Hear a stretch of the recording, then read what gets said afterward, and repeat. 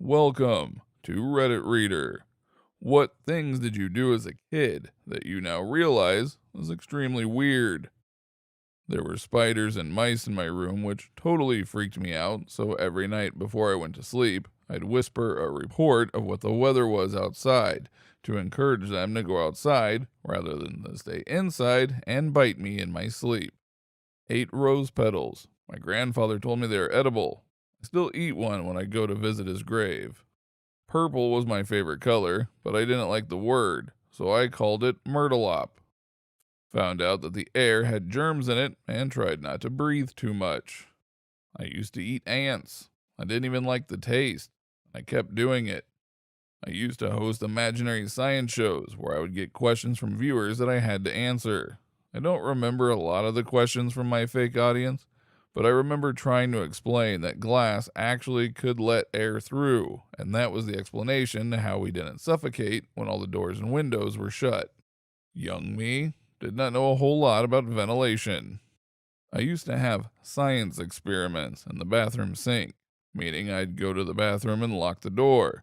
Once in, I'd make sure the sink drain was shut and then proceed to add every cleaner, chemical, shampoo, etc. under the sink to the sink in hopes of a reaction. Never got one, but it also never stopped me from trying. In hindsight, I probably could have killed myself if I had mixed the wrong stuff.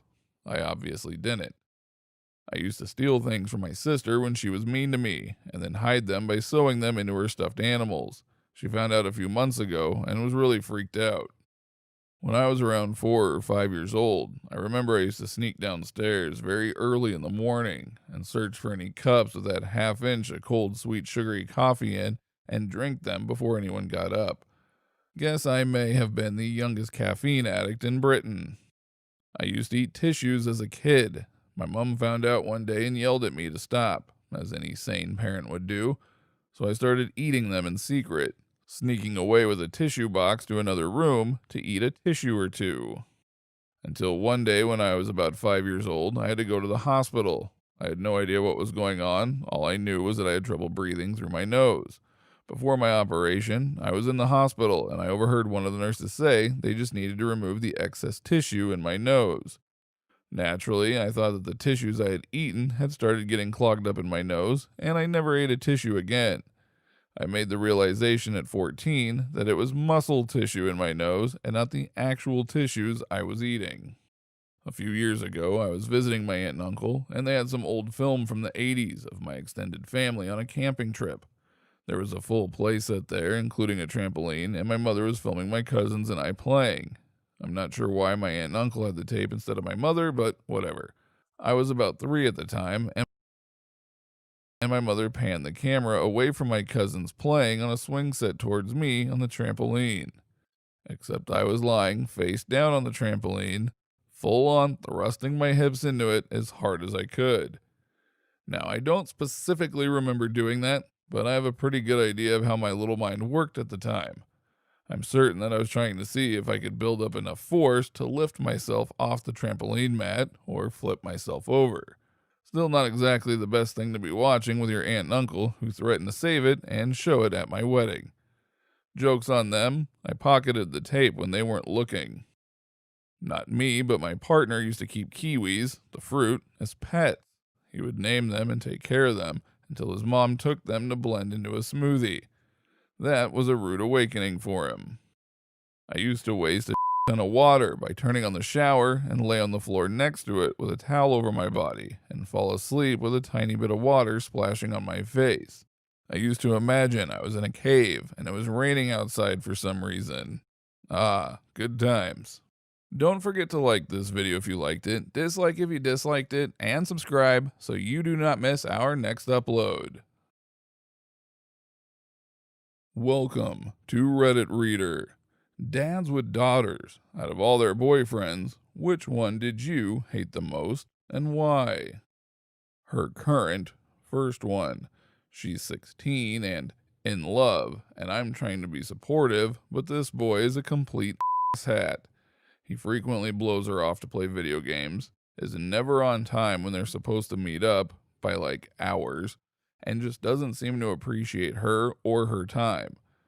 I've told her multiple times and have subtly suggested maybe they should take a break, but they're still together.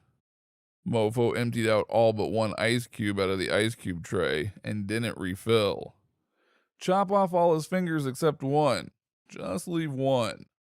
My dad hated my high school boyfriend because the first time they met, my boyfriend told him, unsolicited, how to make a bong out of a pomegranate juice bottle. My father hated my first serious boyfriend, but was almost always warm and welcoming to him.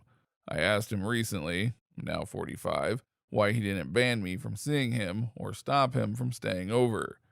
His answer was that if he had done that, then I'd have run off with him and got married, and it would have been a disaster. He was absolutely right, and I'm so grateful he let me work out myself that I didn't want to live with a cheating speed freak. I personally never hated any of my children's interests, but I do remember having a girlfriend whose father hated me so much. He thought it'd be funny to put me on a horse that wasn't tame and let me ride it. It was my first time around horses and almost ended with me being thrown. Joke's on him, 'cause I married that girl. We get along now. He's not so bad once you get past the trying to injure me bit. I had been saving a mango for days, waiting for that perfect ripeness. Almost ate it one evening, but decided the one more night would be perfect. The following day, my daughter's asshole then boyfriend decided to eat that perfectly ripe mango before I came home from work. Never forgave him. Also, he was an entitled jerk in many other ways. Never come between a man and his ripe mango. Not the dad, but the boyfriend here. I went to pick her up and she informed me that if he ever saw me on their property, he'd put a round in me. Turns out I worked for him as a taxi driver and he did not like me as an employee. So, the punchline? It's been 20 years that his baby and I have been married. In high school, when I met my girlfriend's father for the first time, he asked me how long my arms were. I said, I don't know, maybe 32 inches. His reply was, I want Amy 36 inches from you at all times. It's funny because my two daughters thought they had a read on me and didn't. They thought I wanted the one male college graduate from a prosperous family. I don't know how they came to that conclusion. One is gay and one has fallen for an army guy. I like both of their choices because they work hard, respect my daughters, and will stand up to me to defend them, not viciously or anything. The boyfriend I hated was the one where my daughter was trying to please me. He was going to engineering school, prosperous family, nice car, and good grades. But he was an ass, would pressure her to do things that got her in trouble, and made her think he wanted to marry her in high school if she would wait. He was manipulative and wasn't respectful of my daughter, me, or my wife. I'm glad he moved and is out of the picture. The new guy has nothing but respect and a hard work ethic. My best friend was a huge womanizing douchebag in his 20s. He slept around, a lot. He used women. He was manipulative. Honestly, he was an asshole in general. He's really grown up a lot, has a successful career now, and settled down. He's married now and has a daughter. They're expecting another daughter. I laughed so hard when he found out he was having a girl. He was everything a father would warn their daughters about. I can't wait for this time in their life to come around. LOL. Big sister here. My dad, and the entire rest of the family, absolutely despised my baby sister's boyfriend. He was a condescending jackass that gave her an eating disorder, among other mental health issues. One morning, she walks into the living room with a black eye. Every one of us was ready to kill the bastard. Turned out, she dropped her phone onto her face. But the fact that we all believed he was capable of that really shook her. I had warring feelings when they broke up. I felt bad for her because of how absolutely devastated she was, but was happier than a pig in shit that it didn't last. I also happened to get dumped the same day, so joy. Fast forward a few months and one of her best friends finally works up the courage to ask her out. Only took him 4 years. It's longer distance because they are in colleges in different states, but she saw the immediate difference when the first weekend he drove out to her dorm because he wanted to see her. Flash forward 3.5 years to today. They are getting married in a few months, and he's already part of the family. Don't forget to like this video if you liked it, dislike if you disliked it, and subscribe so you do not miss our next upload. Welcome to Reddit Reader.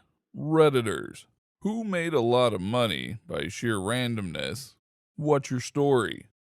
I bought a waterproof camera back in 2010 and thought it would be cool to try it out at the new water park that had just opened. 1 year later, the video blew up, making me tons of money monthly. I still make some during the summer months, but not much. Now, I'm just sitting at just over 100 million views. In the 90s, I fostered a dog for some friends who were leaving town and left the dog with me. This dog immediately made a impression upon me, and even though I didn't really want to pet at the time, he was such an amazing dog, he convinced me otherwise. He was super smart, half black lab, half pit bull. I called him Wisdom because he was so smart. Fast forward a few years, I used him as a mascot for a recording studio I set up. I registered the domain name wisdom.com. My dog passed away several years later, and I was heartbroken and depressed for many years. I maintained the domain name, even though I didn't really have any projects associated with it. Over the years, people made offers on the domain name, but I always passed. The domain was a huge homage to my long-lost best friend. Then in 2000, with the .com boom, there was renewed interest in domains and IPOs. I had a few groups bugging me for the domain name and kept increasing their offers. Eventually, the numbers got into the life-changing areas of money, and I couldn't ignore them. I originally secured the wisdom.com domain name for nothing. In the early days of the internet, it didn't cost any money to register a domain name. You just had to fill out the right forms. I actually would never have to pay any domain renewal fees if it wasn't for a sysadmin that made changes to the domain and accepted new terms of service that forced me to have to pay renewal fees. Otherwise, the $475,000 I was ultimately offered in cash would have been pure profit. But instead, my cost was just a few $100s over the year. Still, a significant windfall that gave me the opportunity to take that money and create another cool community of wonderful people. I continue to be in awe that my little dog Wisdom had the ability to bestow such an amazing gift upon me so many years later, and I'm determined to use that gift to help others. I took the money to create a special space that is a makerspace and club to help others. My neighbor died with no friends or family and left everything in her will to us. Everyone always asked if we were great neighbors to her. I'd say no, we were just neighbors and treated her as we would want to be treated and did neighborly duties for her. If it snowed, we cleared her driveway without her asking, took care of her cats if she went to the beach, said hello if we saw her. She was a tough cookie, and an alpha female would be the best way to put it. She hated if I played basketball in the driveway, and when we were cleaning out her garage after she died, we found 3 of my old basketballs. But she was also the type of person, if she wanted an apple pie, she would bake an apple pie, and take a slice and bring the rest over to us. I briefly worked with a guy who was in his late 20s, ex-military. When he got out, a friend of his he served with told him to buy Bitcoin. He bought several thousand worth when it was nothing and forgot about it. When it first started spiking and getting attention on the news, he started looking for the drive because he thought he had some. He did, and he had a lot of it. Sold well before the peak. Dude made millions. He had an $800,000 house, multiple high-end cars, and came to work a manual labor job because he was bored. Needless to say, he didn't stay long, and all he did was show off his money and clock hours not actually working. I found $3,600 in a food takeout box in the middle of a giant field. I live in a rich area and a lot of drug deals happen, so it's possible I stole multiple thousands of dollars from a drug dealer on accident. Someone is probably dead because of this. Don't forget to like this video if you liked it, dislike if you disliked it, and subscribe so you do not miss our next upload. Welcome to Reddit Reader. What's a small act of kindness you were once shown that you'll never forget? Neighbors asked to borrow my truck. Told them I could not trust my truck because the tires were bad. Next day, Mr. Neighbor called and said he was getting new tires for his Suburban, and I could have his old ones. Told me to just show up at this certain tire shop and they would put them on. Get to tire shop and they put on brand new Goodyear tires.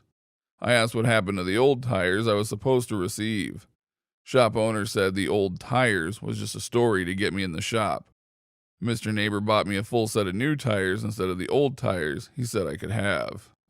Riding my bike on a long trip through Canada, with about 50 miles to go, I had a major mechanical failure. Stuck on the side of the road in a foreign country, within 5 minutes, at least 10 cars had stopped to check on me. One guy loaded my bike in the back of his truck and drove me 30 miles to the border where I could catch a ferry back to the U.S. Amazing kindness and generosity toward a stranger. He just asked that I pay it forward, and to date, I've helped 5 cyclists who were broken down in honor of that promise. Canadians are so nice, they don't want anything in return, just, it forward. I was given access to a shower and a hot meal after being homeless for 9 months. I was 9 years old, waiting for the school bus in Wisconsin winter. I had a thin coat, no hat or gloves. A woman driving past saw me and stopped, giving me a blanket from the back of her car. It was a long, skinny one, so she wrapped it around my head and shoulders like a big scarf. I remember thanking her, but being confused. I told her I didn't know how I would give it back when I was done borrowing it. She hugged me and said, not to worry. I still have that blanket.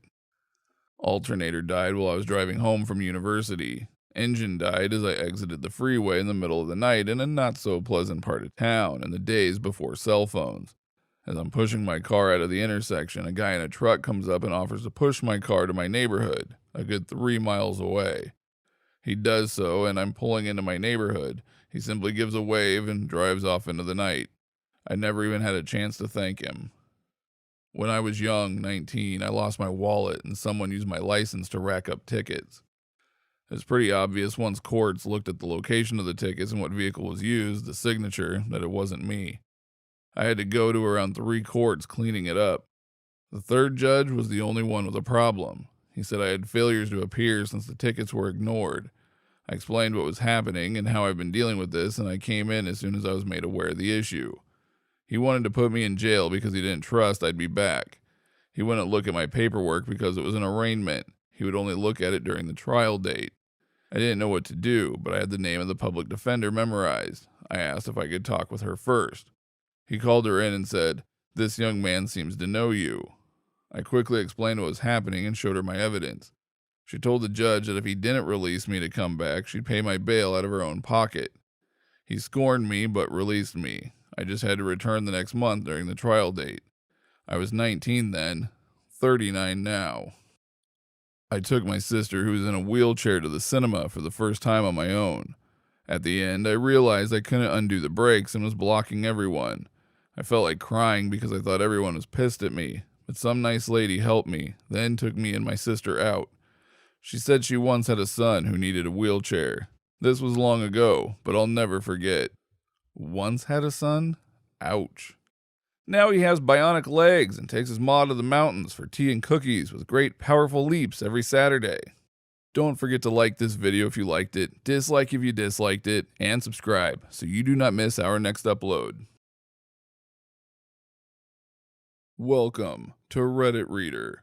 What are some very creepy facts? The men of the ship Essex, the true event that inspires the story Moby Dick, avoided islands after being shipwrecked for fear of cannibals. The islands were settled, and landing there would have brought salvation to the survivors. Ironically, because of this bypass, the man ran out of food and were forced to eat each other for survival. You know what's even creepier? 2 of the sailors were later rescued by an American ship. They were alone at sea for so long and had to cannibalize their crewmates to survive. When they saw their rescuers, they immediately stashed bones in their pockets. They didn't seem to care that they were rescued. They were obsessed with the bones of their fallen crewmates so they can suck on the bone marrow. Even after they were on board the ship, they refused to depart from the bones and would attack anyone who came close. Elmer McCurdy was a failed Old West outlaw. His preserved body was put on display in a traveling carnival, and years later he was eventually assumed to be a mannequin until he was used on the set for the TV show The $6 Million Man. His arm accidentally fell off during the shoot, revealing bone and muscle, and that he was a corpse, not a mannequin. The guy died in 1911, but it was only in 1976, 65 years later, that they discovered he wasn't a mannequin, but a petrified corpse covered in wax. Imagine being totally aware of someone performing CPR, but you physically can't move or respond. Well, that's what happens when you get bitten by a blue-ringed octopus. You have approximately 6 minutes between being bitten and someone starting CPR to keep your heart and lungs functioning to ensure you survive, all while being totally aware of what is happening to you. Neurotoxins are fun. The really creepy thing about this is one story of a guy who got stung, got CPR performed on him, and survived, but went blind because he was lying on his back, eyes open, unable to blink because of the paralysis, staring into the sun. Imagine lying there, unable to move, unable to communicate, the sun slowly burning out your eyes, and you can't shut them. One reason that crows and ravens are associated with death is because they would often follow armies as they marched to battle. Being both carrion birds and extremely intelligent, they realized that a large group of armed men marching in one direction meant that there would be a tasty meal of corpses to soon eat afterwards. Crocodiles can gallop like a horse. I don't like knowing this, so I'm cursing you people with this knowledge as well. Fortunately, alligators cannot. So that's how you tell them apart. Yeah, but now I'm confused how to tell a horse and a crocodile apart. According to Abe Lincoln's bodyguard Crook, he said Lincoln had a dream about his own assassination 3 nights in a row before he was killed.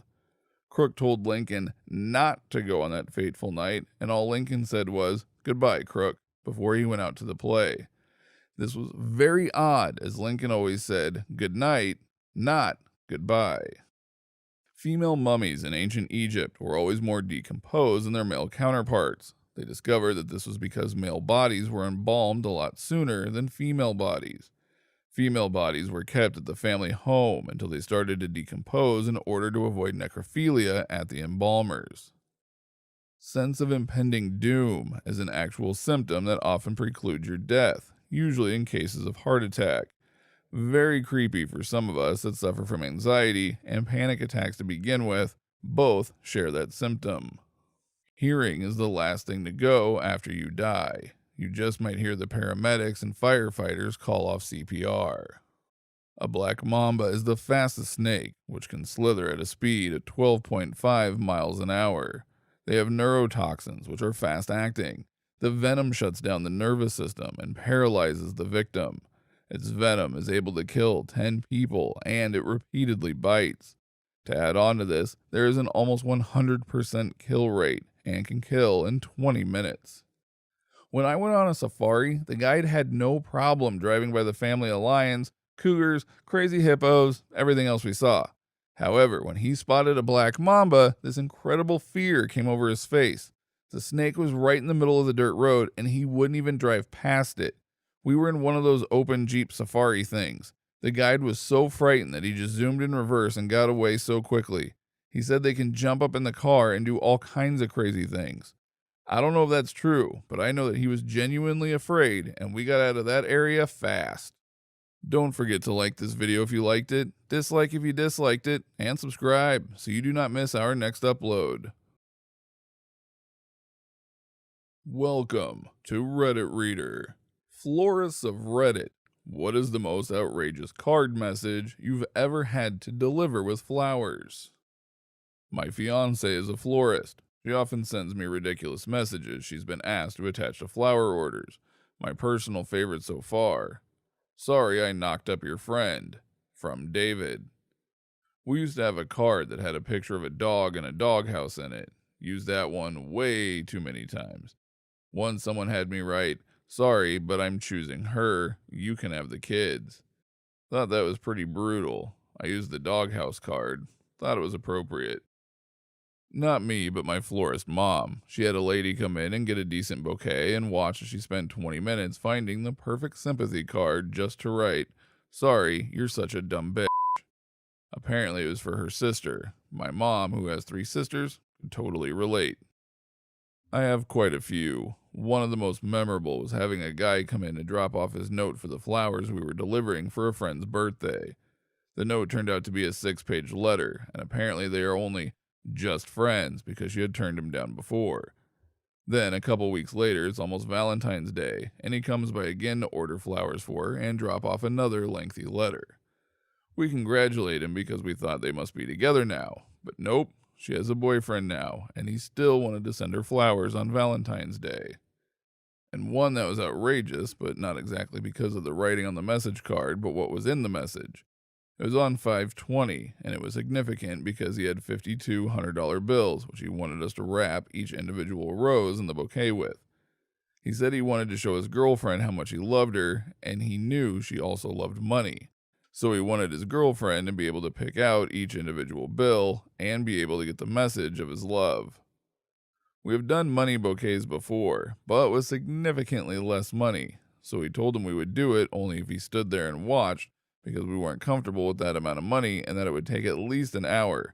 But he didn't really have the patience to wait that long, so he ended up just paying for the 99 roses, and we never knew how he ended up presenting the money. My husband likes to send me flowers to work on Valentine's Day with awkward messages, knowing my coworkers will gush and ask me what it says. This year's card just said Epstein didn't kill himself. It was in old lady handwriting, so I can only imagine what the florist was thinking. The first time I ever sent flowers, I was about 18 years old. I ordered online and had no concept that a florist would have to write out my message. I assumed it would be printed by computer and they'd barely have to look at it. I left the most sappy, long-winded, rambling confession of my undying love. When I visited the girl I'd sent the flowers to, I saw that the florist had taped pieces of paper into the card to extend the handwritten message. I was so mortified thinking someone but her had read what I wrote. They weren't outrageous, but I can think of two memorable ones. Was from Joe Biden for a local funeral. I saved the order from sent to us because I thought it was pretty cool. We were a very small shop in a small town, and it came to us. Valentine's Day a few years back, a guy called and spent $200 on flowers for a girl and paid extra to have us deliver it ASAP and just signed it with his name. 2 hours go by and he hasn't heard anything, so he spent another $200 again and signed it I love you. He never heard anything, so he called a third time and spent another $200. This was signed, if you still love me, meet me at the bar at Applebee's at 9 o'clock. $600 later, and the guy probably still didn't hear anything. We all wanted to show up at Applebee's though to see if she came, but we never did. Don't forget to like this video if you liked it, dislike if you disliked it, and subscribe so you do not miss our next upload. Welcome to Reddit Reader. People of Reddit, what is one mistake or decision you made that completely altered the course of your life? Forgot hamburger buns. Dad died, depressed, was without a job for over a year, applied at a few different places and heard nothing back. Went to a barbecue at a friend's house and stopped at the store first. We got everything we needed, went out to the car, started packing up, and realized we forgot hamburger buns. I go back in the store, I'm walking down the frozen food aisle, and run into an old coworker, who happened to now be a manager at one of the places I applied at months ago. Chatted it up with him for a little bit, and 3 days later I get a call out of the blue to come in for an interview at his company he worked at. I've been with the company 18 years. Last month, all because of that chance encounter in the frozen food aisle. All because I forgot hamburger buns.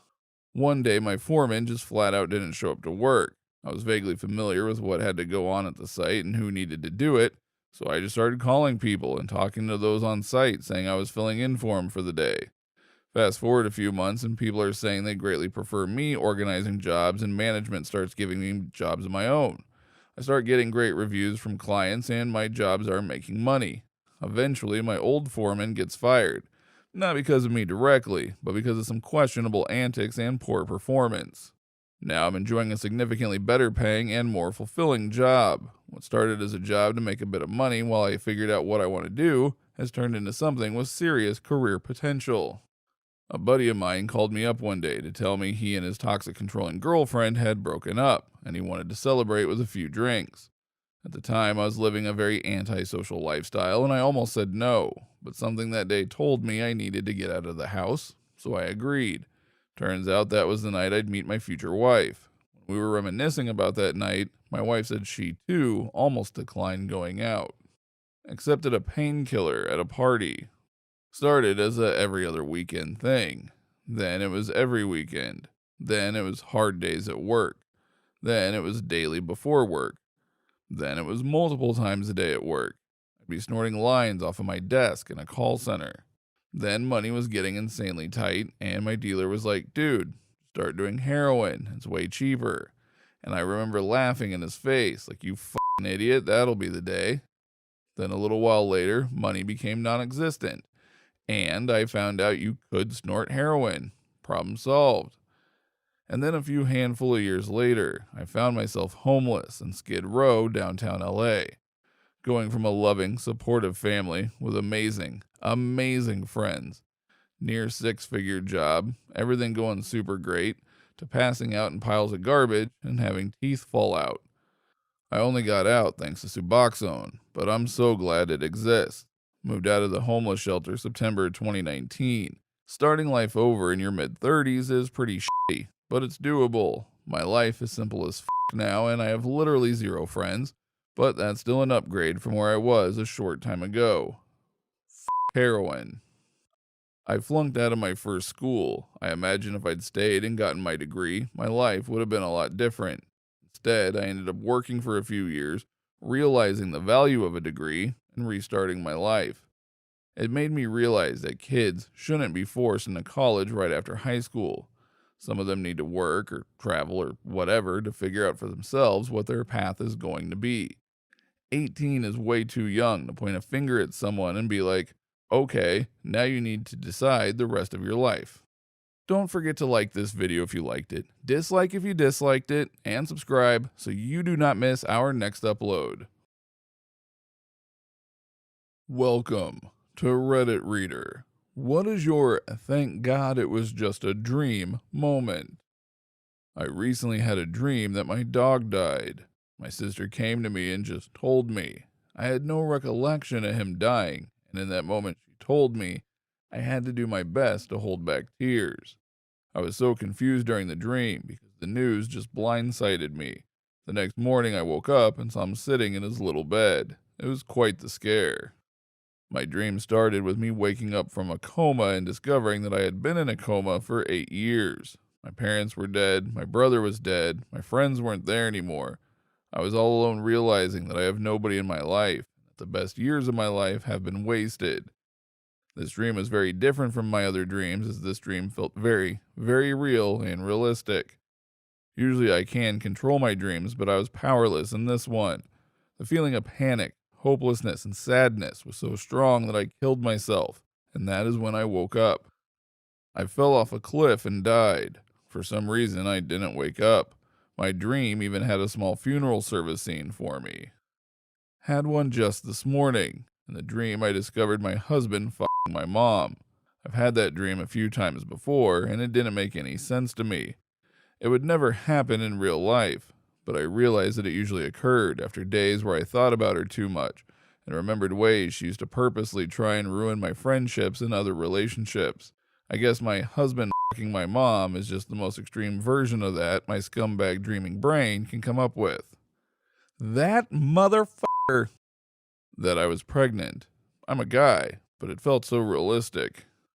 I had a dream once fairly recently that I was at my aunt's house and all my family was there. I kept saying, we need to wait for X, my husband, and everyone kept giving me weird looks until they finally sat me down and said X doesn't exist. He never existed. You're still with abusive X. I've never been more happy to wake up from a nightmare, and I often have night terrors involving the traumas I've already been through. Basically any time that I experience sleep paralysis. Happens to me a lot. Try focusing on wiggling your toes as soon as possible. Seems to help me the most. If I realize it's happening soon enough, wiggling my toes can get me out of the experience before the creepy lady comes out. Just this morning, I dreamt that I cut my hair after growing it for over 10 years. So in real life, my kittens have ringworm, and we put them in quarantine, but it already passed to my dog, my sister, and my mom. For now, me and my dad are safe. In my dream, however, I thought I was safe until I turned my head and saw a huge mushroom growing on my shoulder. Ringworm is a fungus. My parents told me not to cut it off, but I accidentally brushed it off and it fell into the sink. but it morphed into a weird heart-looking thing and it started beating like one. Then I woke up, and I'm still pretty sure I'm ringworm free. For the past 3 weeks, I've been having these nightmares where I am back in school, all alone, unable to find my classes, failing my classes, missing the bus, and my bullies being much worse. I was bullied a lot when I was in school. I have sworn that I would never go to a brick and mortar school again after I graduated high school. One morning, I woke up, worried that I forgot my science homework. 5 minutes later, I realized I don't go to school anymore. That was a relief. I dreamed that I had a class in college that I had forgotten that I signed up for and missed like half the class before I remembered.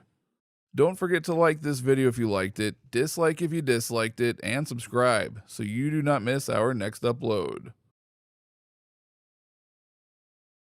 Welcome to Reddit Reader. Have you ever felt you don't know or have forgotten who you really are? That you spent years just adapting to surroundings to make life easier and don't know what's the real you anymore? If so, how did you overcome this? I always see it as outgrowing my former self. It's time to improve, find purpose, and move into the next chapter. This often happens once I finish a major step in life, like graduating college, getting my first job, buying and improving my house to my satisfaction, etc. Once I put life on potential autopilot to all the things I thought I need something else to be my mission/journey. This reminded me of a comment I saved from user Technophorus that I thought was really lovely. A mentor of mine once talked about a cocktail party that he had attended. He was talking to this woman for about 15 minutes about her 7 husbands before he realized she had been married once. First, she fell in love with the man who pursued her in high school, but he was completely different than the one who went to college. Those different from the one who got his first job, and he from the one who climbed the corporate ladder to save up for their first house. That all changed when they had children, and again with an empty nest. Finally, she was married to the 7th, the now recently retired. She fell in love with the first, but had a hard time adapting to the second. Eventually, she fell for him too, but again, he passed away. Each time he moved on, she had a very difficult time, but each time she fell in love again. We are very different people at different times of our lives, in different contexts, or with different people. We have this illusion of self as a single thing, but in reality, we have many selves who are very different over time. It is when we lose something that we have tied our identity to, that we have a death of self. These can be the hardest times in life, when we really lose ourselves. They can also be the most amazing when we truly find ourselves. That is life. Each of those times she lost the husband she knew, and each time it was trying. Each of those times he lost part of who he had been, and had difficulty finding who he had become. But each time they did, they loved and lost and loved again. That is life. So I wish you all the best in dying. That is part of life. I wish you all the best in living again. That too is part of life. Might not be the answer you're looking for. It seems that when I'm alone with my thoughts at night, I can't help but come back to who I am, no matter what facade I put on during the day. This keeps me from forgetting for weeks at a time, let alone years, that I think it is actually a healthy habit so that I don't lose touch with myself. There's probably no real you that exists across time. That's just a thing you built up when you were younger to give yourself a stable identity and core values. The you now is just as real as the you then. We all adapt to our surroundings and change to make our lives easier. There's absolutely nothing wrong with that. If you're unhappy with your life now, you can adapt by changing. You need to believe that. And you probably know it since it seems to be something you're afraid of. But this is the real you now, and you need to focus on the needs of that person, not some idealized phantom from the past. Best advice I have is this. When we experience things, we make maps of what happened. We all have maps of our time in school, how people treat us, all of our experiences. We also make maps about other people. We make assumptions about others based on what we see or hear. We get maps from others about us too, especially friends and parents. What they tell us we are, what we think they see when they look at us, what we think they think about us, etc., etc., etc. People tend to focus on maps and label themselves, pigeonhole themselves into roles and what they think they should do, feel, or be based on the maps that they have. You are not a map. You are a 3D terrain of whatever beautiful biome you want to be. Don't stare at a map all day and forget to look up at what it really is. Don't forget to like this video if you liked it, dislike if you disliked it, and subscribe so you do not miss our next upload.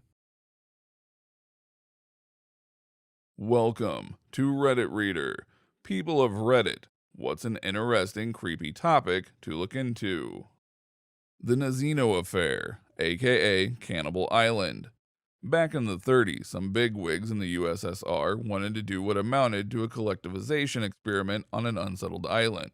So they rounded up 6,000 mostly randomly snatched up city folk and dumped them on an undeveloped island with almost no food or supplies or shelter, with guards stationed around the island ordered to shoot anyone who tried to leave.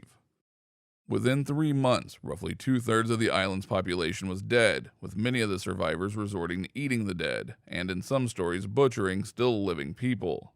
Eventually, the experiment was deemed a failure, and they removed the survivors off the island, and records about the experiment got buried until the 1980s. They were trying to escape. They asked us, "Where's the railway?" We'd never seen a railway. They asked, "Where's Moscow? Leningrad?" They were asking the wrong people. We've never heard of those places. We're Ostiaks. People were running away starving. They were given a handful of flour. They mixed it with water and drank it, and then they immediately got diarrhea. The things we saw. People were dying everywhere. They were killing each other. On the island, there was a guard named Kostya Venikov, a young fellow. He fell in love with a girl who had been sent there and courting her. He protected her. One day, he had to be away for a while, and he told one of his comrades, "Take care of her." But with all the people there, the comrade couldn't do much really. People caught the girl, tied her to a poplar tree, cut off her breasts, her muscles, everything they could eat. Everything. Everything. They were hungry. They had to eat. When Kostya came back, she was still alive. He tried to save her, but she had lost too much blood. A Redditor when she was young and her mom were out camping and there were men in a truck nearby. Later that night, she was awoken by her mom in the tent who was sitting up and motioning for her to be quiet. They could hear the men approaching the tent. The mom had a bit of a quick thinking and said, "Tommy, grab the gun," aloud, even though it was just the girl and her mom. The men ended up leaving after hearing that. I can't imagine the horrors they avoided that night. There was another one about a trucker who stopped off at a motel one night, and despite the weird vibes he got from the clerk and the overall condition of the place, decided to retire for the night. When at 2:30 or so there were noises from 2 men breaking into the room. The trucker leaps out of bed into the bathroom and hides in the shower, praying they don't walk in as they rummage through. When they leave, he books it running to his truck and off to the next place. When asked about the crummy place, he was told that it shut down years earlier. I was in a hotel room when I read that. Real or not, I couldn't sleep that night for sure.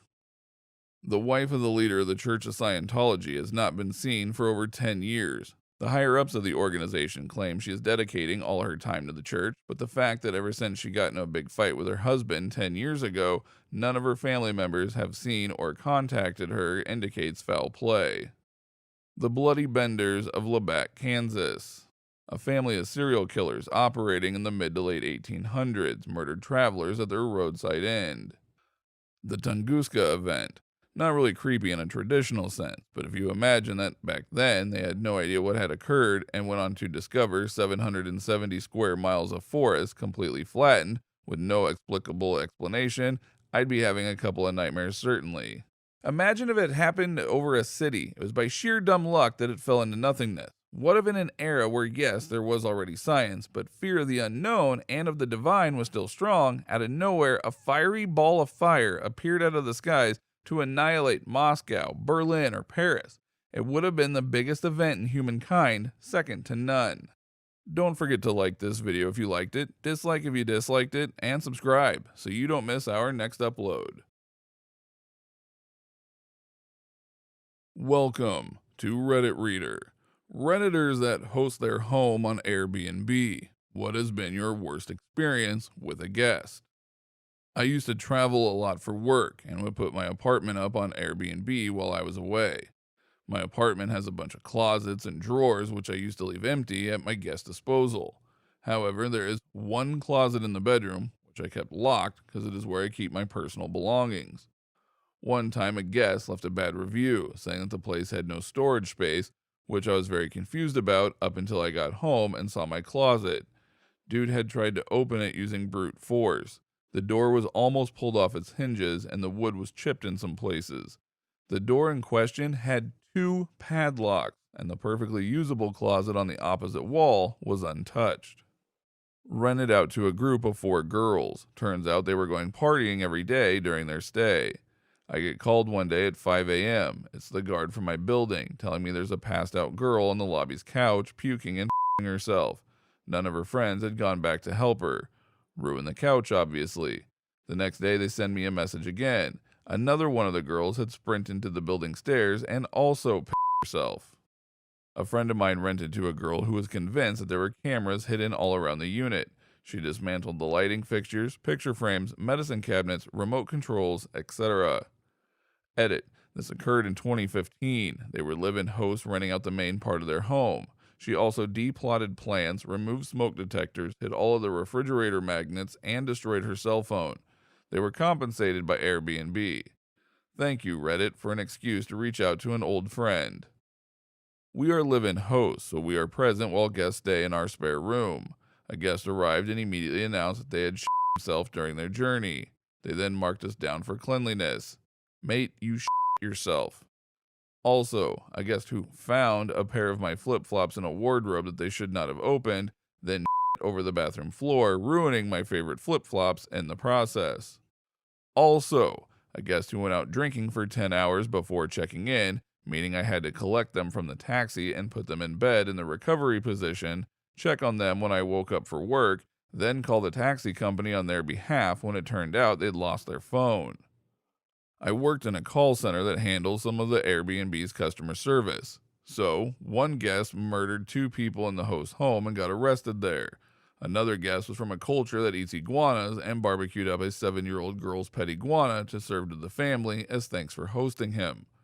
Another guest filled a mug with human shit and left it in the host's microwave.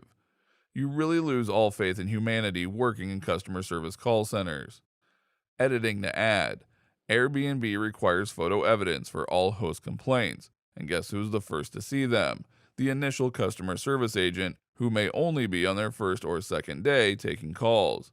And the iguana man was forced to pay for both a new barbecue for the family and a replacement iguana.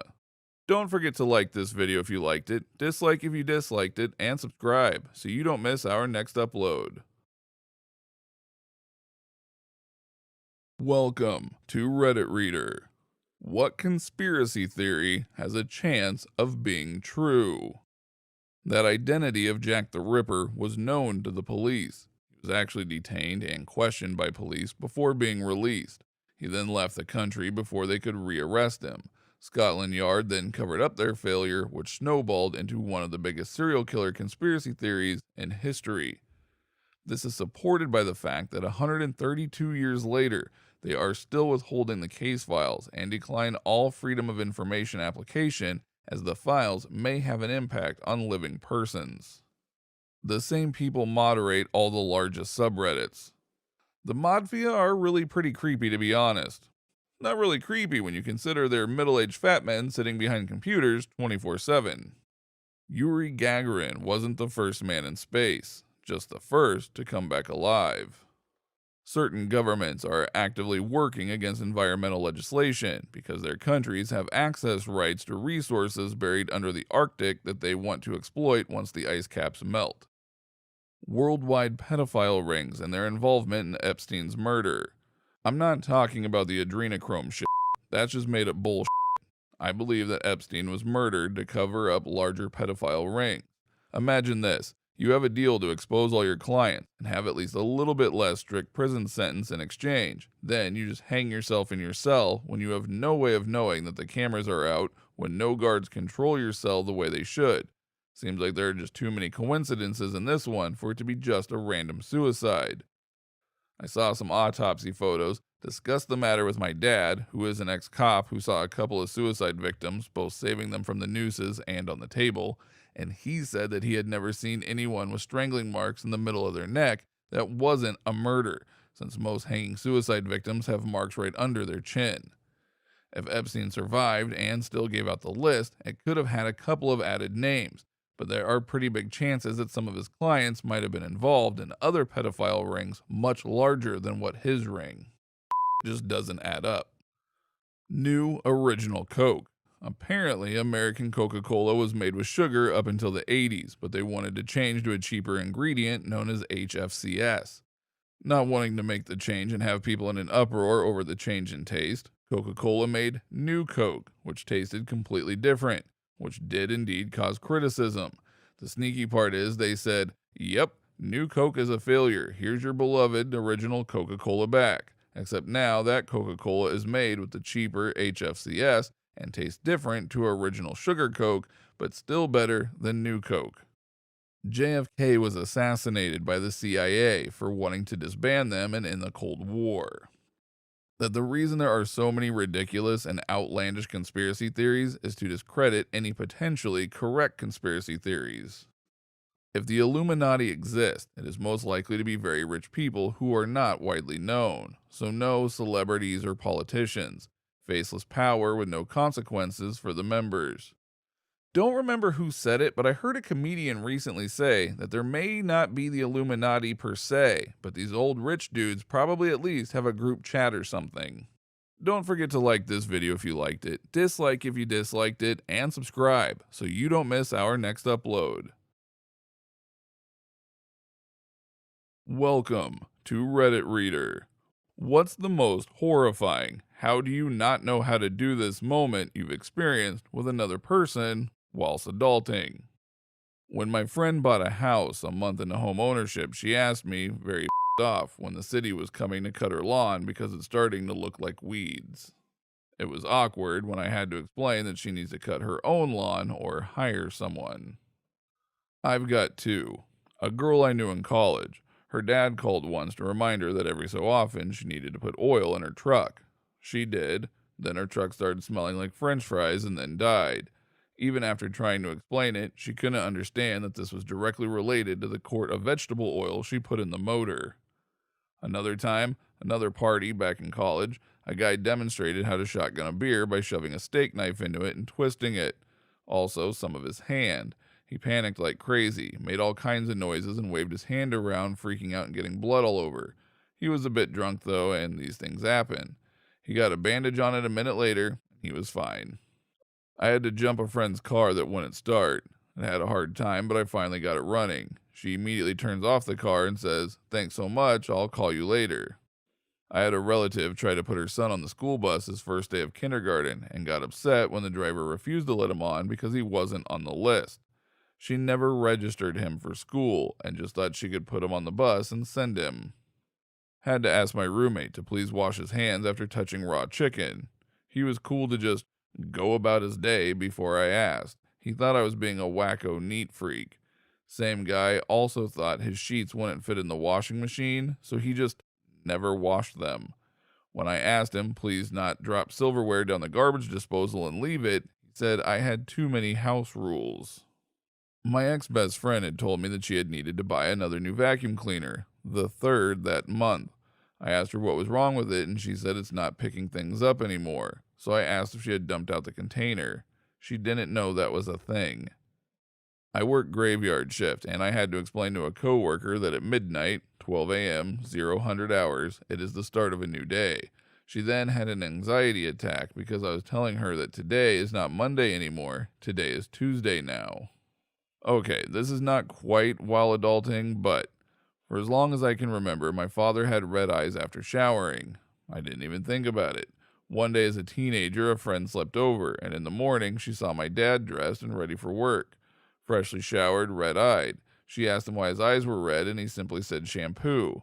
She then very carefully, and as respectfully as she could muster, asked him why he didn't close his eyes, and he laughed and said, "What do you think, I'm an idiot? Closing my eyes in the shower? Sheesh." My dad did a lot of things that embarrassed me, but that one was pretty high up there. I had to teach my friend how to tie his shoes. He either wore Velcro or tucked the laces into the shoe up until that point. I had a roommate at university whose cooking method was put baked beans in a Tupperware, seal the lid, turn on the microwave. When the lid pops and explodes beans everywhere, they're cooked. Edit. Well, this kind of blew up way more than I expected, so in light of that, I'll share another story of his cooking methods. One time I came home to find the oven on and smoking a bit.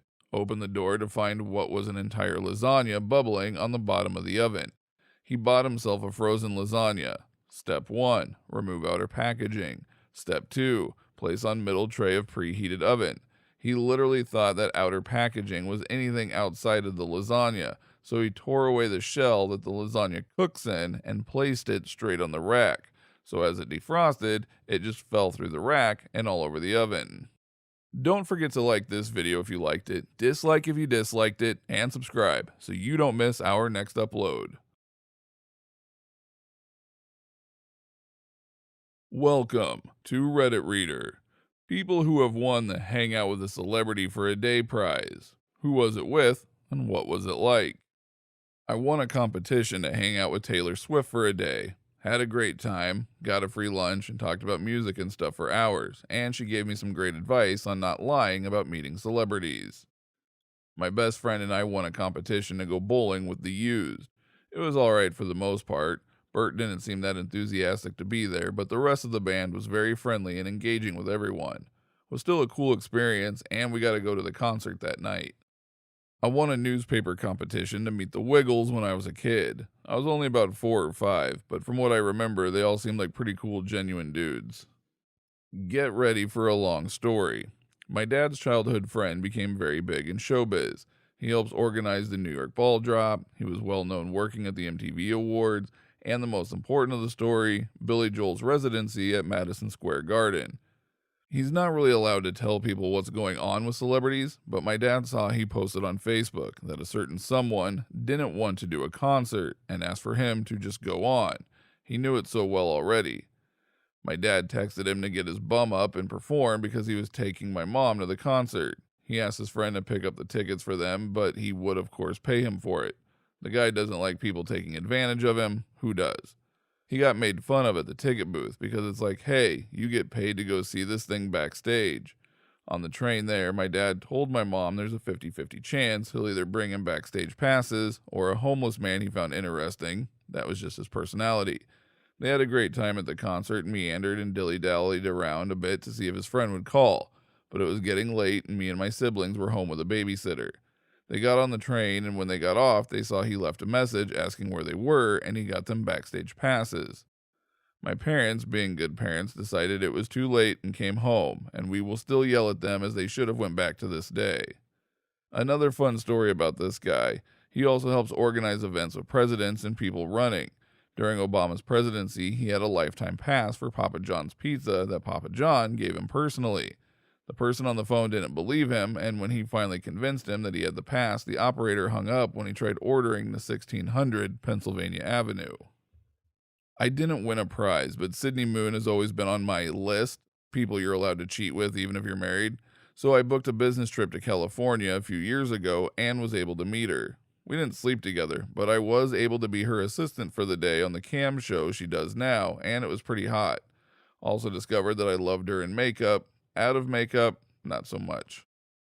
Didn't win a contest, but I got to hang out with my favorite musician, Frank Iero, best known for being in My Chemical Romance, on his tour bus and listen to his upcoming album. There were about 8 of us and the rest of the band, and it was just awesome. Really cool guys who were just super thankful that we liked their music and wanted to meet them in the first place. They also played a great show that night. Don't forget to like this video if you liked it, dislike if you disliked it, and subscribe so you don't miss our next upload.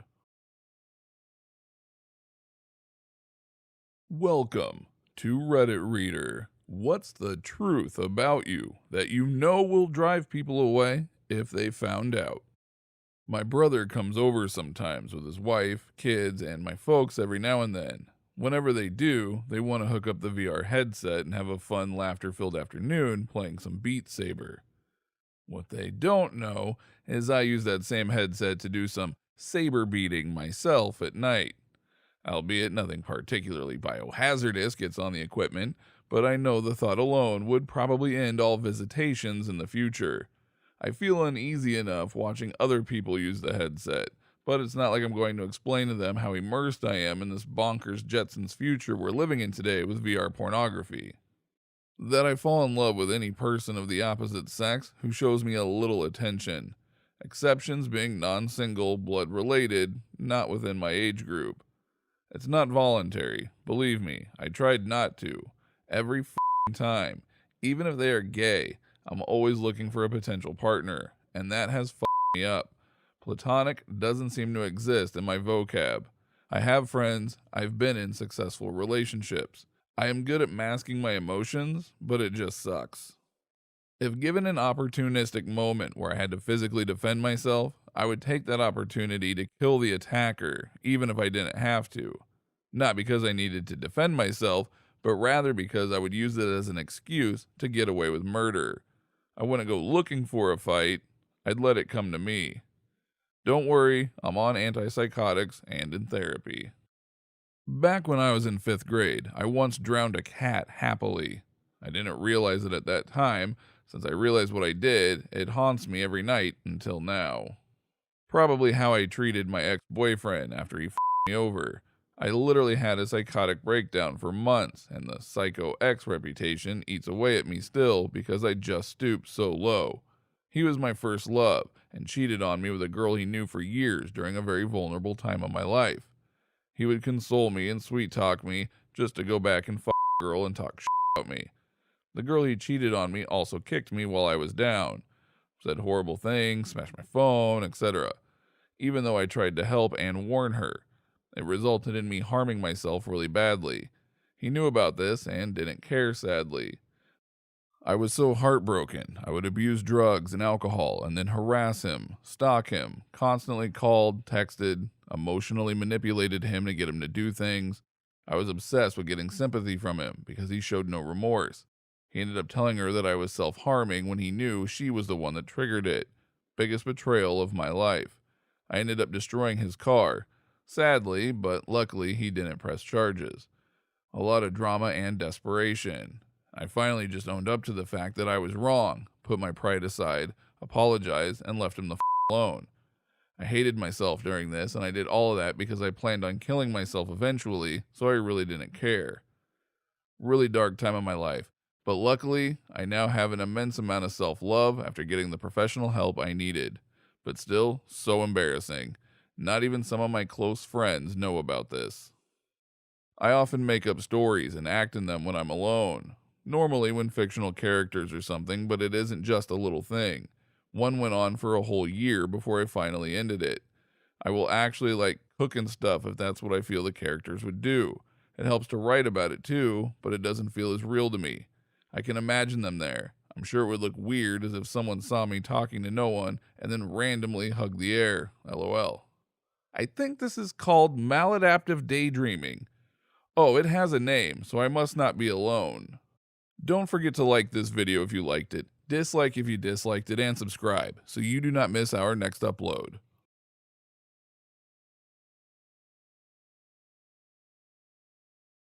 Welcome to Reddit Reader. Bill Gates said, "I will always choose a lazy person to do a difficult job, because the lazy person will find an easy way to do it." What's a real life example of this? I knew a guy who had a low-level data reporting job. He had several daily, weekly work responsibilities, including a bunch of reports that needed quite a bit of tweaking from raw data to finished product. But like I said, low level. We didn't find out until way later, but he had set up macros for each of his major responsibilities where he could. Once set up, he'd just run the macros to do his work. But then he'd smartly hold off on delivering the reports until just a little before the deadlines. He did every assignment and was seen as reliable. He also would complain about the workload, so people would leave him with that work. I doubt he did a full hour of work a day after he set up what he did. Eventually, he left the job for one with better pay. But damn did he work lazy. Also, he was smart not to reveal until the end, because he had told them about it, he would have gotten a pat on the back and would have been given a whole other workload, on top of maintaining those macros, etc. Dude milked the job, not the other way around. Every year in the Canadian winter, power lines would fail due to the weight of the snow. It took many days to build up, enough to break a line, so they employed a team to walk the routes and shale the poles to loosen the snow. One day they saw a bear shaking the poles and realized that if they could get the bear to do it, they all wouldn't need to walk the route. So they gave one guy a bucket of honey, and he'd walk the route painting the sides of the poles with honey to attract the bears. It worked for a few more years, but this still takes a lot of time to do. So then they had the idea of flying a helicopter along the route with a trained sniper with honey paintballs that he'd shoot the poles with. On its maiden flight, the helicopter passed the lines and the downdraft blew away all the snow.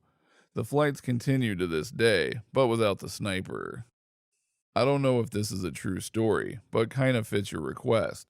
There was a manufacturing plant that made toothpaste. One year, for some reason, there ended up being an unusually high number of empty boxes being shipped out.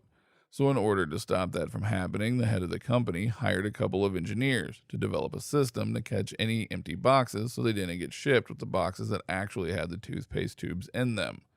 The engineers developed a system that if the box weighed below a certain amount, the system would stop and a worker would have to go remove the box and start everything up again. The person in charge loved the idea and implemented it immediately. And right from the get-go, the number of empty boxes shipped dropped to near zero. The head of the company wanted to go see the system in action, so he goes and visits the plant one day and notices a huge fan right by the assembly line.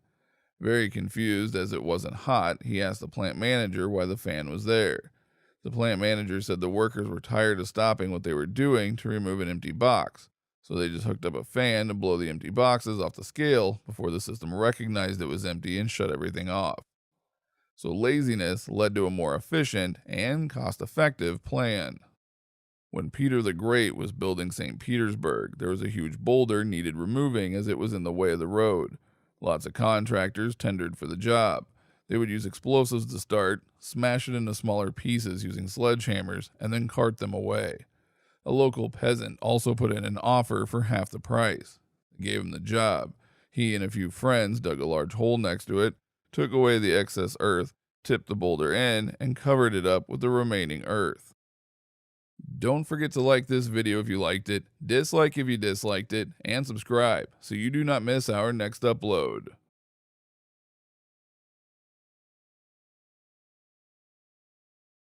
Welcome to Reddit Reader.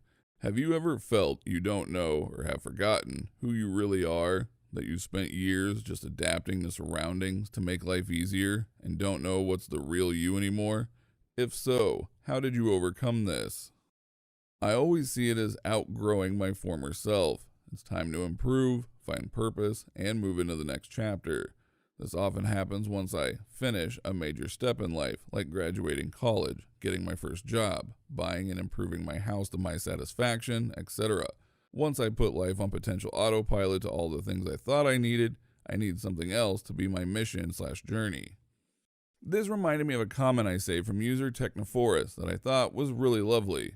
A mentor of mine once talked about a cocktail party that he had attended. He was talking to this woman for about 15 minutes about her 7 husbands before he realized she had been married once. First, she fell in love with the man who pursued her in high school, but he was completely different than the one who went to college. Those different from the one who got his first job, and he from the one who climbed the corporate ladder to save up for their first house. That all changed when they had children, and again with an empty nest. Finally, she was married to the 7th, the now recently retired. She fell in love with the first, but had a hard time adapting to the second. Eventually, she fell for him too, but again, he passed away. Each time he moved on, she had a very difficult time, but each time she fell in love again. We are very different people at different times of our lives, in different contexts, or with different people. We have this illusion of self as a single thing, but in reality, we have many selves who are very different over time. It is when we lose something that we have tied our identity to that we have a death of self. These can be the hardest times in life, when we really lose ourselves. They can also be the most amazing when we truly find ourselves. That is life. Each of those times she lost the husband she knew, and each time it was trying. Each of those times he lost part of who he had been, and had difficulty finding who he had become. But each time they did, they loved and lost and loved again. That is life. So I wish you all the best in dying. That is part of life. I wish you all the best in living again. That too is part of life. Might not be the answer you're looking for. It seems that when I'm alone with my thoughts at night, I can't help but come back to who I am, no matter what facade I put on during the day. This keeps me from forgetting for weeks at a time, let alone years, that I think it is actually a healthy habit so that I don't lose touch with myself. There's probably no real you that exists across time. That's just a thing you built up when you were younger to give yourself a stable identity and core values. The you now is just as real as the you then. We all adapt to our surroundings and change to make our lives easier. There's absolutely nothing wrong with that. If you're unhappy with your life now, you can adapt by changing. You need to believe that. And you probably know it since it seems to be something you're afraid of. But this is the real you now, and you need to focus on the needs of that person, not some idealized phantom from the past. Best advice I have is this: when we experience things, we make maps of what happened. We all have maps of our time in school, how people treat us, all of our experiences. We also make maps about other people. We make assumptions about others based on what we see or hear. We get maps from others about us too, especially friends and parents. What they tell us we are, what we think they see when they look at us, what we think they think about us, etc., etc., etc. People tend to focus on maps and label themselves, pigeonhole themselves into roles and what they think they should do, feel, or be based on the maps that they have. You are not a map. You are a 3D terrain of whatever beautiful biome you want to be. Don't stare at a map all day and forget to look up at what it really is. Don't forget to like this video if you liked it, dislike if you disliked it, and subscribe so you do not miss our next upload.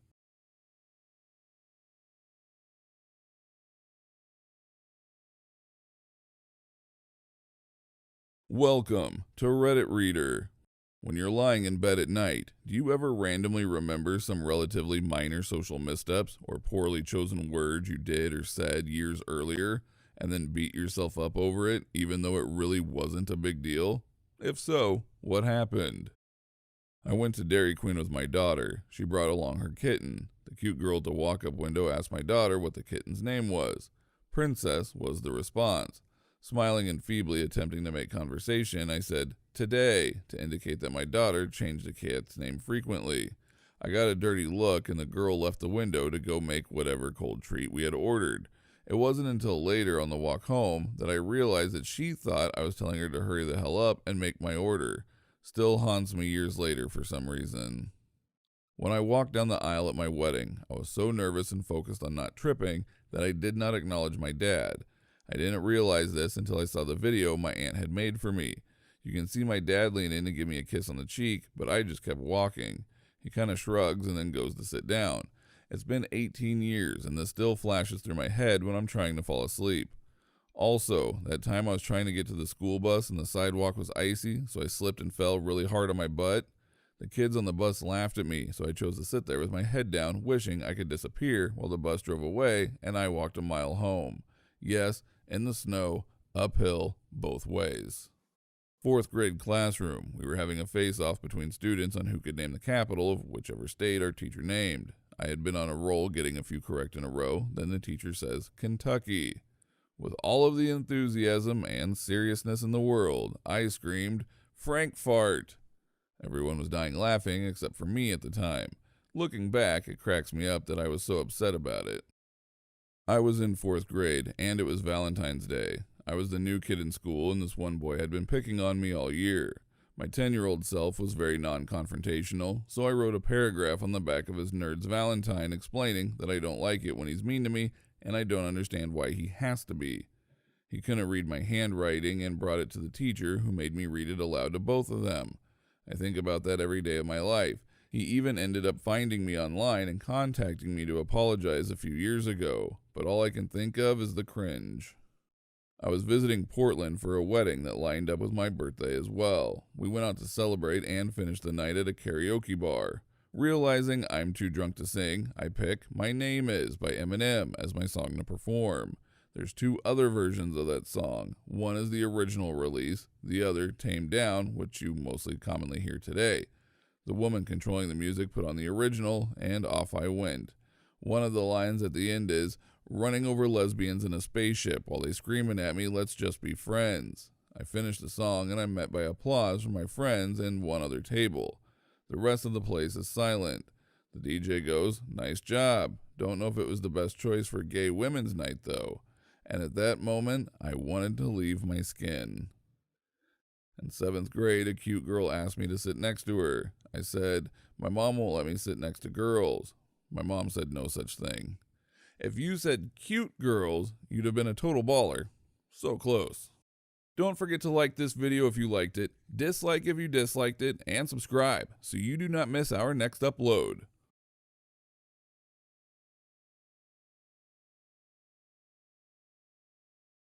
Welcome to Reddit Reader.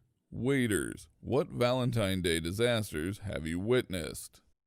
I blew my car's tire, and my friend came in to bail me out. We're both straight dudes and forgot it was Valentine's. Decided to have dinner, and both were coming from an important meeting, so had suits on. We didn't catch on until the end how the entire waitstaff thought we were just the cutest gay couple. I served at a Japanese hibachi restaurant, and once had a couple come and the dude dumps her after the meal.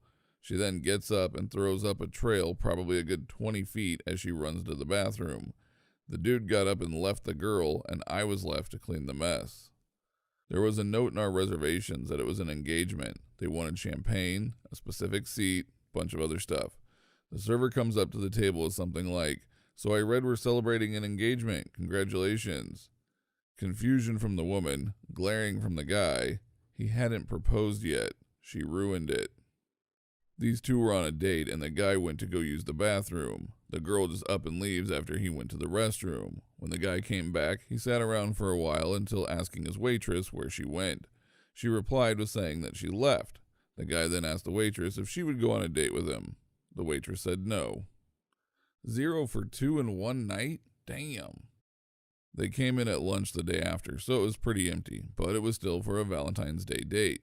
They were both pretty nice at the beginning. The guy asked for a picture and whatnot. As the meal went on, the dude got progressively drunker, and by the time I brought the check out, the woman was gone. When the dude gave me his card, he said, "I'll give you a bit of advice. If you're taking a girl out to break up with her, do it at a McDonald's and not an expensive restaurant." Not a waiter, but in my strip club bouncer days, we had one of our regulars get suited up and bring flowers in one Valentine's Day to try and woo one of the dancers. It did not work. Pro tip: if every time y'all hang out it involves you giving her money, she is not into you. He proposed, she said no. He cried and tried to change her mind for 20 minutes while she sat there stony-faced. She finally got up and walked out. He paid and left in tears. I worked at a pretty high-end Mediterranean bistro. My second Valentine's there, it was probably the busiest night I've ever worked as a server. We had reservations that booked basically the entire restaurant, including the bar and patio, from 4 p.m. to 11 p.m. No walk-ins were to be seated unless a reservation was canceled or someone with a reservation didn't show up. Most of the customers were pretty understanding and either waited or simply left. One dude, however, kept pushing and pushing every 10 minutes how much longer until he is seated, constantly saying how he is a regular customer and how his date is going to be there at 7. He got there at 6.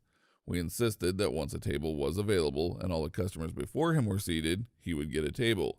But because the amount of reservations, we couldn't guarantee he would even get a table at all.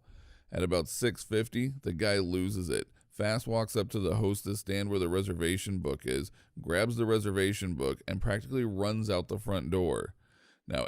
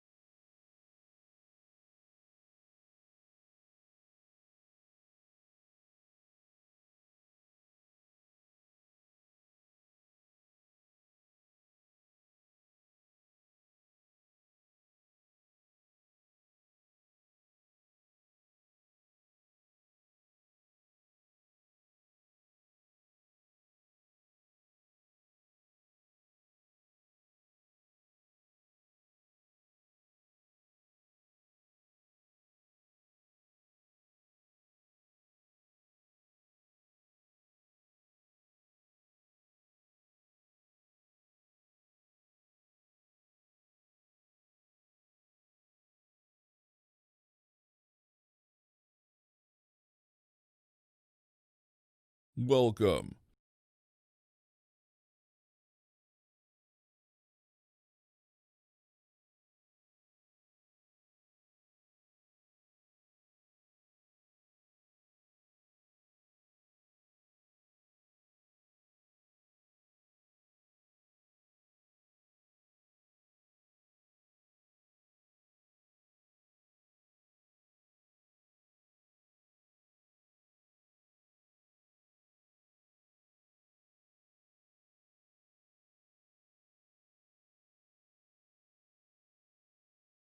To Reddit reader, waiters, what Valentine Day disasters have you witnessed? I blew my car's tire, and my friend came in to bail me out. We're both straight dudes and forgot it was Valentine.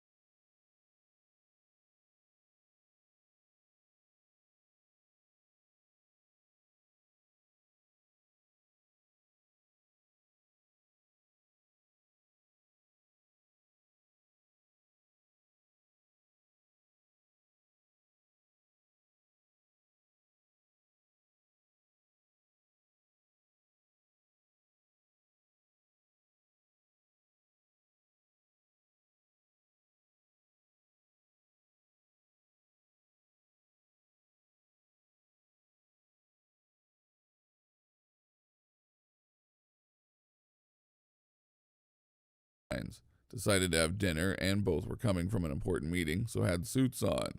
We didn't catch on until the end how the entire waitstaff thought we were just the cutest gay couple. I served at a Japanese hibachi restaurant, and once had a couple come and the dude dumps her after the meal. She then gets up and throws up a trail probably a good 20 feet as she runs to the bathroom. The dude got up and left the girl, and I was left to clean the mess. There was a note in our reservations that it was an engagement. They wanted champagne, a specific seat, a bunch of other stuff. The server comes up to the table with something like, "So I read we're celebrating an engagement. Congratulations." Confusion from the woman, glaring from the guy. He hadn't proposed yet. She ruined it. These two were on a date, and the guy went to go use the bathroom. The girl just up and leaves after he went to the restroom. When the guy came back, he sat around for a while until asking his waitress where she went. She replied with saying that she left. The guy then asked the waitress if she would go on a date with him. The waitress said no. 0 for 2 in one night? Damn. They came in at lunch the day after, so it was pretty empty, but it was still for a Valentine's Day date. They were both pretty nice at the beginning. The guy asked for a picture and whatnot. As the meal went on, the dude got progressively drunker, and by the time I brought the check out, the woman was gone. When the dude gave me his card, he said, "I'll give you a bit of advice. If you're taking a girl out to break up with her, do it at a McDonald's and not an expensive restaurant." Not a waiter, but in my strip club bouncer days, we had one of our regulars get suited up and bring flowers in one Valentine's Day to try and woo one of the dancers. It did not work. Pro tip: if every time y'all hang out it involves you giving her money, she is not into you. He proposed, she said no. He cried and tried to change her mind for 20 minutes while she sat there stony-faced. She finally got up and walked out. He paid and left in tears. I worked at a pretty high-end Mediterranean bistro. My second Valentine's there, it was probably the busiest night I've ever worked as a server. We had reservations that booked basically the entire restaurant, including the bar and patio, from 4 p.m. to 11 p.m. No walk-ins were to be seated unless a reservation was canceled or someone with a reservation didn't show up. Most of the customers were pretty understanding and either waited or simply left. One dude, however, kept pushing and pushing every 10 minutes how much longer until he is seated, constantly saying how he is a regular customer and how his date is going to be there at 7. He got there at 6. We insisted that once a table was available and all the customers before him were seated, he would get a table. But because the amount of reservations, we couldn't guarantee he would even get a table at all. At about 6:50, the guy loses it. Fast walks up to the hostess stand where the reservation book is, grabs the reservation book, and practically runs out the front door. Now everything is going to complete because the only copy of the reservations for that night that is barely half over is gone. Two of the owners ran outside to follow the guy and try to get the book back, but by the time they got out, he had already left the parking lot. Even better is, 2 hours later, chaos is still running rampant, and the dude shows back up saying he has a reservation for 2. 3 of the 5 of the owners, all brothers, escorted the dude and his date out to the parking lot and banned him from the restaurant permanently. They even took a picture of him and posted it in the window saying, "Do not serve this man." Not waitstaff, but I used to work front desk at a hotel. One Valentine's Day, I was working the night shift, and this woman comes down with a cut above her eye, looking like she just won a few rounds in the ring with a boxer. Woman starts sobbing and asks us to call the cops, which we do immediately. Turns out this girl's boyfriend just beat the shit out of her during a fight, and from what I could tell, this probably wasn't the first time. So after the cops show up and haul the dude off, my manager offers her a different room on comp as we need to leave the guy's stuff where it is for him to pick up the next day. She accepts, and I go up with the woman to help her collect her stuff and move to a new room. There were a bunch of bottles of alcohol in the room, and she donated them to the front desk. I got a bottle of Hypnotic and some vodka. Manager got a bottle of Patron. Cherry on top of everything, the dude's wife called later that night saying someone had stolen his card as he was out of town on a business trip. Never one to defend an abuser, I told her where she could find her husband. Fun times. Don't forget to like this video if you liked it, dislike if you disliked it, and subscribe so you do not miss our next upload.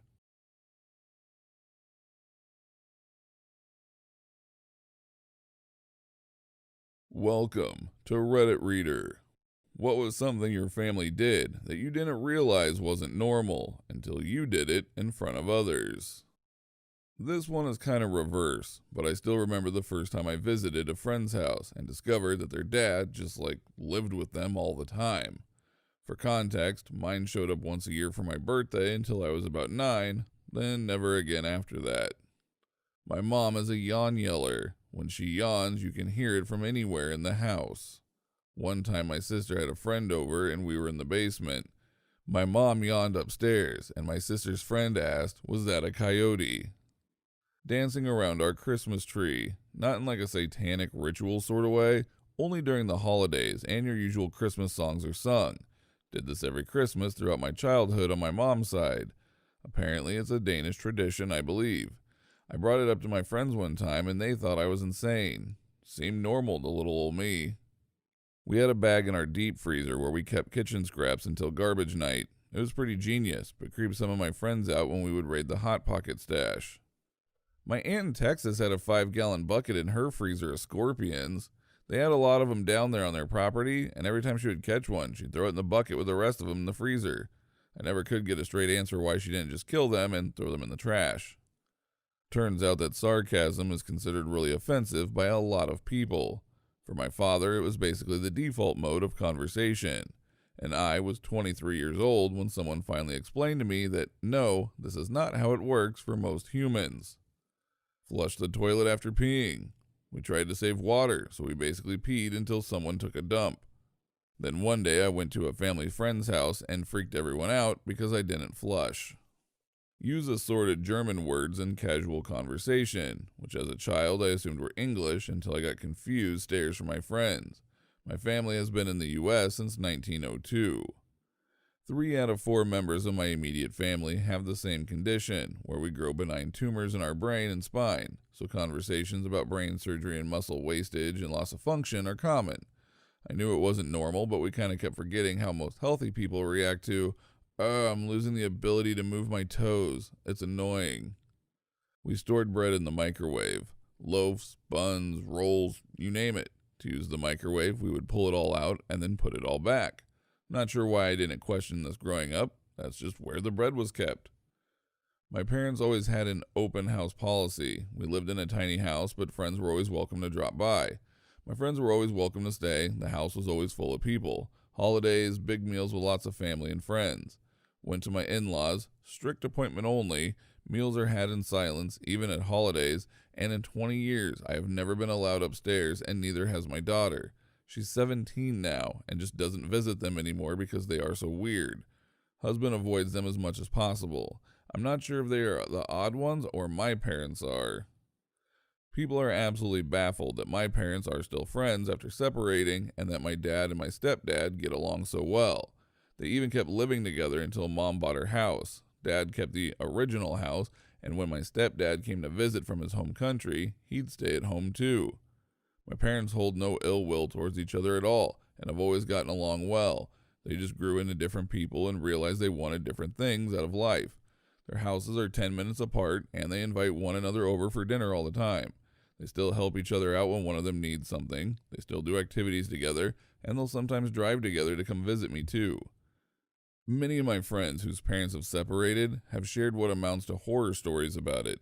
It sounds like a lot of separations are aggressive, violent even, and definitely not as chill as my parents' separation was. Seriously, the hardest part of all this for me is deciding whose house I'm staying at when I visit home. Don't forget to like this video if you liked it, dislike if you disliked it, and subscribe so you do not miss our next upload.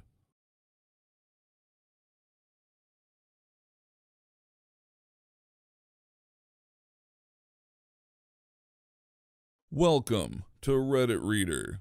What is the worst thing you've overheard while pretending to be asleep? When I was a kid, I used to be scared of monsters or something creeping up on me in my sleep, so I would always ask my dad to check on me before he went to bed. It made me feel more comfortable. One night, I was still awake when I heard him coming up the stairs, and I wasn't supposed to be awake and knew I would get in trouble if he saw me, so I pretended to be asleep. He came to my room and just kind of stared at me for a few seconds, then came up close to my bed, lifted the blanket up, farted under it, turned around, and left. It's been at least 15 years, and I remember that night vividly. He vehemently denies it to this day, but I know what happened. I pretended to sleep through the doctor sitting at my kitchen table, telling my dad he had stage 3 cancer. I was 9. He's totally fine now, but it really sucked at the time. Late in the comments here, but I heard the news my dad passed away pretending to sleep. I was 12 at the time, woke up in the middle of the night to go to the bathroom, headed to the kitchen to get some water after and saw my sister sitting on the couch. She asked if I could sleep out in the living room with her, and I didn't think anything of it. Woke up the next morning and kept my eyes closed. I heard my mom telling my dad's best friend we lost him. I won't forget it.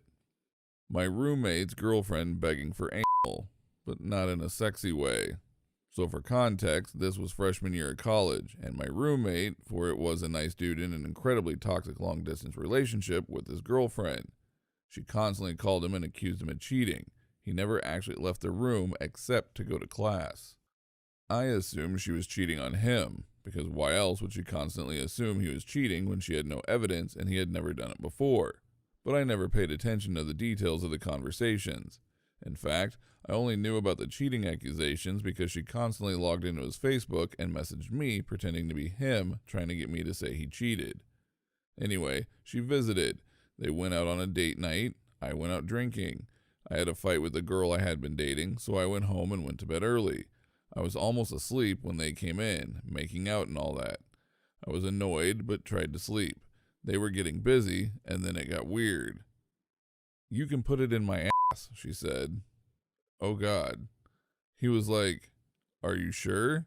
She goes, "Yeah, John did it, so it's only fair. Plus you're smaller, so it will be easy." "Wait, what?" he says. "Yeah, come on," she says. "No, that's super fucked up, and why would you say that? What the fuck? I thought we were past that." Her. "Well, mostly, but like it felt unfair to not let you." Him. "I don't want to. I don't even want to have sex. Just go to sleep." Her.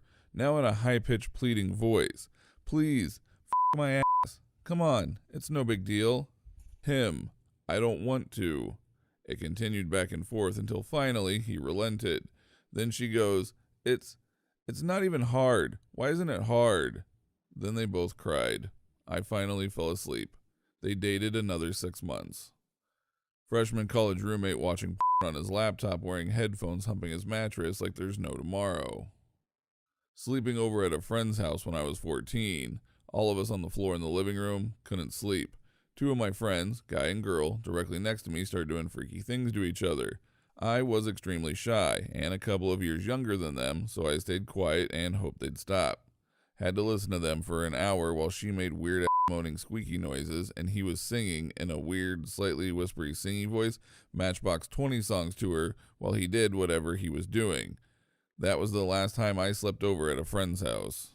Don't forget to like this video if you liked it, dislike if you disliked it, and subscribe so you do not miss our next upload.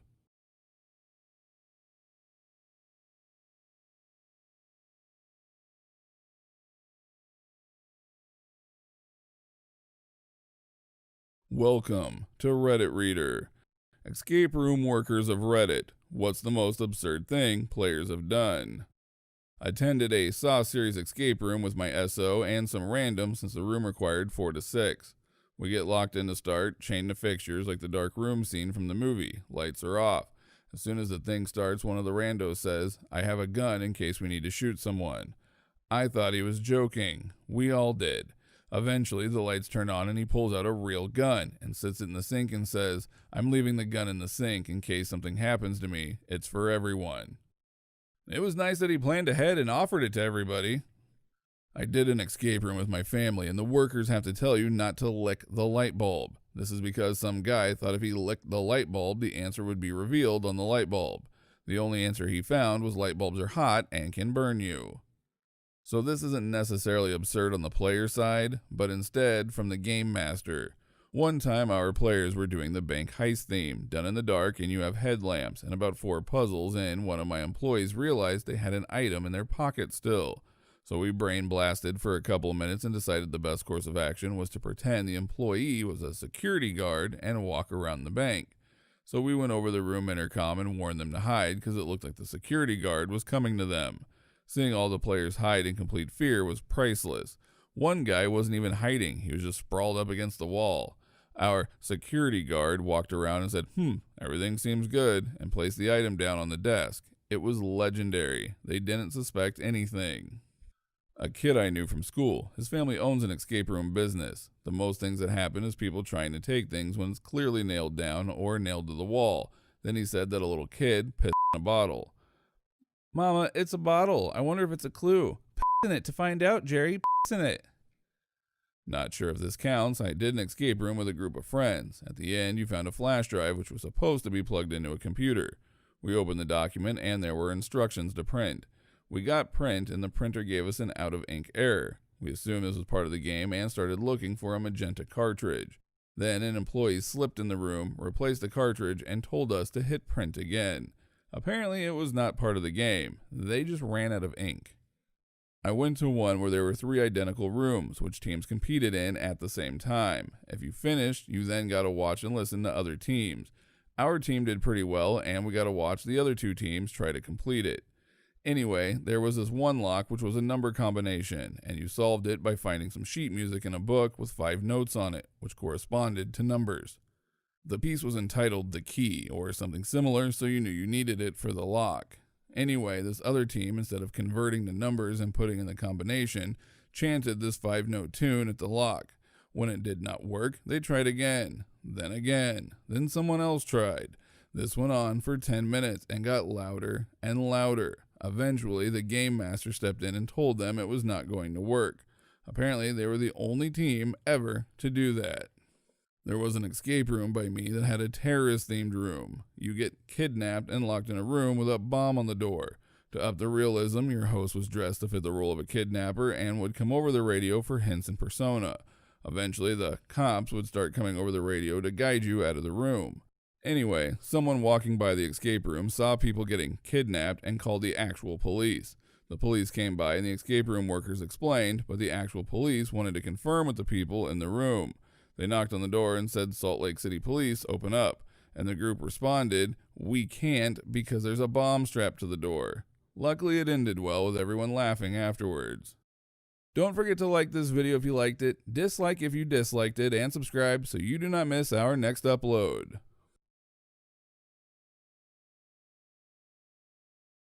Welcome to Reddit Reader. Men are Reddit who proposed and she said no. What happened afterwards with your life?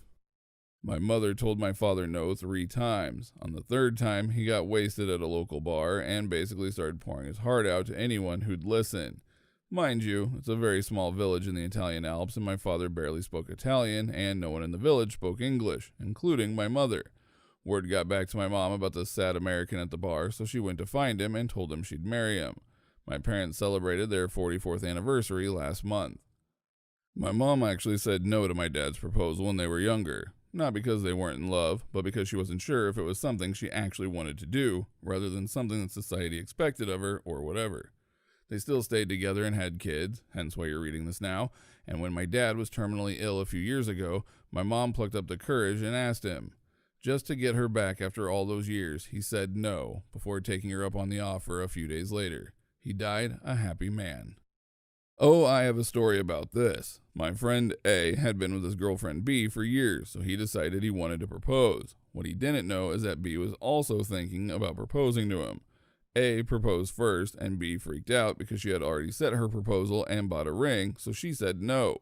Over the next week, B freaked out more and more and refused to answer A's calls and messages. A then decided to use the money he had saved up to buy a plane ticket to Europe. What was supposed to be a 3-month trip through Western Europe turned out to be a year-long trip around the world. One day, A says that he's coming back, and B decides to go wait for him at the airport and propose to him there. It turns out that while being in Peru, A met a girl, and they fell in love almost immediately and got married in Peru. Q 5 years later. A and his Peruvian wife are still happily married and recently had a baby, while B hasn't still quite forgiven herself for ruining her relationship with A. She was an art major and I had just joined the army. We had been lovers since high school. I asked. She said no. She wanted to get her master's. We were friends for a while, but we don't talk anymore. She works as a bartender, I think, now. I ended up getting married to my best friend. We've been married for more than a decade and have a 5-year-old son. We met in her home country of Germany while I was traveling. I knew I was in love. We dated long distance for a while, me flying to Europe, her flying to the US. I suggested marriage so we could be together. She said no a few times. I didn't press. But I was patient and not being pushy. I knew she was worth the wait. Then it hit her that's how we could be together. If we got married, we could live in a country together. The difficulties of being born on a different patch of dirt. A few years later, I'm still married to my best friend and living with her in Germany. Not all no's stay no. Life goes on. Don't forget to like this video if you liked it, dislike if you disliked it, and subscribe so you do not miss our next upload. Welcome to Reddit Reader. What's the fastest you've seen a crowd go from excited to horrified? During a Buffalo Sabres game, Clint Malarchuk took an ice skate to the neck, severing his carotid artery and partially cutting his jugular vein. He almost bled out on the ice.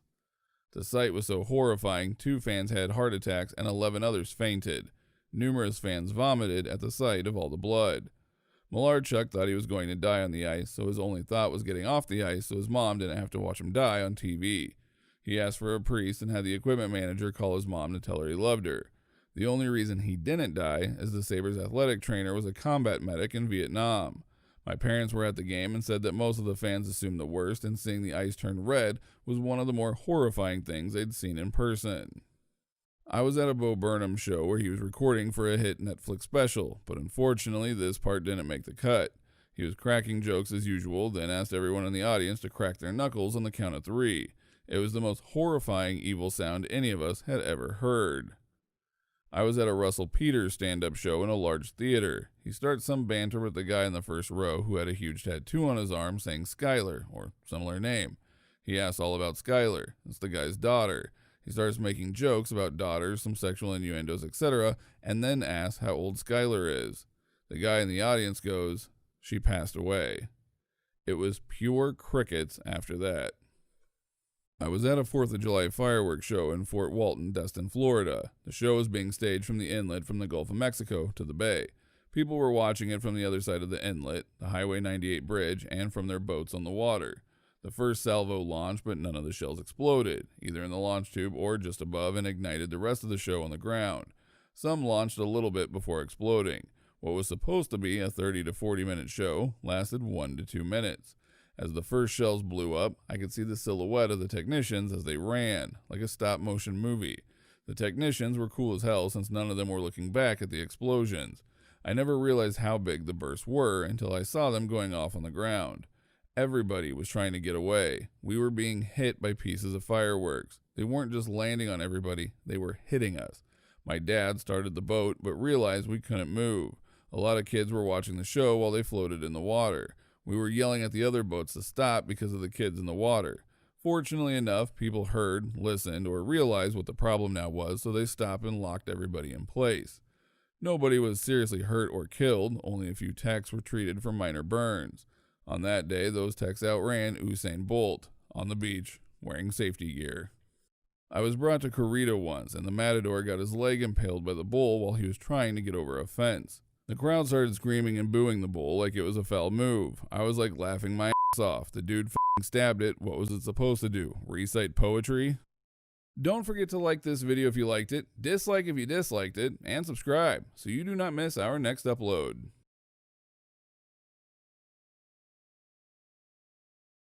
Welcome to Reddit Reader. Reddit, what up did you manage to correct before anyone noticed, and what could have happened in case you had failed? Fucked up numerous times working on live applications. The best one was accidentally deleting the user table. I was trying to delete a subset of users and managed to hit the key to run the statement before I'd written the where clause. If you don't have a where clause to tell the database which records you want to delete, it just deletes all of them. Luckily, the user table was only ever read by the application on login, so no one was going to notice unless they happened to log in the 2 minutes or so it took me to load the records back in from a backup. Working at a laboratory that used acid solutions to dissolve geological samples for various tests, my technical manager left a component of a machine in a plastic beaker filled halfway with concentrated hydrofluoric acid, unlabeled, in a fume hood that other people use regularly, to see what it would do. I dumped it in a neutralizer, and this asshole had the balls to yell at me for ruining his test. I told him it would etch and dissolve the part because it was glass and he didn't require a test because that's already a known property. Had someone spilled it, even on a gloved hand, the hydrofluoric acid would pass through protection and enter the bloodstream without sensation, where it would leach calcium out of the bones, wreaking havoc on the nervous system, causing a horrible, agonizing death. Was going on a 3-night backpacking trip with friends. It was my job to round up the 3 breakfasts. At REI, I picked up what I thought were 6 packages of freeze-dried eggs hanging from a peg. Turns out only the first was eggs. The ones behind it were Neapolitan ice cream. The packages were identical, only a small label indicated the contents. Fortunately for me, the first day and night of the trip, we were harassed so badly by biting flies and mosquitoes, everyone wanted to abandon the trip, as nobody brought bug spray. I only discovered my mistake days later, bullet dodged. I used to work in transcripts for a well-known university. You had the option to order a copy of your transcripts or a digital certified PDF stating that you received whatever degree you earned. One day, I was trying to help a student troubleshoot an issue with not receiving this PDF, so I sent it to myself as a test. I then realized that even after this form was sent out, it was still editable by students. In theory, people could claim to have any degree from that university, and it would still say it was a certified document. I brought it to my superior's attention, and IT obviously fixed it pretty quickly. Technically, those old editable ones are still out there, though. Edit. To clarify for those who's asking, this wasn't my f*** up, I was just the one who found it. I once had a roommate who didn't speak English too well. She was moving away and she was leaving in a hurry, and before she left, she asked me to take care of a big bag of trash, which was apparently clothes. I assumed those were trash she didn't want to take with her, and she just didn't have time to throw them away, so once she left, I took that bag to the trash canister outside. A few hours later, that interaction just came back to my mind and seemed strange to me. I went back to the trash canister, the bag was still there, and brought it back inside. The next day, she came back and got it and thanked me for taking care of it. She was a nice poor girl from a rural region that was already struggling in the city, and I don't want to think about what would have happened if I had to tell her that I threw her clothes into the trash. I was working on a case where I was responsible for preparing deposition outlines for the partners. One of the partners was very high touch and kept sending his outline back for minor revisions, and between that, other work on the case, and high priority work on other cases, I wasn't able to start working on one of the outlines until the day before the witness's deposition was scheduled. I opened the binder of documents for the witness, and there were like 400 documents in there, each of which I had to read, analyze in the context of the case, and then write questions for the partner to ask the witness about the document at deposition. To make matters worse, the partner who would be taking the dep was just brought onto the case and wasn't entirely up to speed on all the issues, so I had to prepare all of his questions in as detailed and thorough a manner as possible. I had no idea how much material there was for this witness before I opened the binder, and for that much material, there was no way in hell I'd be able to finish the outline in time. To put it bluntly, I was fucked. With nothing else to do, I start working furiously on the outline. Perhaps 10 minutes later, I get a call from the lead partner. Stop working. The case just settled. Don't forget to like this video if you liked it, dislike if you disliked it, and subscribe so you don't miss our next upload.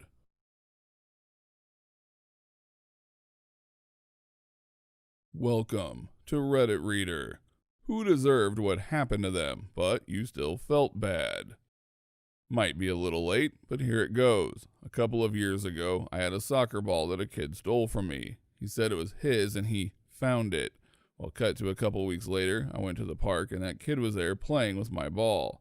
Then, some homeless-looking person walked to where the kid had his stuff placed and stole his bag. I saw everything that happened. I still feel bad for not doing anything, but to be fair, he did not return my ball after I asked many times. Karma's a bitch, David. Back a long time ago, growing up in Eastern Europe, before the Cold War was ended, I had a friend who kept getting into trouble. Vandalism, stealing from stores, drugs, and more. He had been arrested 2 times, but kept thinking he can get away with it. This was back when the farm pit punishment was still used for some crimes. Basically where you're locked in a pit on a farm for a day or 2, and the dung of the animals on the farm is shoveled in as well. I warned him that he better stop, because he's sure to get the farm pit if he's caught again. He seemed unconcerned and laughed it off and said something like, "So what? It's just a day or 2. I can deal with a bad smell." I said, "Are you kidding me? Have you even been to a pig farm before? You do not want to go to the pit. But he was undistressed. Sure enough, he was caught shoplifting a few months later and spent a half day in the pit, and later told me how much he puked and how sick he felt. I warned you, buddy. When I was 19, this guy asked me on a date. I said sure. He picked me up and said that he needed to make a stop first. We go into his house, and a bunch of guys are literally weighing and bagging up weed and coke in the living room. I was shocked. Apparently, my date was a dealer unbeknownst to me. I was scared, so I just sat there quietly. He ends up saying that we should just have dinner there. So we got into his furnished basement where he had a bar and gives me a hard lemonade. As the time passes, I say I want to leave, and he forced himself on me and held me down after I kept saying no. He tried to take my shorts off. I literally sprinted out of his house and ran a few blocks, knocked on a stranger's door, and asked to use their phone to call my mom to come get me. 2 years ago, I read online that he just got a job in waste management. He was hanging off the back of the garbage truck when the driver reversed it into a metal telephone pole and crushed him. Sad he went that way, but I couldn't help but say, karma is a bitch. My sister's ex is a bastard. He always said she was too fat and there were prettier girls than her. He also took her to Paris when my parents disagreed. We found out later that she didn't even have a passport with her. He threatened to throw fireworks at our house if my sister wasn't allowed to come to a party. She was 17 at the time, so my parents were still in charge. The worst thing he did was get drunk behind the wheel. When my sister said something about it, she was given the choice, either walk 20 to 30 miles or get in the car with him. He had an accident after getting drunk behind the wheel, and he is now in a coma. There is a good chance that he will not survive.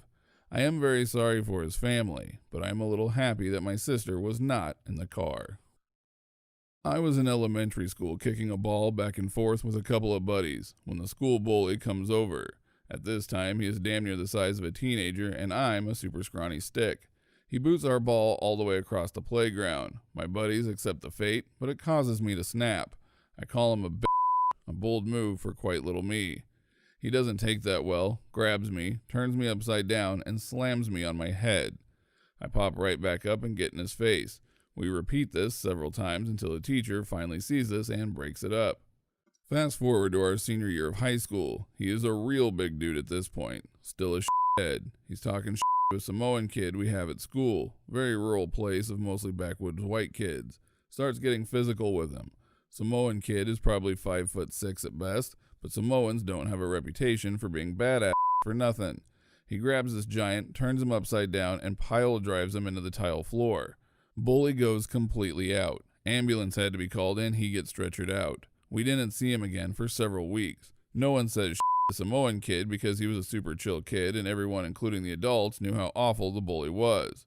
Saw the bully a few years later, and the incident seemed to knock the attitude out of him. He was very cordial. I feel guilty about how much glee I get about seeing this poor kid who most likely had a bad home life getting dropped on his head so hard he had to spend time in the hospital. He could have been seriously hurt. Don't forget to like this video if you liked it, dislike if you disliked it, and subscribe so you do not miss our next upload.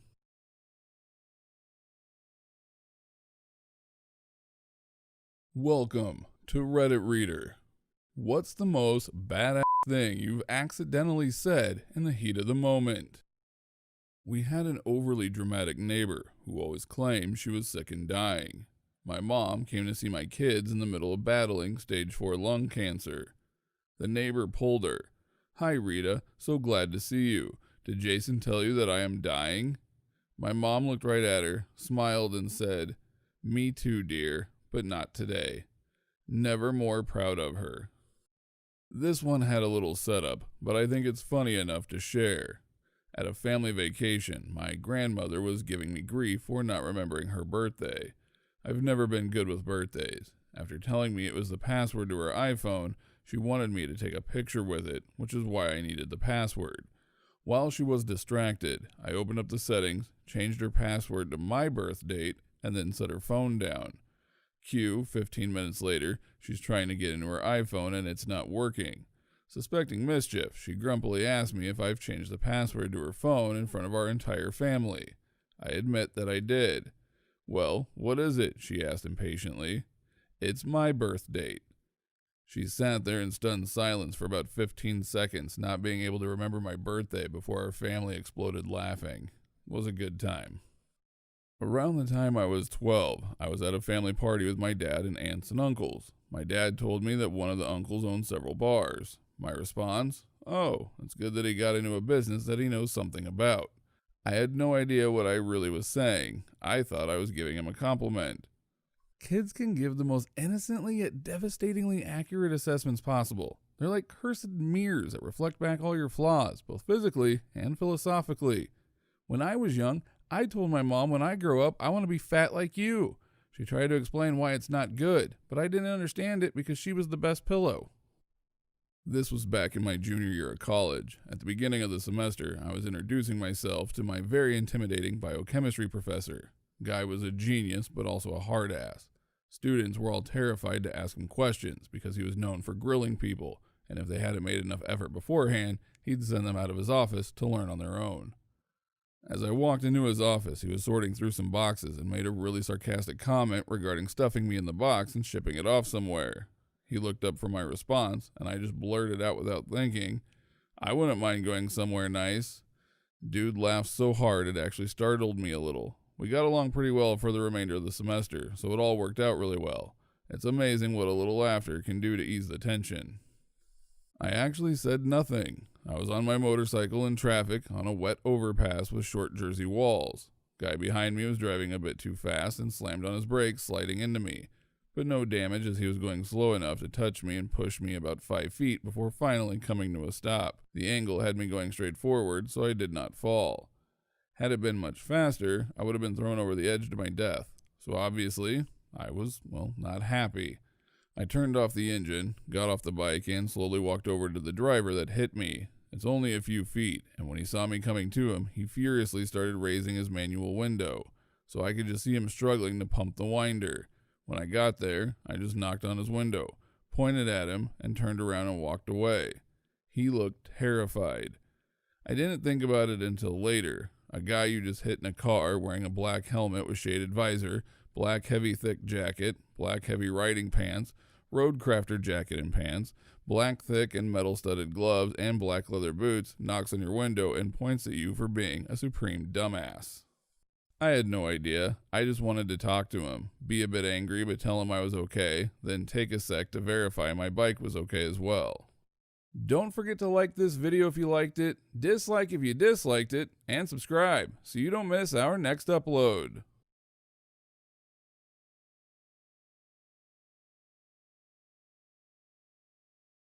Welcome to Reddit Reader.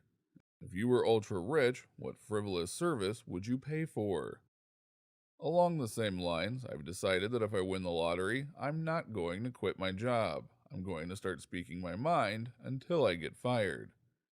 Someone to wake me up really nice and gently in the morning, like turning the lights red, opening the blinds maybe, setting a cup of coffee next to me, and then that same person to tuck me in at night. I can't think of a better frivolous service.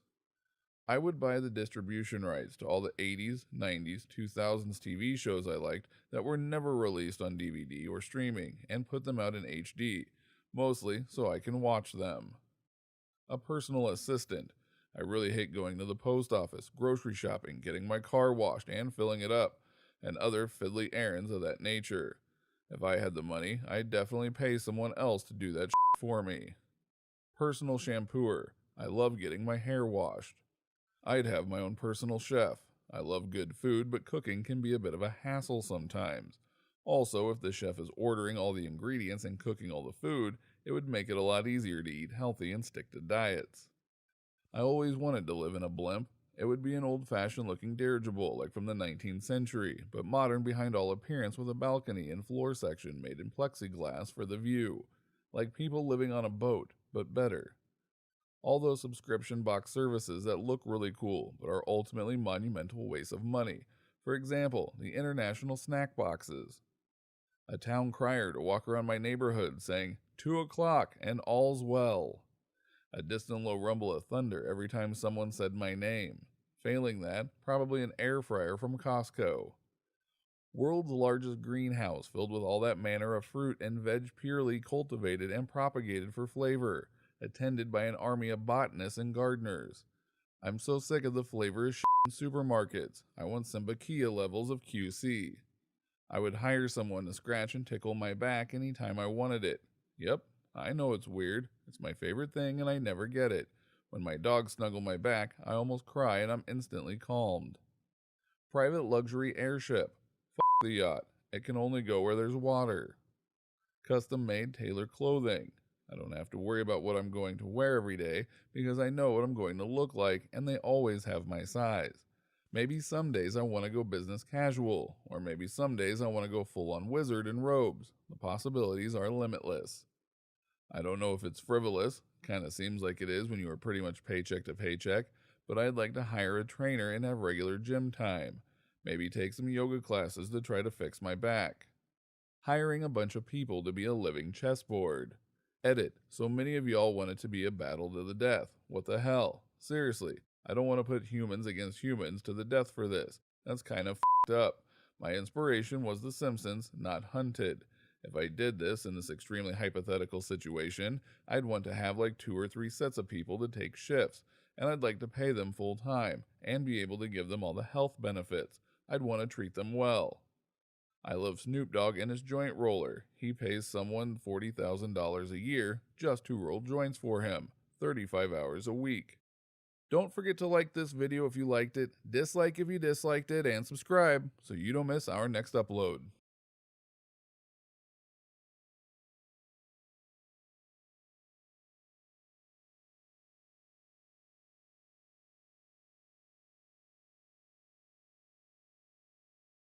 Welcome to Reddit Reader. What is the most severe case of someone being completely out of touch with reality you've ever seen? This is my time to shine. So I grew up with a lot of restrictions that at the moment had no idea the options existed. For example, I was allowed 2 options of shoes, but the catch was that I need to make the right choice. Or that I can make friends of my own, not needing to be told this is your new friend now, so go play with them.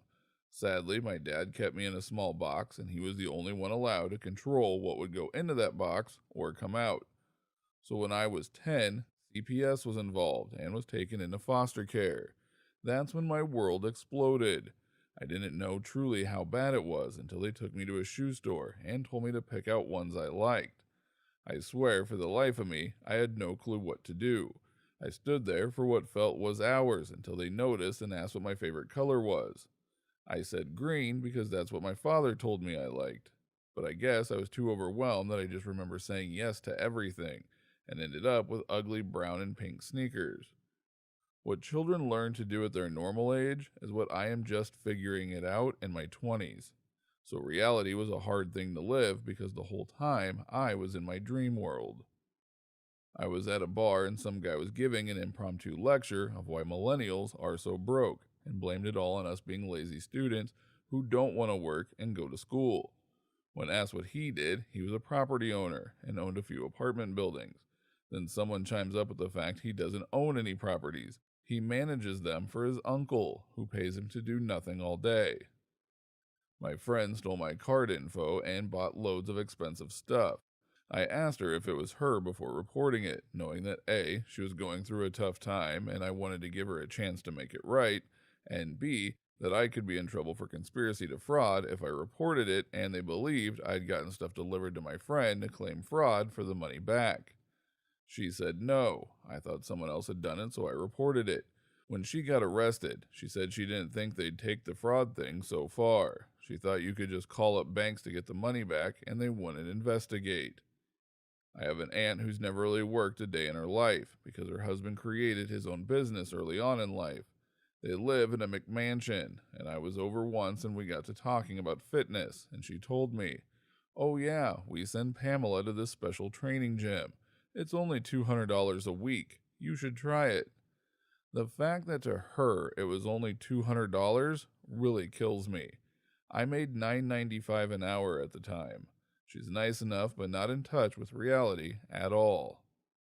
Had a friend who insisted she was in a relationship with a C-list celebrity whom she met once during a comic convention. All the celebrity's Instagram and Twitter posts were for her, and everything had a meaning behind it. When the celebrity got married, she said that it was just for the media, so she and celebrity could live a quiet life. When he didn't do anything for her birthday, she had a breakdown. She went to therapy not long after. My cousin was spoiled and sheltered her entire childhood through college. Then her parents stupidly cut the leash without any preparation and released her into society. She quickly got in trouble for bouncing checks all over town. My mom picked her up and asked why the hell she was writing bad checks everywhere. Turns out, my cousin was under the impression that as long as you had checks in your checkbook, you had money in your account. She didn't understand that you deposit in a number and then can spend or withdraw up to that amount. Please teach your kids basic finance. Note, this was like 1996 before it turns into a who writes a check anymore discussion. Don't forget to like this video if you liked it, dislike if you disliked it, and subscribe so you do not miss our next upload. Welcome to Reddit Reader. Teachers of Reddit, when did you realize a kid was gifted? We took standardized tests like the second week of school. Hadn't really done much academics yet as it was elementary school, grade 5. And most of what we'd done was routine and introductions, games. Kids scored at a 10th grade level in math and a 9th grade level in reading. Okay, whatever. Impressive, but not unheard of. Except this kid was at the worst school in the state. Literally, ranked dead last. His whole schooling career. Nobody else in my class scored above a 6th grade level in anything, and most were 3rd or 4th grade level. I basically had to do entirely separate lesson plans for this kid. While the rest of my class did multiplication facts, I had a coding curriculum and was teaching him basic languages. He had his own reading group, in addition to the high reading group. It was even more incredible because he'd always been in trouble and in the principal's office years before. I sent him to ISS once, all year. Really low for that school. Kids in other classes went literally daily. I had a few go once a week. I begged his mom to switch him out of that school track, said I'd fill out any paperwork, write any letters. It was my only year as a teacher. Not sure what happened to him. Mom never contacted me. He finished the year by shattering all of his records on testing exams. Literally, the 0.01% on his test. He's legitimately one of the smartest kids I'd ever met, from the poorest school with the worst conditions I've ever seen. After less than a year of music lessons, it was clear the student would likely become a concert pianist when he learned 15 of Bach's 2-part inventions from memory and played them brilliantly. Username checks out. This kid was always bright but never really inspired by much of what he did. Seemed a little lazy, but wasn't troublesome. He was just kind of a neutral kid in the class. We did one day of Lewis structures, and he thought it was too easy. Gave him a harder worksheet which he finished in like 3 seconds. So I gave him an organic formula that had 12 different isomers and some resonance structures. He came up with all of them in less than 15 minutes, including ones that had to do with how the object would look in 3D, even though we never covered it. Kid is currently working on his PhD at Yale in organic chemistry. I knew when he surprised me by reassembling an engine out of a car all by himself in a single 90-minute class period. It was right before school let out for COVID. I had to hurry up and get some projects thrown back together quickly since school was closing. He asked to do it, so I let him try and went off to do other things. By the end of the class, it was completely assembled. Never asked me for help, and it was working. Definitely gifted. My sister was 20 and had an old Civic. My dad is a mechanic and came home from work to find she had taken half the engine out, cleaned and sprayed it pink, and reinstalled all the parts herself with no help. He was so impressed he started her apprenticeship, first female in the company, a week later. And 6 years later, she was headhunted to another company and is part of a pit crew for a rally car, and also has her own race car, which is actually her first Civic that she souped up herself. An interesting test for toddlers is to see if they can hold an extended back-and-forth conversation with adults. Most kids at this age, and most grown-ass adults, are just asking for something or telling you something. I was at the park one day swinging my ex's 5-year-old daughter. There was what seemed to be a 1.5-year-old, or less, child swinging next to mine. I swear, we ended up having a full-blown conversation. The child's enunciation was on point. It was as if I was in a Geico commercial. I asked the mom how the child could possibly speak that well, as it seemed inhuman. She said the dad is a children's speech pathologist.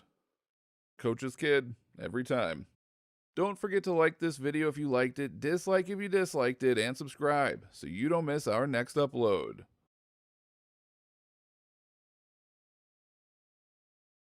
Welcome to Reddit Reader. Divorce lawyers of Reddit. What is the most insane, evil, funny, dumb way a spouse has tried to screw the other? I am not a lawyer, but work in the court system. One case that came in was a couple divorcing on mutual terms. The husband had one child with her, and the wife had a child from the previous marriage.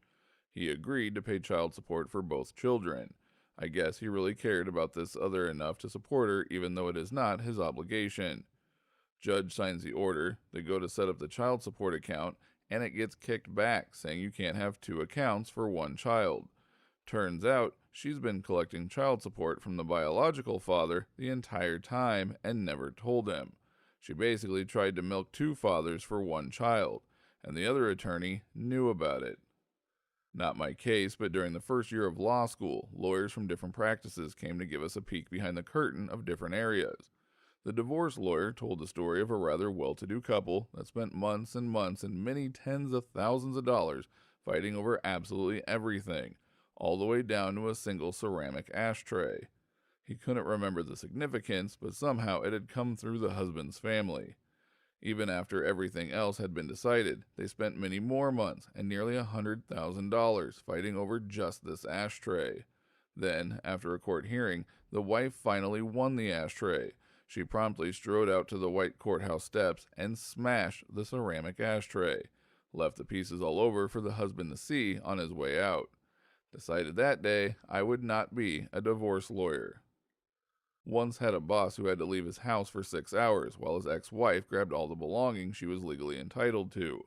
When he returned home, every knob and handle was gone. Doorknobs, cabinet handles, drawer handles, anything that was screwed onto something and used to open it, she had taken. Every day for the next week, he would occasionally yell out, "She took the f***ing knobs!" I am an interpreter who works frequently with police and lawyers. The most out there thing I ever interpreted in court went like this. "Ms. So-and-so, we know each other for a long time, correct?" "Yes." "As a matter of fact, we have known each other for 5 years, correct?" "Yes." "And at the end of each and every meeting we had during the past 5 years, we always agreed on one thing, correct?" "Yes." "Please tell the judge what we agree on." "It's not okay to break in my ex's apartment and lick all his cutlery." Yet here we are, Ms. So-and-so. I didn't handle the divorce, I handled parts of the aftermath. In the divorce, she went AWOL, was living in a truck somewhere, and just couldn't handle it mentally. He gave her 5 of his 9 companies. They were the ones that owed 7 figures in payroll taxes. He had made her the bookkeeper on paper. She spent decades trying to shake the IRS for the results. When you're about to go through a divorce, don't clean out the accounts and hide the money. Grab your pets and put them in a safe place where nobody will ever find them until the divorce is all long over. A soon-to-be ex-husband left his wife's prized koi to die on the doorstep of their house. Apparently the value of these fish, 6 in total, was over $100,000. She was, according to her lawyer, so distraught that she couldn't be in court, only in LA. Don't forget to like this video if you liked it, dislike if you disliked it, and subscribe so you do not miss our next upload.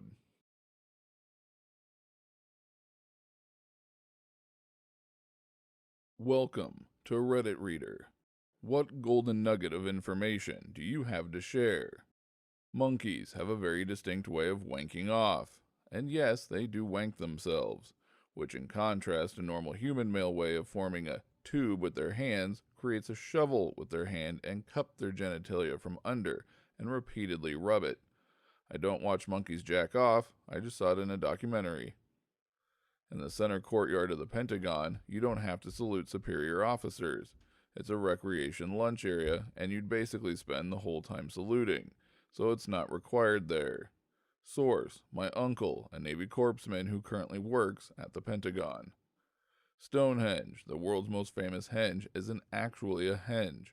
A henge is a Neolithic earthworks, oval or circular in shape, sometimes containing wooden or stone structures and surrounded by a perimeter of a bank with internal ditch. So the famous stones of Stonehenge aren't even a necessary part of a henge, just an optional extra. But more importantly, the bank and ditch at Stonehenge are the wrong way round to make it an official henge. So Stonehenge isn't a henge. However, the earliest recorded use of the word henge is in reference to Stonehenge, so non-henge. Stonehenge, despite not being a henge, is the thing all other henges are named after. If you don't have a toilet plunger and you've clogged it up, pour in a bit of dish soap and some hot water. The hotter the better. Let stand for 15 minutes and flush. Learned this when immediately upon arriving at our hotel. My 8-year-old clogged up our toilet and I Googled. Found this gem. Realized I'd packed a tiny travel bottle of dish soap, warmed up the water in the microwave, and lo and behold, it worked. I still use it sometimes at home when I don't want to be grossed out by plunging. Yes, my child has a tendency to clog toilets, so there you go. X% of Y is the same as Y% of X. So if you're struggling to find 26% of 50, maybe 50% of 26, 13, is much easier to do quickly. Horses have a massive blind spot on the front and back of their body. If you are ever around a tame horse, keep a hand on their body while walking around them. This lets it know where you are at all times and decreases chances of kicking out of shock or fear. This also prevents them from kicking you with as much force.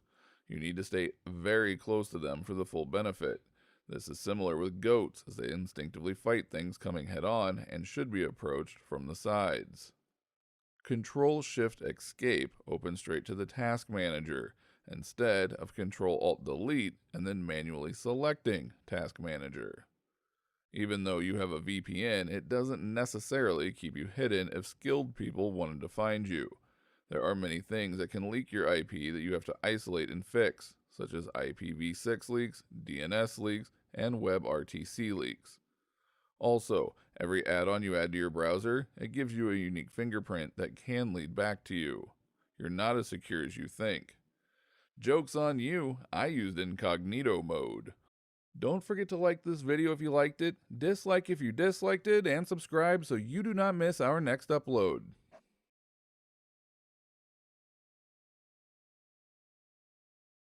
Welcome to Reddit Reader. Autopsy Doctors of Reddit. What was the biggest revelation you had to a person's death after you carried out the procedure? Worked at an animal hospital. They did necropsies for zoos all the time. An alligator died and they shipped it to the hospital, refrigerated, etc., to stop the decay. They took it out and put it on the table. After doing all the paperwork, they started opening up the alligator. After the first cut, the alligator opened its eyes. Turns out, it wasn't dead. The zoo vet mistook an illness for death, and the low temperature put it basically into a coma.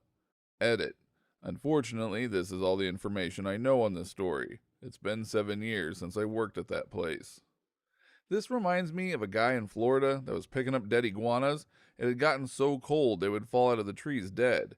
Except they weren't dead and sprung back to life as they warmed up in his car. He crashed, but was fine. I worked at a coroner's office for a while, and once we had a guy who we thought had died from an OD on meth. Well, we started the autopsy and I went to cut his lungs out and blueberry muffin mix started coming out of them. I stuck my finger in his mouth and it was full of blueberry muffin mix, and it was in his throat. Turns out, he got just high enough to pass out while eating the muffin mix and he ended up choking to death. I did the autopsy of both a robber and his victim. The robber shot the victim in the back when he tried to escape in a motorcycle, and the robber was shot by the police in the exact same situation.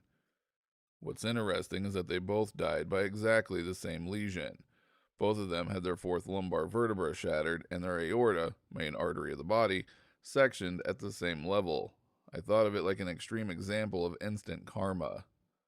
During my internship rotation a couple of years back, a 40-year-old guy came in because he suddenly collapsed while drinking with friends. He came in unresponsive, mouth bleeding, and not breathing, so we had to intubate him. For some reason, the endotracheal tube, the stiff tube placed inside the trachea to help the patient breathe, won't go in, but we managed to suction out copious amounts of blood clots. After CPR, still with unsuccessful intubation, so we had to bag him with a face mask, the patient was declared dead, and diagnosed with a ruptured abdominal aortic aneurysm. During the autopsy, they found out that the guy was apparently shot by a gun from the top of the head. The entry wound was obscured by his hair, and it was barely bleeding at all, and the bullet somehow went through the back of the guy's throat, making a hole behind the base of the tongue, which the endotracheal tube kept slipping into.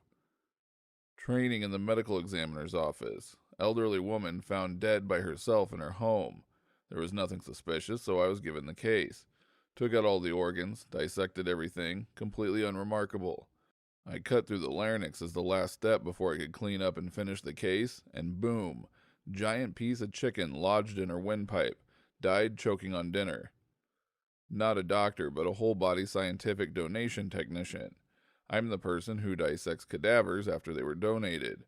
We very commonly would get young cases, normally overdoses. Had a mid-30s female, went to medical examiner prior to donation, but they only did an external evaluation. I went to check her genitals to see if I could palpate a uterus, found a condom full of pills. Similar to most, the body became a crime scene and we couldn't touch her. When we were finally able to continue, they asked us to photograph the pills to send to the examiner's office. They were mostly Advil and Zyrtec, easily one of the weirdest things I've ever found. When my parents were in medical school, they attended an autopsy of a patient who had died in a car accident. Autopsy revealed that apparently this guy had survived a chest shot in Vietnam years ago, that the surgeons and medics left in rather than perform risky surgery. The accident had migrated the bullet to his heart and was ruled the cause of death. Don't forget to like this video if you liked it, dislike if you disliked it, and subscribe so you do not miss our next upload.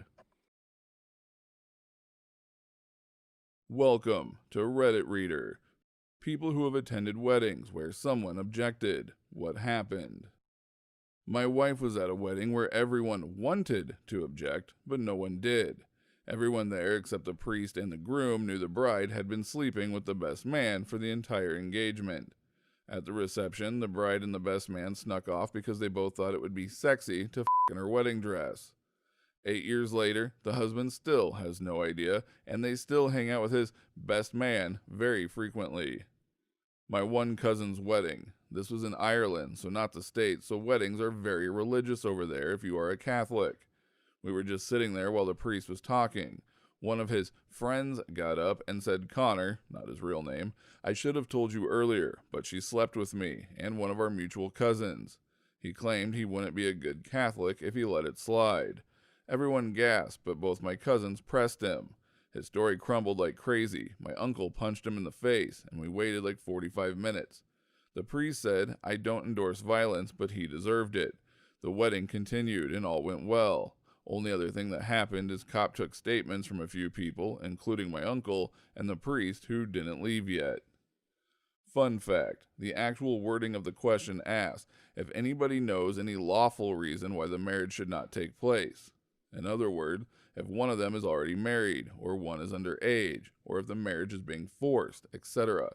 She can't marry him because she's in love with me, only happens in the movies.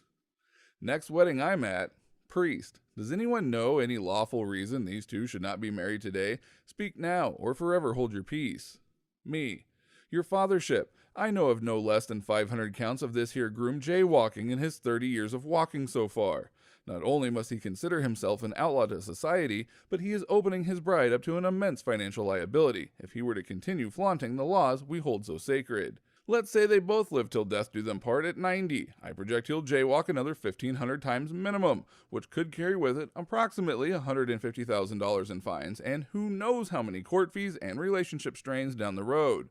A road the groom has most certainly crossed illegally. Your bishopness, I rest my case. I didn't know these people then, but some of my friends who work at Disney did a wedding where they all had a part to play to make the wedding as chaotic and stereotypical as possible. There was the child who tasted the cake before everyone else ate, the drunk uncle, the people who proposed at the wedding, the underdressed cousin who made it all about themselves, the objector, the crashers, and a bunch more. There were like 100 people there. It really seemed like a fun wedding that only a bunch of theater kids could pull off. Nothing. The mom was a crazy jealous lady, and of course the husband was mature enough not to let anything ruin his or his wife's big day, so in the end, he no longer speaks to her for disrespecting him and his wife. Some moms are so controlling and toxically jealous that they can't see past their jealousy and feel entitled for their needs to be met before their own adult kids' needs. The only thing you can do is cut ties with all of them. A lot of moms ruin their sons' lives just because they want their needs met.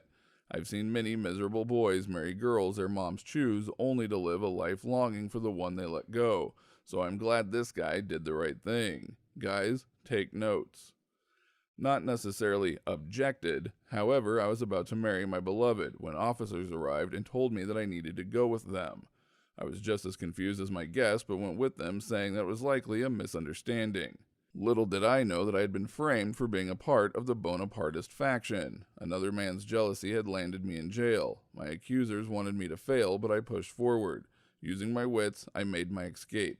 I had learned that not only had 14 years passed since I was incarcerated, but my father had actually died and my beloved Mercedes had married another and had actually had a child with him.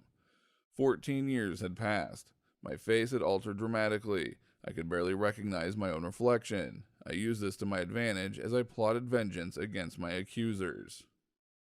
I've done AV work for churches as a side gig ever since high school. So I've worked at tons of weddings at several different churches with many different officiants. It's a nice way to earn a few bucks just for sitting around at a soundboard for an hour. I don't believe I have ever heard the forever hold your peace question asked in real life. I asked a preacher about it once. He said, "What good could possibly come from asking that?" There are definitely weddings where it does happen, but normal modern Protestant weddings in the US, it's not a requirement, and certainly not as common as movies and TV would have you think. Don't forget to like this video if you liked it, dislike if you disliked it, and subscribe so you do not miss our next upload.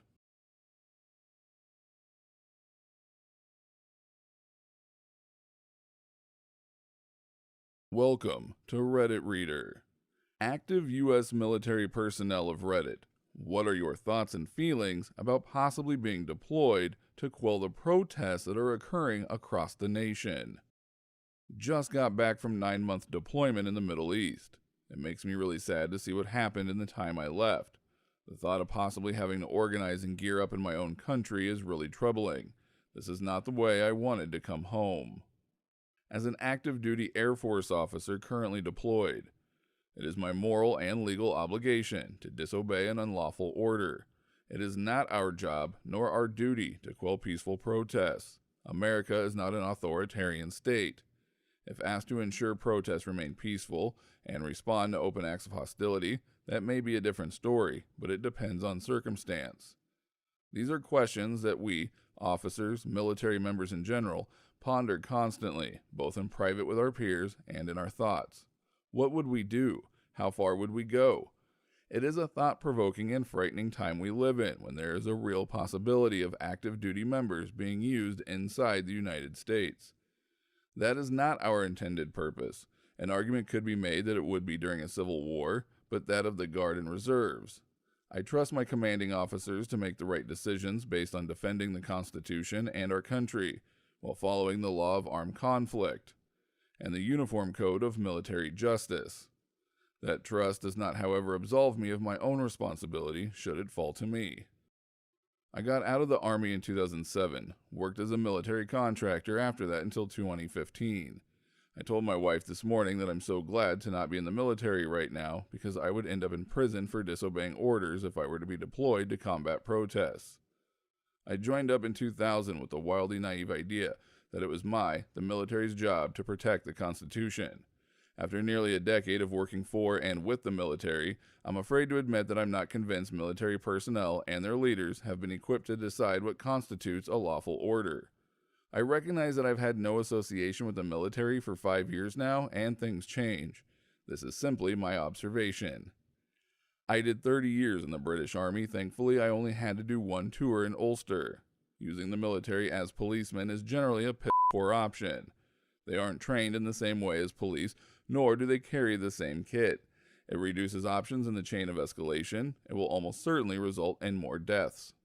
I only did about a day in counter-riot training. The officers had some extra training in how to manage the situations, but none of this prepares you for a real riot. Someone will have to write up ROE for this. Ours was essentially an umbrella job for the politicians, hence the continuing investigations into a veteran's 40 years on. Luckily, I'm currently mobilized out of America and also work in a medical unit, and I'm also in the reserves, so don't have to worry about it. But honestly, it would be real difficult to stand in my uniform in full gear across from my fellow citizens during all this. I'd much rather be standing on their side. If I got called up during this, I'd probably start drinking beforehand. I likely won't be called to do the quelling, but it's a situation. There are serious injustices being done by the police that need answered for. Peaceful protest is fine and completely within our rights. Hell, in my opinion, even clashing with the police is fine because at least the anger is directed at the people who sparked it. But burning and looting business that had nothing to do with anything is senseless and an injustice in itself. The local owners and workers are putting in the work trying to make a living like anyone else, and in the past, big corporations have simply refused to rebuild, taking those jobs away. It takes away from the very legitimate arguments being made. That needs to stop, and I don't mind doing my part if asked to do so. Quelling riots, not protests. I would have a huge problem with stopping protests, even the flag-burning ones, because everyone has a First Amendment right to speech and assembly.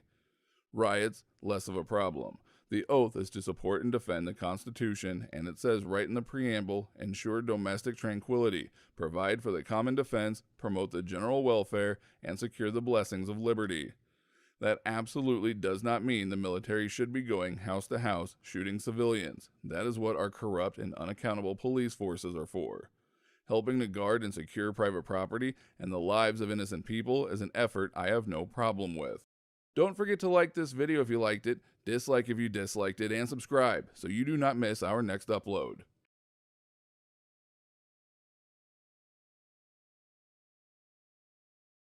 Welcome to Reddit Reader.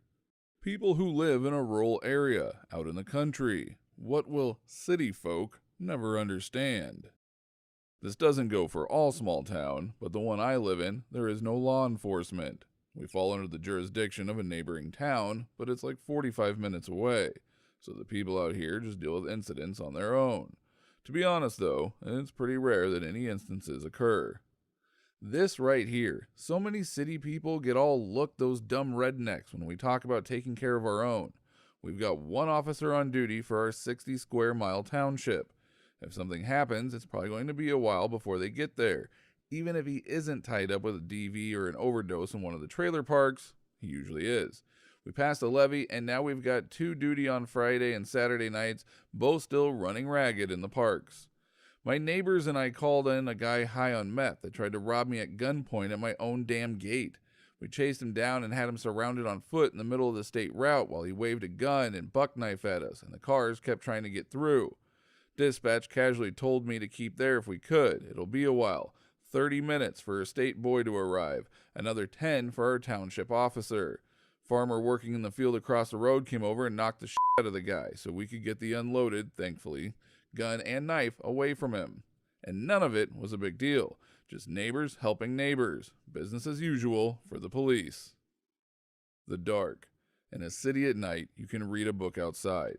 In the country, on a cloudy or no moon night, you can't see anything.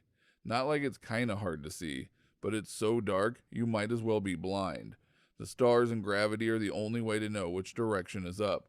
Also, a clear night sky in places that get truly dark like that is something my vocabulary can't describe. When a road sign says last gas for however many kilometers, it means it. Yeah, we get so many people who drive through here asking if it really is the last gas station for miles. The answer is yes. Some don't believe us, and we see them again when they get towed to the mechanics across the street for running out of gas and ruining their engine by trying to make it to the next one. Others do, and they stock up, and we never see them again. I work at that gas station, and it's pretty interesting seeing just how many people pass through but don't realize they're in a town. It's like Radiator Springs from Cars, but in Ohio. We have pretty much everything we need besides a grocery store, but it's all run down and falling apart. Seeing deer isn't a special occasion. Those f***ers are always showing up. The extent of our pantries and freezers. We can't just run to the store to pick up that forgotten ingredient or spur of the moment craving. But if we're well stocked, we can whip up just about anything. Small towns aren't one size fits all. There's a lot of difference. The town I'm from has 300-ish people and hits every single negative stereotype imaginable. But an hour away, there's a town of 1,500 that is basically the poster child for good country living. I've also found they don't understand the physical toll working in certain trades can take. Also, driving an hour isn't considered a long trip where I'm from. The reality is your neighbors are nosy little f***ers. They don't have a life and want to know what goes on in others. My dad grew up in central Missouri. He still owns the house, and down the road a ways, he owns about 200 acres. He lives about 2 hours away. I live about 5 hours away. Once or twice a year, my family and I will head down to the property when my dad's down there working on it. Without fail, every time the neighbor, who lives about a half-mile down the road, comes up on his four-wheeler to see what's going on. My dad tells me that the week after I come down, the old man comes over and says, "Sure were a lot of people down here last week." Yep, both my dad's car and my car drove past his house to get to our property. Don't forget to like this video if you liked it, dislike if you disliked it, and subscribe so you don't miss our next upload.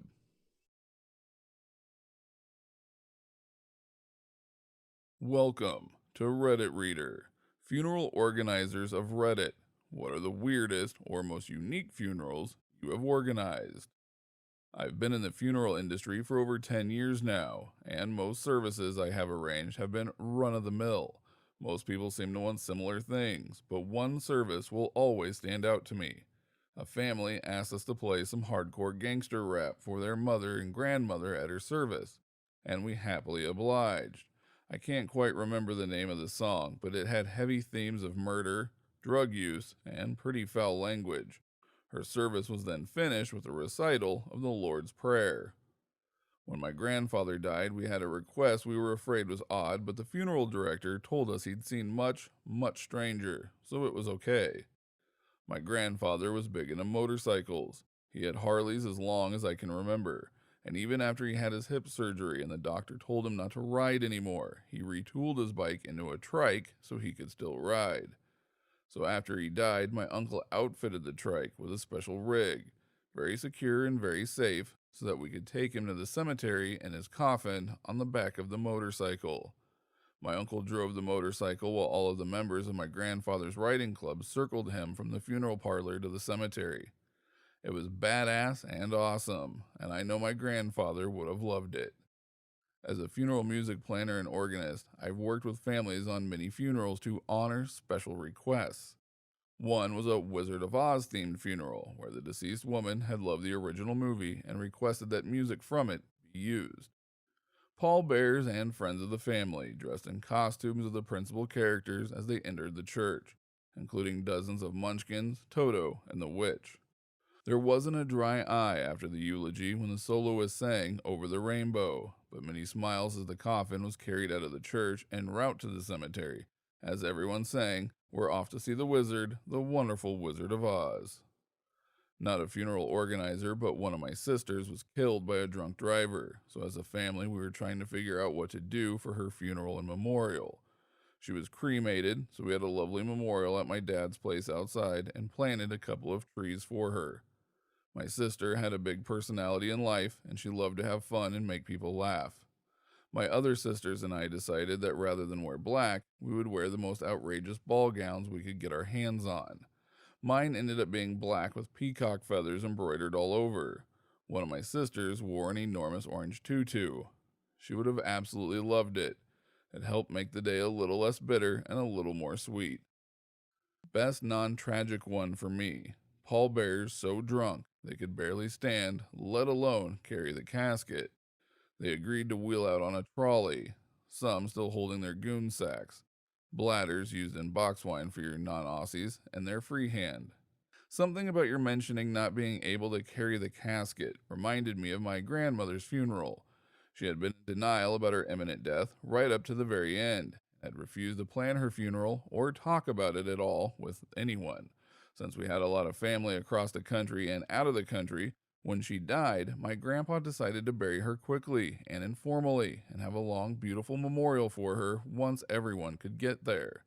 So at the informal burial, we had no service or anything, just met at the graveyard and watched her casket be buried. There was a little confusion about getting the casket from the hearse to the grave digging truck. Only my dad, brother, and husband were strong enough to do it, meaning we were going to have to impose on the hearse driver and the grave digger to help us. Looking around, wondering in the moment who else could help, my dad beckoned my grandpa over to carry a side of the casket. My 89-year-old grandpa. I looked at my dad like he was crazy, but my grandpa stepped forward like he was maybe going to try. In that moment, I realized my dad saw my grandpa very differently than I did. I saw him as a frail old man, which he is. My dad saw him as, well, dad. Strong, capable, that larger than life persona of what a man should be. My dad just had no idea how frail his father had become, because in his mind, he was and always will be dad, and everything that comes with the word. Don't forget to like this video if you liked it, dislike if you disliked it, and subscribe so you don't miss our next upload.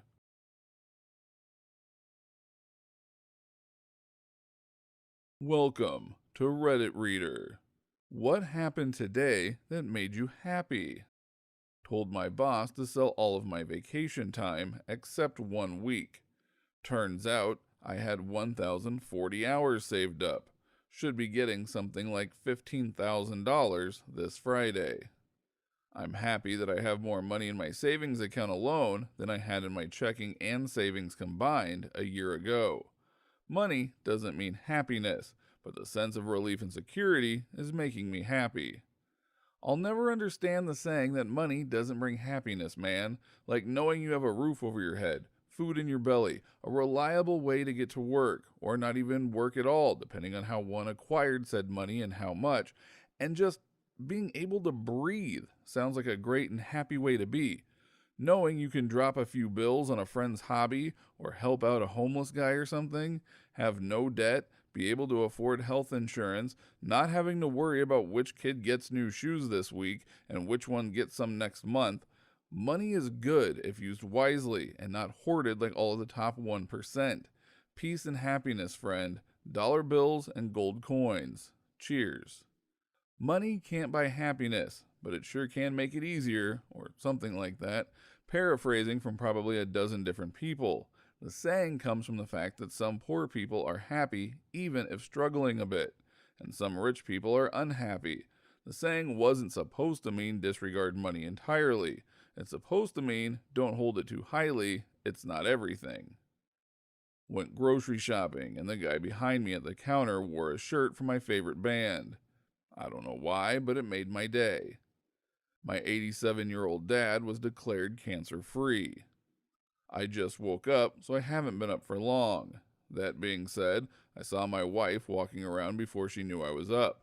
She was wearing a t-shirt and underwear. She was listening to a podcast and smiling. The sun was in her hair. It was a very nice sight. I got the craving to smoke a cigarette. I quit smoking this March due to my bad immunity and corona lockdown and haven't smoked since then. Yet I was feeling like cheating just for today, but I didn't. I channelized my addiction into organizing my clutter, and today I didn't allow the mind voice to win. I DM'd Arnold Schwarzenegger on Reddit, and he DM'd me back. A hummingbird keeps coming to my window and hovering.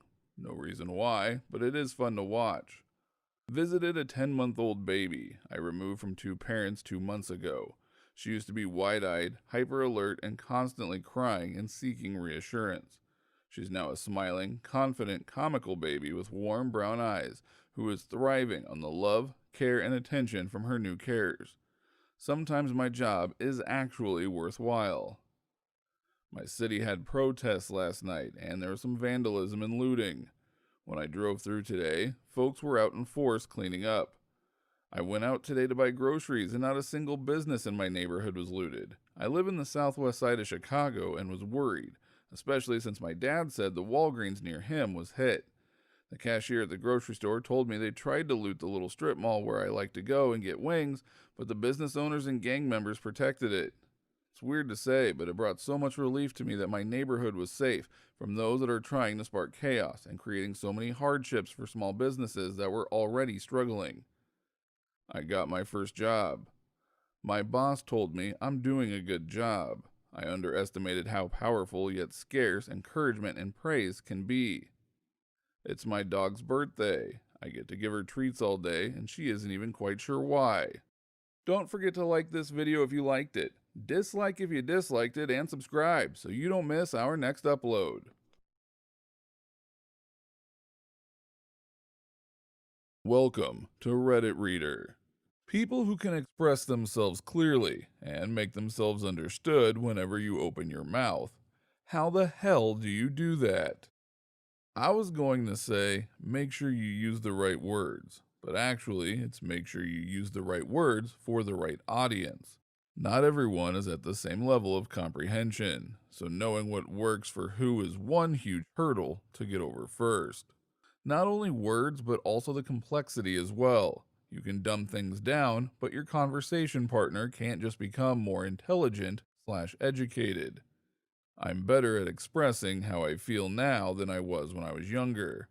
For me personally, formal higher education actually helped a lot. Spending multiple hours a day hearing other people discuss and express relatively complex thoughts made it easier to find ways to express my own thoughts. I'm the same way, and also getting into discussions about your thoughts either in a class discussion or writing papers, defending a point of view goes a really long way towards giving you the tools to understand what you need to convey to get your point of view understood. Read. A lot. It gives people a much better command of language and a broader library of ideas to draw from when expressing their own thoughts. On the other hand, as Steve Martin said, some people have a way with words. Other people not have way. Reading helps, but there's an auditory component that's important. Most people talk too fast. They talk faster than they think. I'd say listen to baseball commentary for great examples of people who speak. Also, don't rehearse in your head. Have a bullet point. You're more likely to trip up if you had exact phrasing mapped out in your head. Don't talk too fast, don't talk too much. My old professor said this about speech. Succinctness is a virtue. Convey your idea with few words, and the listener will be more agreeable. If you convey your idea while also using low mid-level vocabulary, even better. The listener won't feel like you're talking down to them with academic words or with baby words. Why use many word when few word do trick? Practice. Arguments help as well. Debating skills are actually quite useful in being able to articulate what you're feeling into actual words. It's not uncommon for even well-spoken people to fall apart when they are under pressure. They can think of what to say before and after, but when they're under the gun, they can't spit it out. Practice makes perfect. If you make a habit of typing clearly, eloquently, and with proper grammar, it will influence the way you think. If you type like every letter is a Herculean effort, and your life depends on sending that text quickly, then that's how you will express yourself generally as well. Review everything you write, edit it, and don't hit send or post until it says exactly what you mean.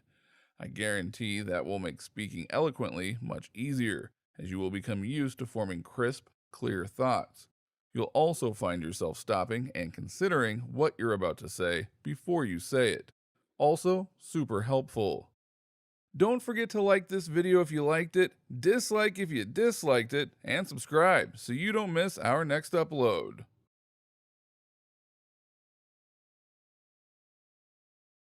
Welcome to Reddit Reader.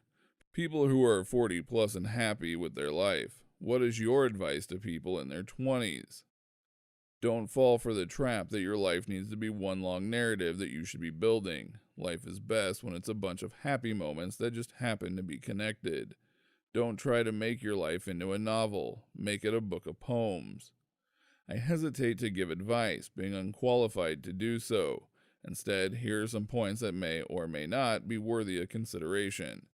Time is very short, and as you get older, it speeds up more and more. Time is more important than money.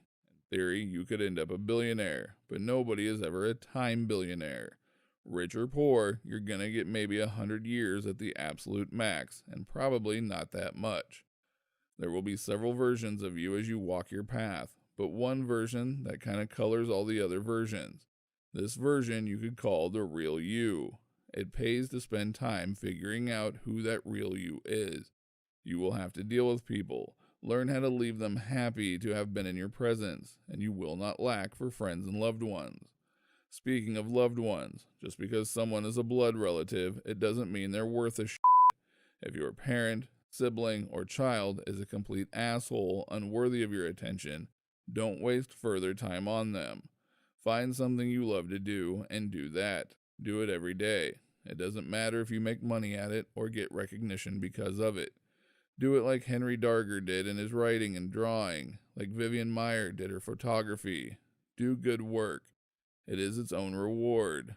I am a geezer, 64 years old. It does not have to suck being old. I think it's great for many reasons. If you're ever in my town, drop by and get on my lawn. Chris Rock said it best. Now people tell you life is short. No, it's not. Life is long, especially if you make the wrong decisions. Edit. The point is, you've got time. Don't kill yourself trying to do it all now. It's never too late to start again. All in my 20s, I thought I couldn't just restart my career, or dump a useless boyfriend, or go back to school because I was already on a certain trajectory. Made my choices now, I gotta make the best of it. That's total bullshit. You have no idea how incredibly young you are, and how much time you have to do whatever you want to do. When I figured this out, I found the man of my dreams, had a kid in my late 30s, dropped my entire career in my late 40s, and started a new one at 50, and it's awesome. When I was in college, I had the chance to go to Europe, but I passed because I had to work in a warehouse. I picked staying at a part-time warehouse job overseeing the world. When I finally went abroad in my 30s, it changed my perspective about everything and everyone. Go to another country that is far away and different than your own. Cries in COVID-19. I'm 46, and here's what I know. Money is important, but it's not the end-all be-all. It will not listen to your problems or hug you when you need it. Watch your weight, your blood pressure, and do not smoke. 75% of my patients that have the most serious diagnoses have at least one of these factors. Comparison will rob you of joy. Be happy for others, but don't feel you need to be like them. Let go of the little things. Stress will kill you. Chase your dreams. Life goes by so fast. You don't want to be 80 years old and regretting not traveling, pursuing your passion, etc. You cannot change someone, whether a friend or a partner. Their faults will not get better, and you cannot rescue them. Don't waste your life on toxic people. Make a point of performing kind acts for others. It will greatly enrich your life. Now, go get your life. Don't forget to like this video if you liked it, dislike if you disliked it, and subscribe so you don't miss our next upload.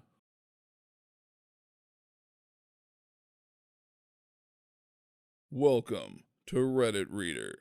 If you've ever asked the universe for some kind of sign and got it clear as day, what was it and how did it go?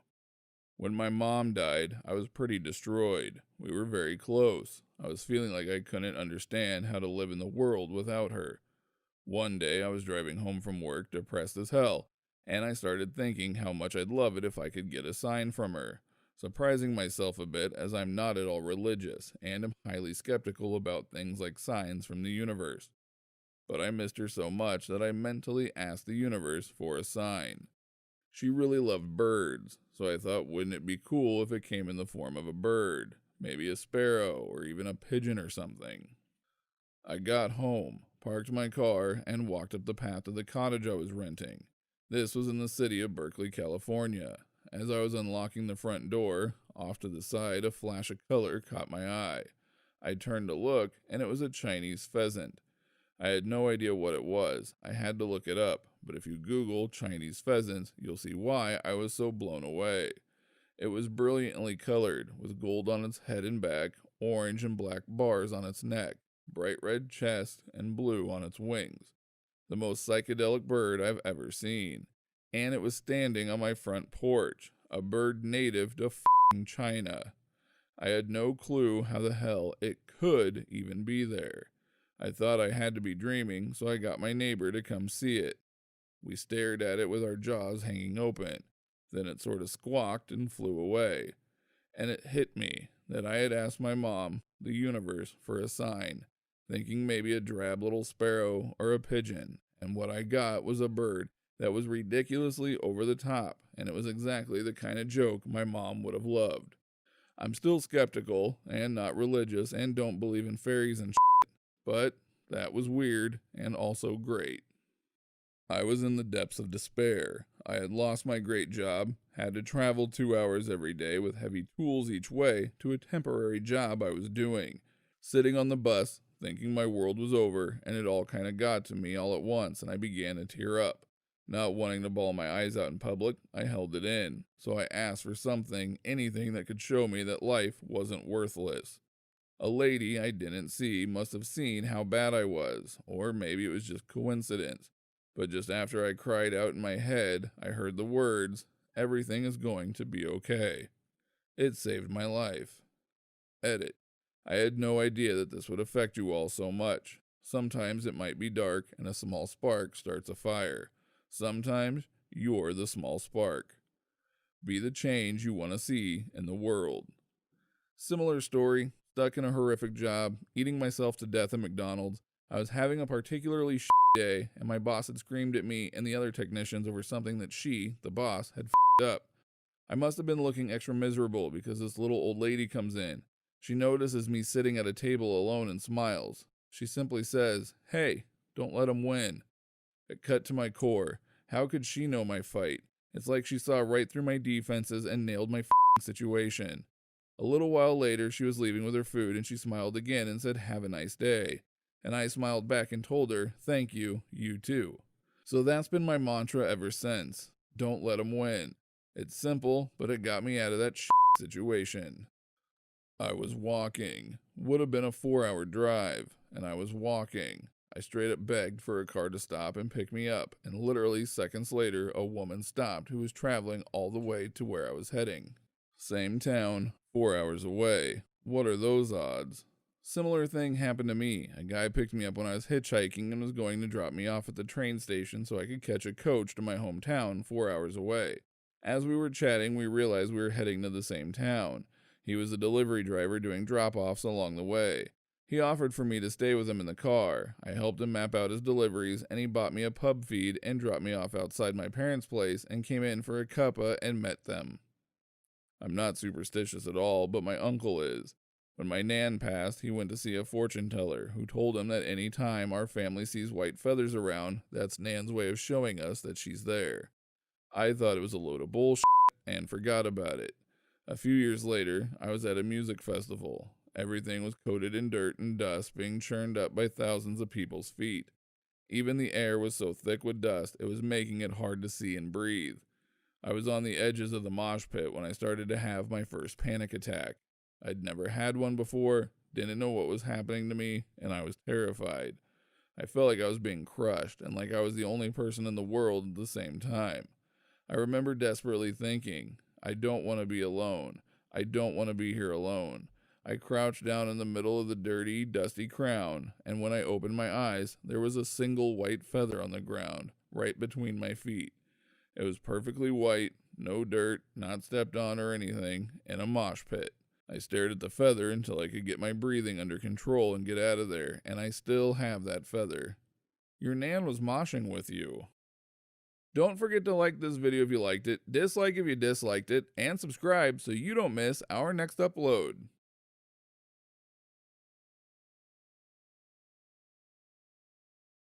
Welcome to Reddit Reader.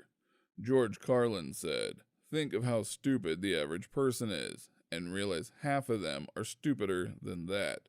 What real-life example have you seen that validates this view?" Customers arguing that their tattoo is backwards while their artist tries to explain that no, your tattoo is fine, it just looks backwards because that's how mirrors work.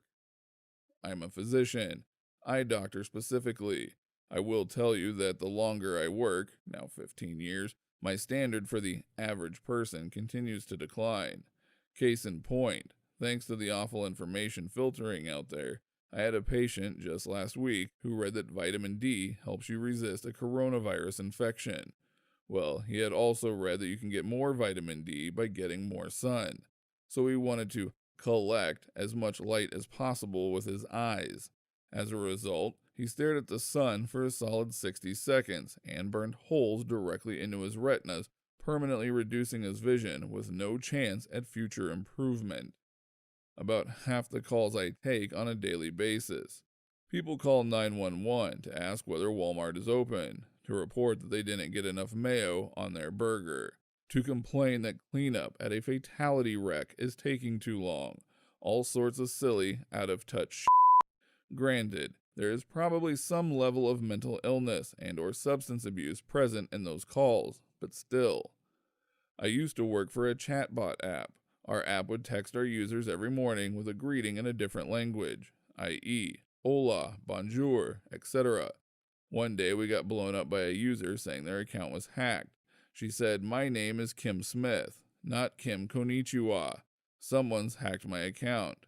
When we explained that our service has been clearly saying hello to her in other languages every day, and that Konnichiwa is hello in Japanese, and her account was fine, she went on a racist rant and said Disney was behind the destruction of America. Yep. Friend of mine showered in cold water for a year because he never thought of turning the other tap to see what it would do. I have pressed every single button, turned every tap, and flicked every switch in my house at least 1,000,000 times, including fuses. How people can just stand in a shower and never try anything, especially if they don't have hot water, just blows my mind. At the start of working from home due to COVID, I had a few users submit tickets for connectivity issues. These tickets got through 2 lines of support before landing in my queue. Turns out that the corporate Wi-Fi doesn't follow you home and you need home internet in order to connect to the VPN. I recently spent 20 minutes on the phone with a board member trying to diagnose why his camera wasn't working for our online meetings. Funny thing, you have to actually have a camera in order for it to work. My dad is a pesticide investigator for the state and heard this on a complaint. I set out all these bird feeders and bird baths, but not one bird comes to my yard. I bet it is all those pesticides that crop duster is laying down in the field. Local school board member as they were standing in her 5-acre yard with 20 or more cats running around. I used to manage a retail store that sold teen clothing, so as expected, I primarily had teens working for me. One employee came to the back room while I was on break and asked what I was eating. Somehow the topic turned to how I should have bought chicken for lunch because she wanted chicken. I told her I was vegetarian and therefore don't eat meat. She tells me chicken is not meat, it's poultry, and vegetarians can eat poultry. She said at the grocery store, the aisles list meat and poultry separately, so they're obviously different. We argued for a couple of minutes before I finally told her to go back to the sales floor. She didn't last at the job long, but damn, you know the reason you bury a rattlesnake after you kill it is because bees will eat it. Then bees can sting people with rattlesnake venom. Guy I heard constantly trying to pick up women on public transit. That sounds like a sick superpower, though. Then a bear eats the honey, and it gets snake fangs and stingers on its claws. The circle of life is both gorgeous and terrifying. Don't forget to like this video if you liked it, dislike if you disliked it, and subscribe so you don't miss our next upload.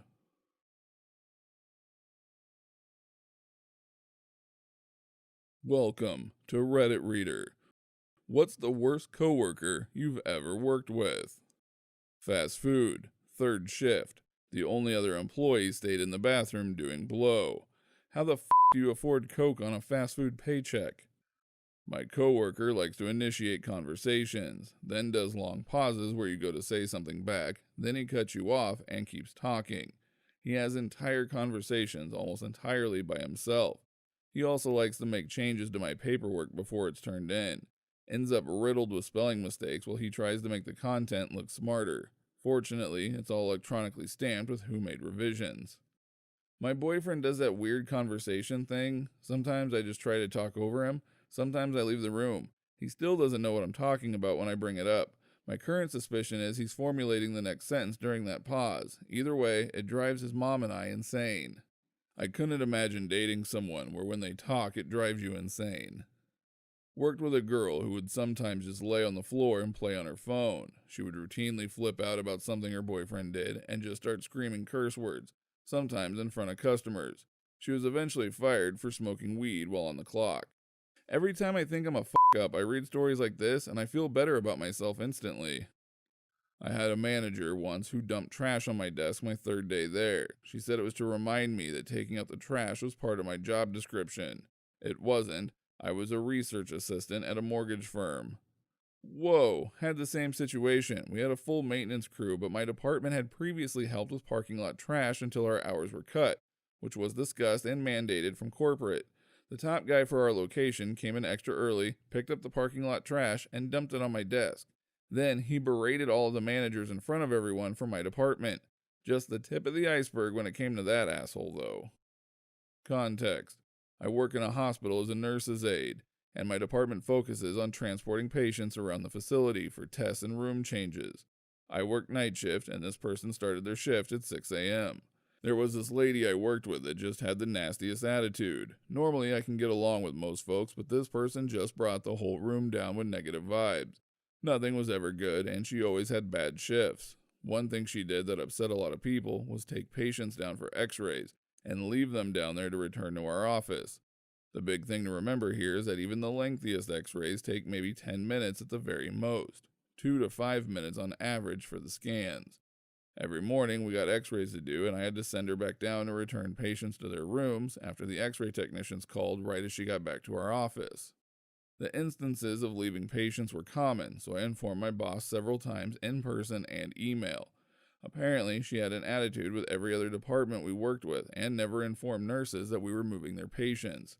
Big no-no when meds and vital signs need to be done. One day, she abandoned a patient in the ER waiting room when they were waiting for a ride home and told no one, so security had found a patient just sitting alone for 15 to 30 minutes without supervision.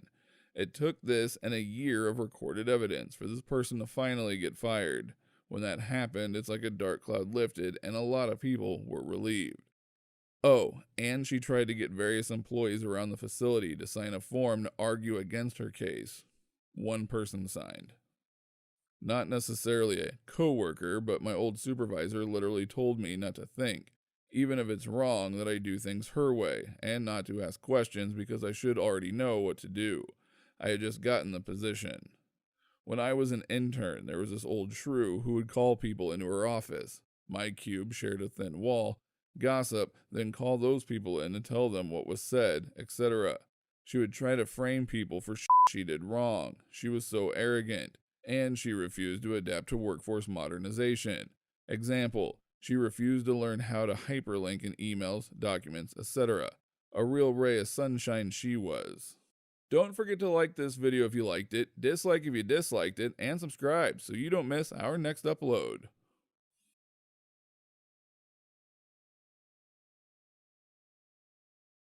Welcome to Reddit Reader.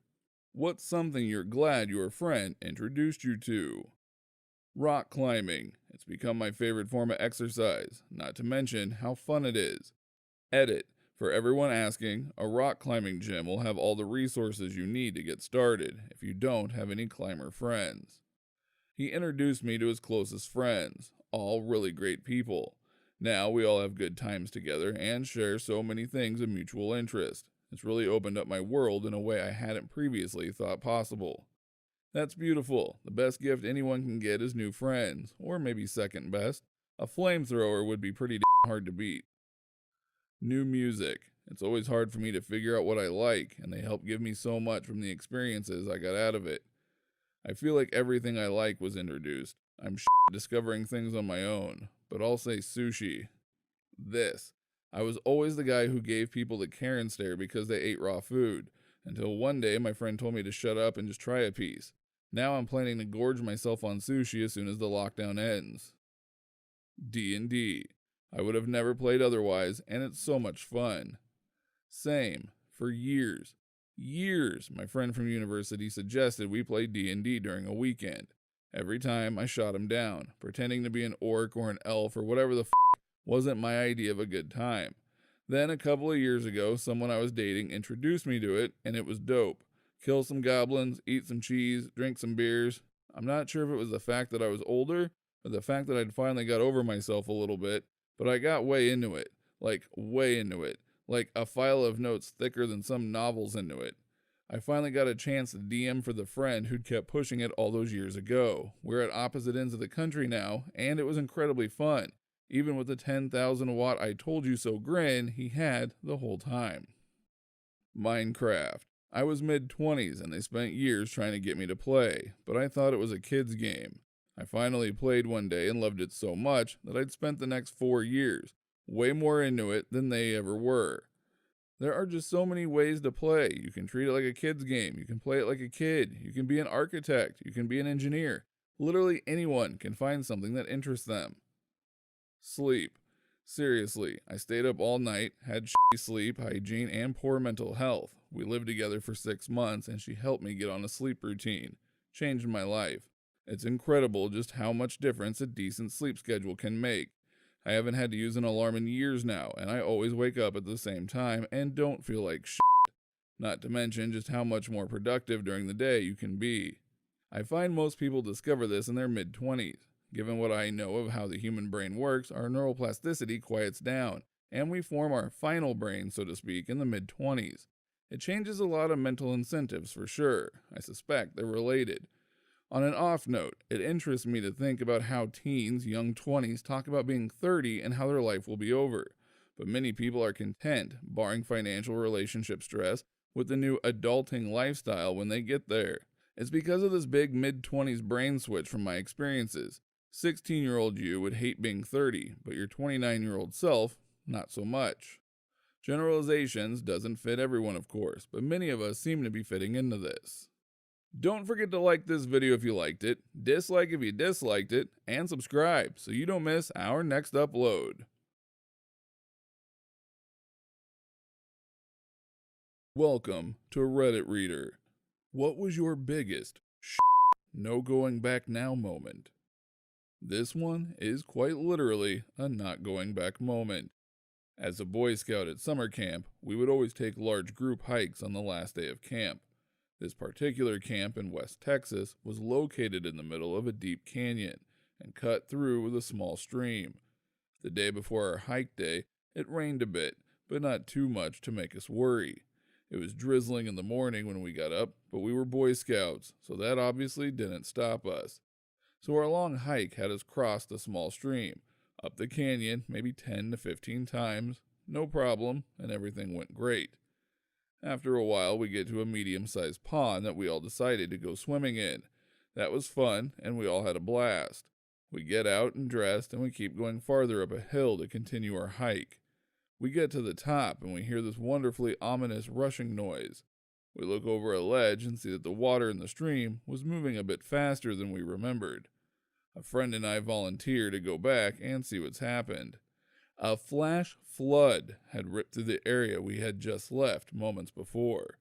The water in the pond was at least 7 feet higher than it was 5 minutes before, and it was covered in foam and rapidly overflowing. We decided as a group to test our luck and go back to see if we could get out, but the last stream crossing had turned into a very fast-moving river crossing. Needless to say, we were We literally couldn't go back, and we had to wait a long time to get help, and now get to the almost flooded camp. Happened to a friend of mine in Philmont. He went to the bathroom and had to cross a small stream to get there. The sky opened up for a few minutes, and he still hadn't come back. We heard yelling a little later, and he was stuck because that small stream had quadrupled in size and was now a raging river. Stepping off that sandbar, I could barely reach to swim out to the girl caught in a riptide, and not knowing how a riptide worked. It took what felt like hours, but spoiler alert, we made it. Too early in the season for lifeguards. I remember calling out to people walking their dogs on the beach, but we were so far out they didn't even look towards us. I'm sure she is eternally grateful that you took that step. Don't know, she was a friend of a friend and I barely knew her. I was trapped in a riptide as a young child. A stranger pulled me out and almost 30 years later, I still remember his face and how emotional it was. Trust me, she remembers you. When I was a kid, maybe like 7 or 8, I got pulled out by a riptide. None of my family saw it happen until I was way out there. Some random teenager swam out to haul me back. Never got her name, but I'll gratefully remember her face forever. I'd bet the girl you hauled in feels the same sort of gratitude. I hopped a freight train once, and the moment it hits 15 to 20 miles per hour, you're just along for the ride. But the real no going back moment came when the train stopped on a siding outside Winnemucca. After waiting there for like 5 hours, I decided to walk into town and get some ice cream sandwiches. As soon as I got 50 yards from the train, I realized if it starts rolling now, I'll be too far away to chase it down. I'll just be stuck in this town for a while. Edit. For you kids out there, riding freight trains is dangerous and illegal and dirty and loud and unreliable. Don't do it. Also, I should point out that Winnemucca is home to some of America's best Basque restaurants, fantastic cowboy heritage sites, and it's the gateway to the Black Rock Desert. It's got something for everyone, not just stranded hobos. TBF, this is how 90% of Winnemucans ended up there. When I was about to get on the plane in my first semester of med school, my dad, never one for sentiment, said, "Well, you're now actually worth more dead than alive. Don't screw this up." Why were you worth more dead? Insurance? I am done with school and worth approximately negative $460,000. If I die, my value goes up to zero, which is a clutch business move. LOL. While motorcycling through Vietnam, it was getting late and I was running low on fuel. Too low to turn back to the previous town. If that wasn't bad enough, my bike rack broke. Luckily, a kind man and his daughter stopped to help. He knew no English outside of "I can fix," so I followed him. I wore my bags and held the rest in my lap. Entering the town, my jaw dropped. It was complete calamity. The streets were filled with people carrying 2x4s, rocks, and bottles. Literally hundreds of people. It was like a war zone, with people smashing scooters and cars on fire, people yelling and fighting. A few individuals were running for their lives with mobs in tail. I can still vividly see one man's face as he looked over his shoulder in dread. There were too many people to drive through, so I had to slow down to a crawl. All I kept thinking was, please don't notice me, please don't rob me and smash my face in, please know I'm with this kind man and his daughter. The moment lengthened as a few of the town folk started to notice me. I was scared shitless, but produced a warm smile. The smile wasn't returned. The kind man looked back, and those who were taking interest in me noticed. Can't help, but think it helped. We finally breached the throng of people and pulled down an alleyway to his place. I still didn't feel safe, but I needed gas and my rack fixed. I tried to ask the man why all these people were fighting one another. He just smiled and made the drink gesture. It was during Tet, or the Vietnamese New Year. He fixed my rack, gave me some gas, and wouldn't take any money as payment. However, like Christmas, the kids received money, so I gave his daughter a fat wad of cash with his blessing. About 45 minutes later, I arrived safely at my hostel in Nirvana. Parachute jump. My life is now no longer in my hands. Oh well. Geronimo. First time I went skydiving was a tandem jump, and the guy told me on the ground, once we get in the door, we'll rock back and forth 3 times. On the 3rd time forward, just roll out the door. So me, being the trusting sort, thought that was a solid plan. We get up to altitude, open the door. I put my feet on the little platform and crossed my arms just like he told me to. The rocked back once and pushed us out the door immediately. My only thought was, that wasn't 3. Oh, we're falling. Don't forget to like this video if you liked it, dislike if you disliked it, and subscribe so you don't miss our next upload.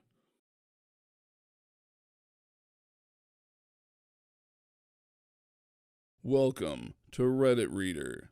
What is a fact that can possibly save your life? Airplane depressurizes and the mask drop? Put your mask on first, as instructed. At 35,000 feet, you have 30 to 60 seconds of useful consciousness. Make it count. When having a heart attack, you don't swallow aspirin, you chew it. Is this real? Gets to the bloodstream faster through the walls of the mouth. Do not delay getting out of a burning building. The flames are not what will kill you. The smoke will get very thick and toxic very quickly, and you will not be able to see the way to get out.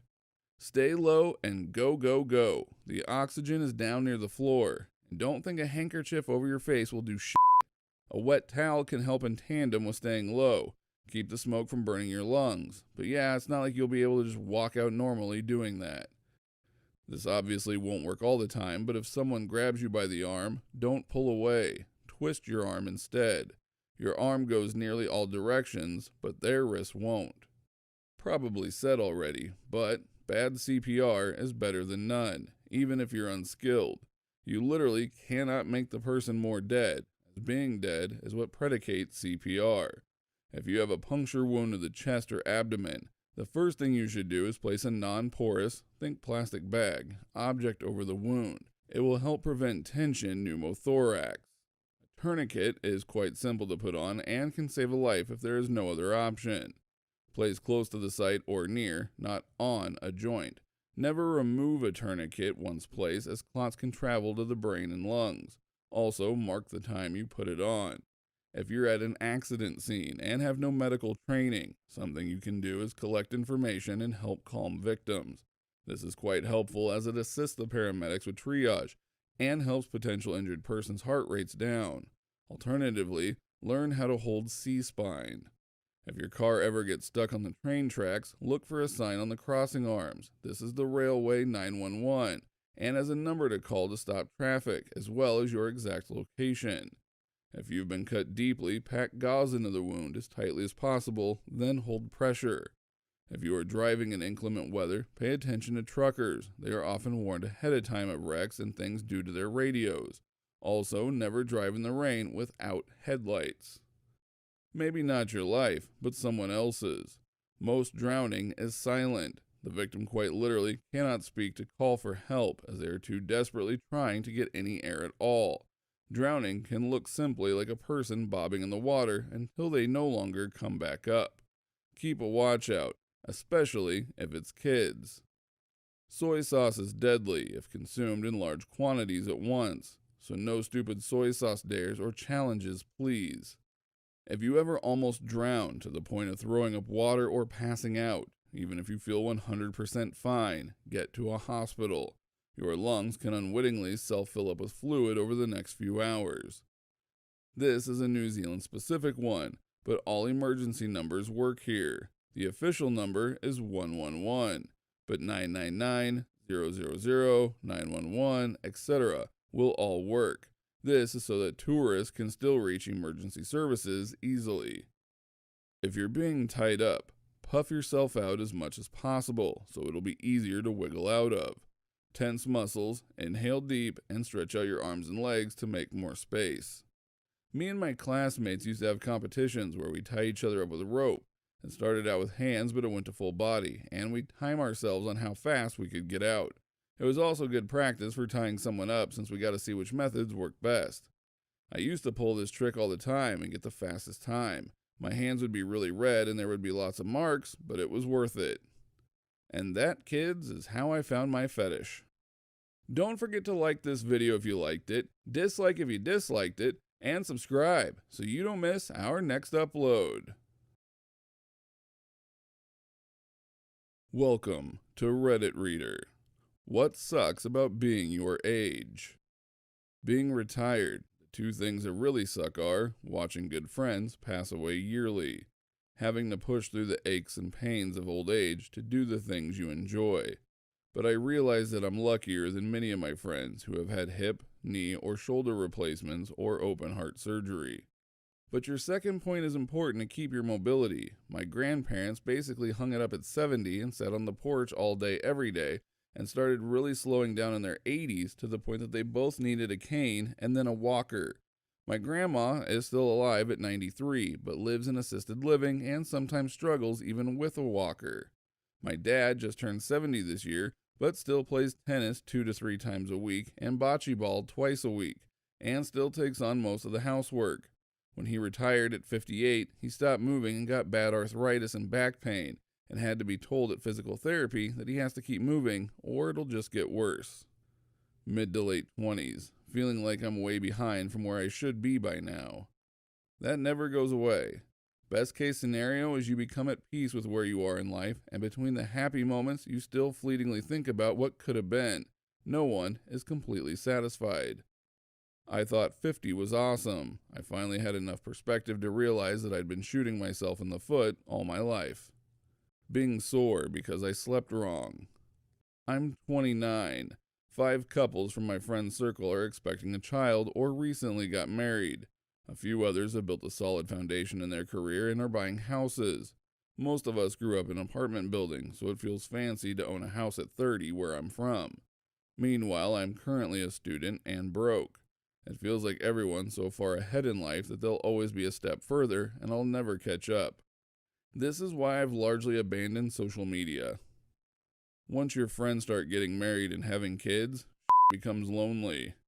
Yep, doesn't help when you move 3,000 miles and don't know anyone, especially now since I can't even socialize with new people and I've made very few legitimate friends out here. Making friends as an adult is hard. There's no obligation to spend enough time with other people to become friendly, unless you join a club, which feels lame and weird, but does actually work. Balding, back pain, bad vision. I'm 23. At 73, I am reminded daily by my body that I'm not 25 years old anymore. I'm too old to take up most action sports. The body doesn't bounce back like it used to. That shit's real. And too young to retire and just off all the time. The early 30s is that weird age where you're just old enough to be out of touch with what's cool, but not yet old enough to be fully progressed in your career, to be sitting on enough stacks to not care about that. Getting there at least. I had a coworker say he felt this way about turning 30, but then someone changed his mind by saying that he's old enough to know who he is and what he wants and needs, but still young enough to do things with his life and have fun. I don't know if this helps, I'm only 18, so I wouldn't know. This is exactly how I feel, 31. I felt so lost for the longest time trying to figure out who I was. I put myself through some shit and I have experienced a lot. Now I just do stuff I love doing and I care a lot less about what people think of me. I'm even more active than I was in my 20s. Was playing on 3 different sports teams pre-COVID, and in my 20s I was very lazy and mostly high. I know this is just my experience though, and it can be much different for others. Don't forget to like this video if you liked it, dislike if you disliked it, and subscribe so you don't miss our next upload. Welcome to Reddit Reader. What was the biggest misconception that you had as a child? Underneath the floor of a building was just an endless void. I thought people who replace floors were incredibly brave, so I always told my parents I wanted to replace floors. For a year or so, I wanted to be a tax collector. I saw one in a Pink Panther cartoon and thought they were just people who knocked on your door and kept all the money you paid them. That people of other races just had different levels of being tanned. Found out in the mall that I was wrong. I lived in such a white area that I thought my mom, who is totally white British ethnically, but has much darker features than my other mega pale family, was black. Similar thing. My dad's always been tanner, especially since he works in the sun every day, but he's white. Well, until I was 6, I thought he was black. I thought having a job was just you picking a company you like, waltz in, find an empty spot, and start doing something. I had no concept of interviews, tests, and all the paperwork involved. To be fair, some of the older generation act like that's the way it is when giving advice. My grandfather told us stories that it used to be like that. There was a severe labor shortage, so you'd walk into the factory in the morning and get hired on the spot. If you didn't like the work, you'd quit after a short period and just go to the factory next door and repeat. He said he had about 16 jobs in 1 week at one time. My mom always told me that if I got lost or separated from her while out in public and couldn't find a police officer, I should seek out the nearest woman with children. Her reasoning was obviously that another mother would be a good kind of stranger to talk to, much more likely to help and less likely to harm a lost child. My reasoning, however, was that if I somehow never found my own mom again, I could and would just go home with the woman and have new siblings to play with so I wouldn't get lonely. All that you needed to do to get pregnant was get married. I thought a potluck was where everyone brought food to a party and put it all in one giant pot. Then you would scoop out a plateful and whatever you got was your luck. I thought being fired from work meant that the fired person gets killed. Every time my mom would tell me my sisters not to bother her, she could get fired from work. She partially worked from home. I assumed that her boss would come into her office and literally shoot her. I was so terrified that my mom would get in any trouble at work. If you missed an exit on the highway, you would basically end up in a different state. Judging by the way people cut across 4 lanes of traffic, rather than spend a few extra minutes turning around at the next exit, I feel like there are some adults that still think this is true.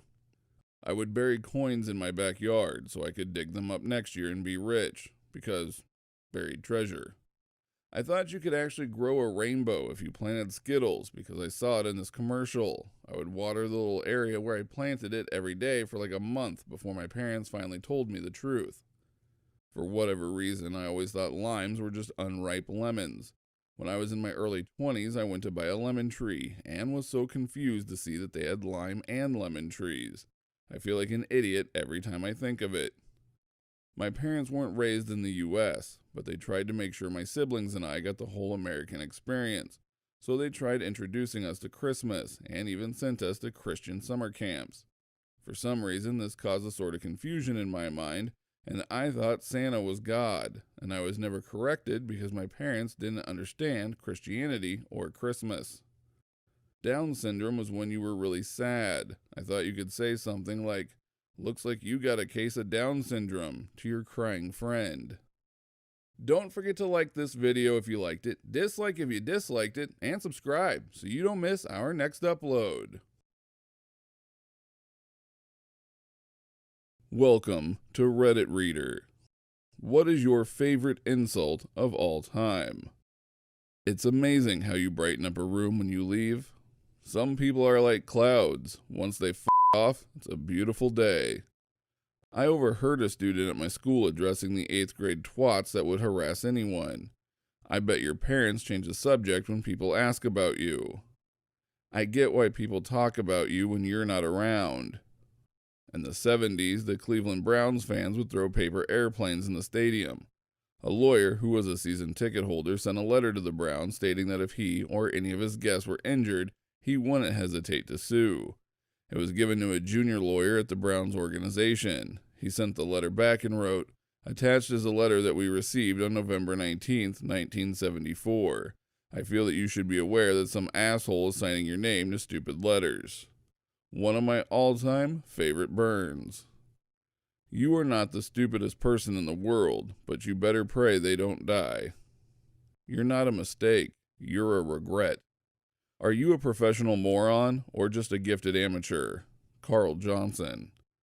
I'd love to see things from your perspective, but I'm afraid that I can't shove my head that far up my ass. I'd agree with you, but then we'd both be wrong. Expected nothing, still disappointed. When they circumcised the right honorable gentleman, they threw away the wrong bit. Said in a British parliament, I believe. Bob Ross would call you a mistake. Isn't it rather dangerous to use your entire vocabulary in a single sentence? You are proof of anal conception. I would challenge you to a battle of wits, but I see you are unarmed. By Shakespeare. You're about as useful as a paper condom, and you're worth even less. I hope your day is as pleasant as you are. I am jealous of people who have not met you. You're about as useful as Anne Frank's drum kit. There are approximately 1,010,300 words in the English language, but I could never string enough words together to properly express how much I want to hit you with a chair. Alexander Hamilton. I hear that bit almost made it into the Constitution. You couldn't pour piss out of a boot if the instructions were on the heel. Your ass must be jealous of all the shit that comes out of your mouth. You look like a before picture. Pretty much anything attributed to Winston Churchill. Paraphrased. Sir, if I were your wife, I would poison your drink. Madam, if I were your husband, I'd drink it. Mr. Churchill, you are drunk. Yes, and you're ugly, but tomorrow I'll be sober. Don't forget to like this video if you liked it, dislike if you disliked it, and subscribe so that way you don't miss our next upload. Welcome to Reddit Reader. What's something about you that nobody knows since it never comes up and nobody asks? Once, when I was like 2 or 3, my family and I went shopping at the nearby strip mall. At some point, I lost my parents and sister. I remember crying in front of one of those large stacked displays of TVs, all playing the song and music video to Britney Spears' Oops, I Did It Again, for a really long time before anyone found me. Now, the weird part. Whenever something bad is about to come up in my dreams, that song starts playing. I can preemptively wake myself up from nightmares because Oops, I Did It Again will start playing right on cue, right before anything really awful happens. Sometimes I even see the music video. This wasn't even a super traumatic incident or anything. I guess the fact that I still remember it is a testament to how good of a childhood I had. I'm a twin. Could know someone for years and it never comes up. But when it's finally mentioned, it's so mind-blowing to them that I have a twin because they've known me for so long and didn't know. It doesn't come up because people don't often ask other people, so are you a twin, without any reason to ask. I found out my friend was a twin when I was 28. I'd known him since I was 15, but he only ever mentioned his brothers and not his twin. I finally worked out why he was occasionally an asshole and ignored me in public. Wasn't him, but his twin brother never bothered to correct me. Turns out his twin is an asshole regardless. That white streak in my hair is not dye, it's natural. Everyone just assumes I dye it and doesn't ask about it. As a kid, I could nibble American cheese into any state, shape, and most large countries. It was my talent when I was interviewed for commercials once, and it got me on Kids Say the Darndest Things. Edit. I'm adding the story. After we filmed at NBC CBS Studios, my mom and I went to lunch at a nearby restaurant. Jerry Seinfeld was eating, and my mom said she'd give me a box of Tic Tacs if I walked up and said hello to him. I am ambidextrous. I was born a righty, but I had my right arm really badly broken as a kid and took a while to heal. Time during which I had to adjust to using my left hand for most of the things. After my right arm finally healed, I still used my left hand for a while because I was so used to it. But once I started reusing my right one, it was still so natural, so I kinda trained my left one to work just as well as the dominant one. Nobody really gives a shit, although one of my direct reports noticed once that my handwriting is just as calligraphic with my left hand as it is with my right one. Same. Boxer fractured twice on my right hand during college, so I had to write all my notes with my left hand for 2 semesters.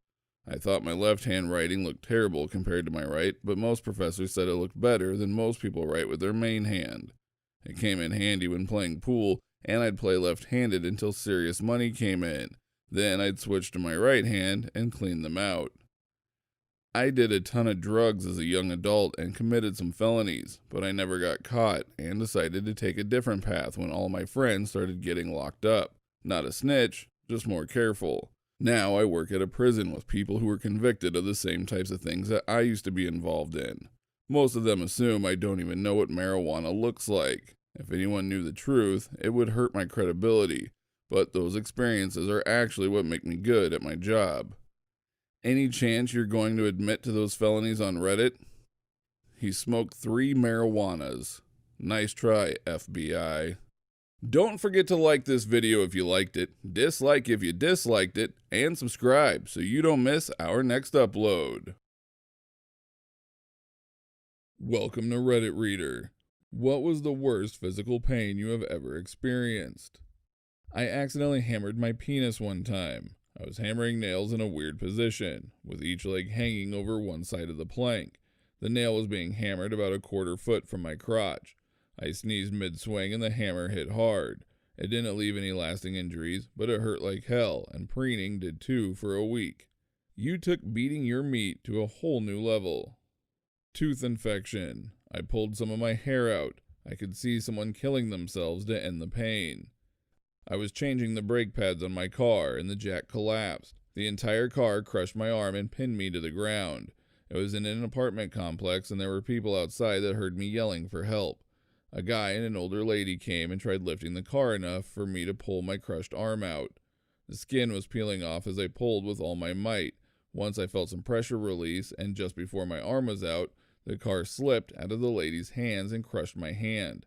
At this point, I'm trying to get her to lift for 2 more seconds so I can get my arm out. After what felt like an eternity, I finally got it out.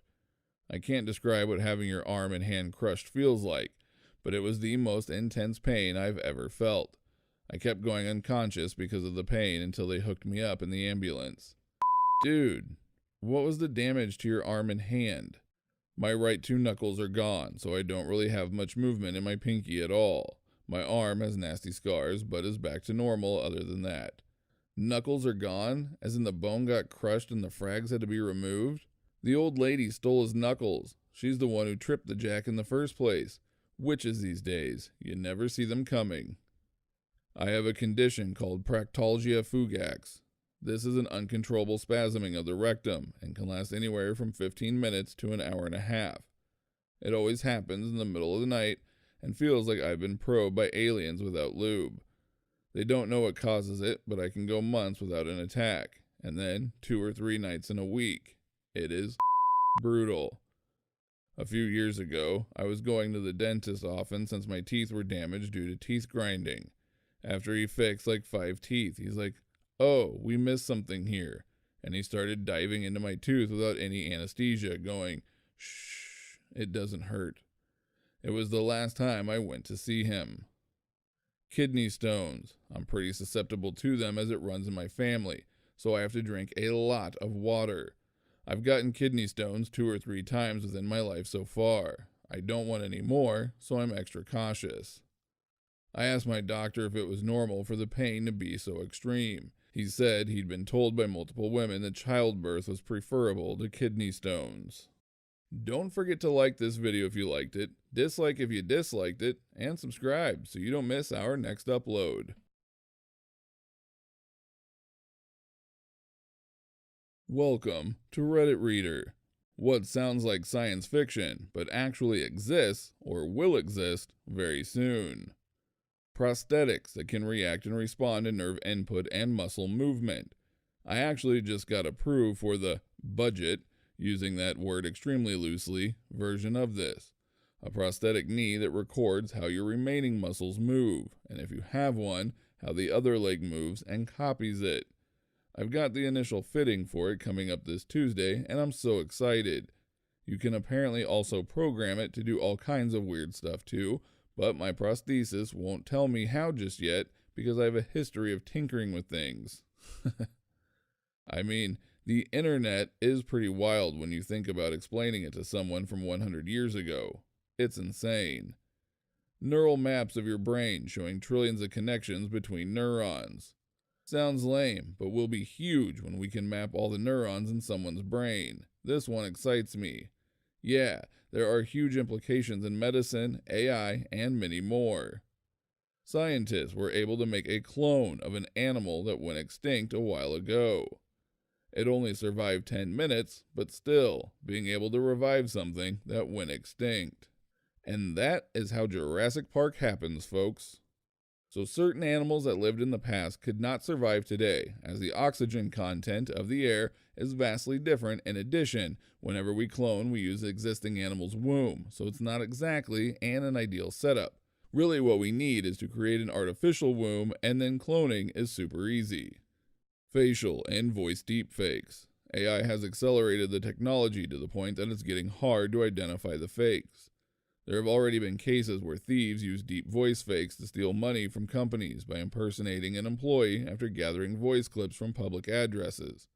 Propaganda is going to start using this technology more often in the near future.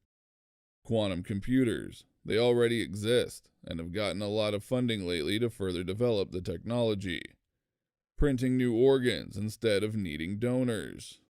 I'm in evaluation for a heart bilateral lung transplant. I was born with 5 congenital heart defects and 2 congenital lung defects. Had my first of many open heart surgeries when I was about 10 hours old.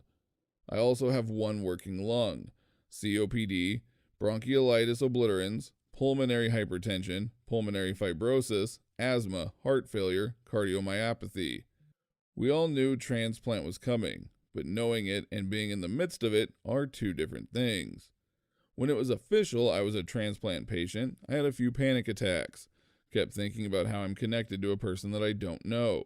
They have a family, favorite food, someone loves their laugh.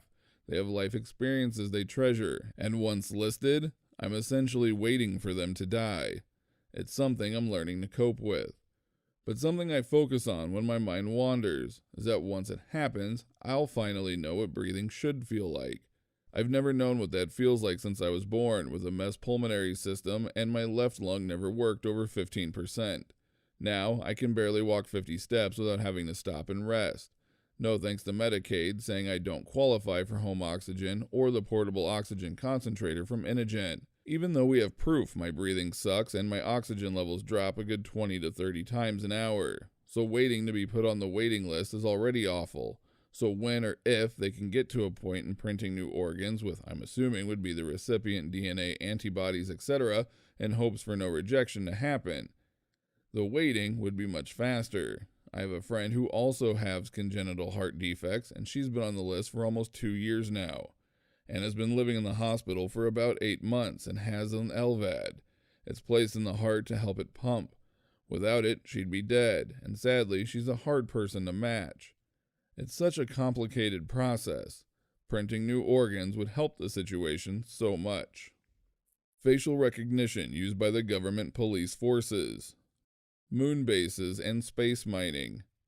Nanobots, tiny specialized robots that will swim through your body and deliver medicines to the required organ directly. Also, personalized medicine according to your genetic makeup. The concept in the movie Her will without a doubt become very real soon. I have no doubt that dating bots or having a bot friend will become a thing. Maybe even bot therapists when or if the tech becomes developed enough. A licensed therapist bot. Mainstream universal translators. Some already exist for certain languages. It's really just voice to text, a translation to voice. Once it is downsized and built into your AirPods, it's game on. Don't forget to like this video if you liked it, dislike if you disliked it, and subscribe so you don't miss our next upload. Welcome to Reddit Reader. What is the most effective psychological trick you use? If they can do it, I can do it. Almost every single job, position, title, or accomplishment has been achieved by someone that other people look at and go, how the did that moron make it to where he is? And if those morons can do it, I sure as can do it as well. I did this with myself when I was learning to drive. Predictability means safe. I'm a school teacher with a high number of students with trauma. Major issues while getting my routines established, but they're now super warm to me because I'm reliably predictable. I have 2 outfits that I alternate. A Monday, Wednesday, Friday, and a Tuesday, Thursday. Same greeting at the start of class, same start to every class, etc. Have very transparent discipline too. They know exactly what gets a detention and what doesn't. If they can predict what will happen, they feel safe because they're in control of choosing their outcome for the day. Children and people like feeling in control. Recently, my fiance's cousin told us about how she doesn't give her children the option of whether or not to have veggies. She gives them the option of how much they get. Usually something like, would you like 1 helping of green beans or 2? Of course, they happily choose 1, sometimes 2, weird kids. And they do it with a big smile on their face, like they just got away with something, LOL. I think it's called the hairy arms trick. When I'm about to hand in the first version of a piece of work, I will leave a small but noticeable error that's easy to fix. It's always the error that my boss notices and suggests changing, which means that he or she feels involved in the process, but also doesn't nitpick for something arbitrary to criticize. I wish I knew about this trick when I had to write short medical segments for the local news. If I showed my editor something that I felt was perfect, he would make me move sentences around for an hour and end up almost exactly where we started. Talk softer so people either de-escalate or pay more attention. There is a 16-year age gap between myself and my youngest sister. When she got to the tantrum age, I would sit near her and start talking quietly. If she wanted to hear me, she had to stop throwing a tantrum. Saved my teenage sanity. Remember people's names. Greet them by it when you see them, even if that's the only time this week you might. People really like it when someone remembers them. It's easy credit. Fake it till you make it can really trick yourself into doing something you didn't want to do. For example, I really don't feel like starting on my report. Let me just pretend that I'm interested in doing it, look over the data, and act like I was getting any information out of them. And then, next thing I know, I was balls deep into my report. I wouldn't call it a trick, but empathizing with someone goes a long way. If you can explain their perspective back to them in a way that actually proves you understand it, you have a much better chance of getting them to listen to your perspective. I'm not nervous, I'm excited. Nerve killer every time. Doctor: okay, it's just a prostate exam and it might be slightly uncomfortable, but it'll take just a second and there's no need to be nervous. Me: I'm not nervous, I'm excited. Doctor: you can remind yourself to do any task by leaving a random object in the middle of the floor on your way out of the room. When you come back in, you'll see the object and remember why you left it there. Works every time. I tried this. I just ended up going, right, I need to do that, while stepping over the object and procrastinating. Ben Franklin effect. If someone doesn't like you, convince them to do you a favor or lend you something. It'll trick their subconscious into convincing them that they like you. Very handy at work. Silence. It's so powerful. If you want to find out more about what someone is really thinking or feeling, instead of nodding along or using some verbal filler, I just don't say or do anything. It's amazing how people respond. So often as people, we interrupt each other before things reach a deeper level. Plus, some people find silence uncomfortable and need to fill it. I've found out so much this way. If you tell someone you need their help, they are more likely to do what it is you want or need, rather than you telling them to just do it. Hey, little Jim, when you get done with dinner, I need your help in the kitchen. Little Jim: okay, Dad. Shows up. Tell him you're loading the dishwasher, put a couple of plates in, and he'll help and then thank him after. Or, Little Jim, after dinner you need to do the dishes. Little Jim: off, you old. Big difference.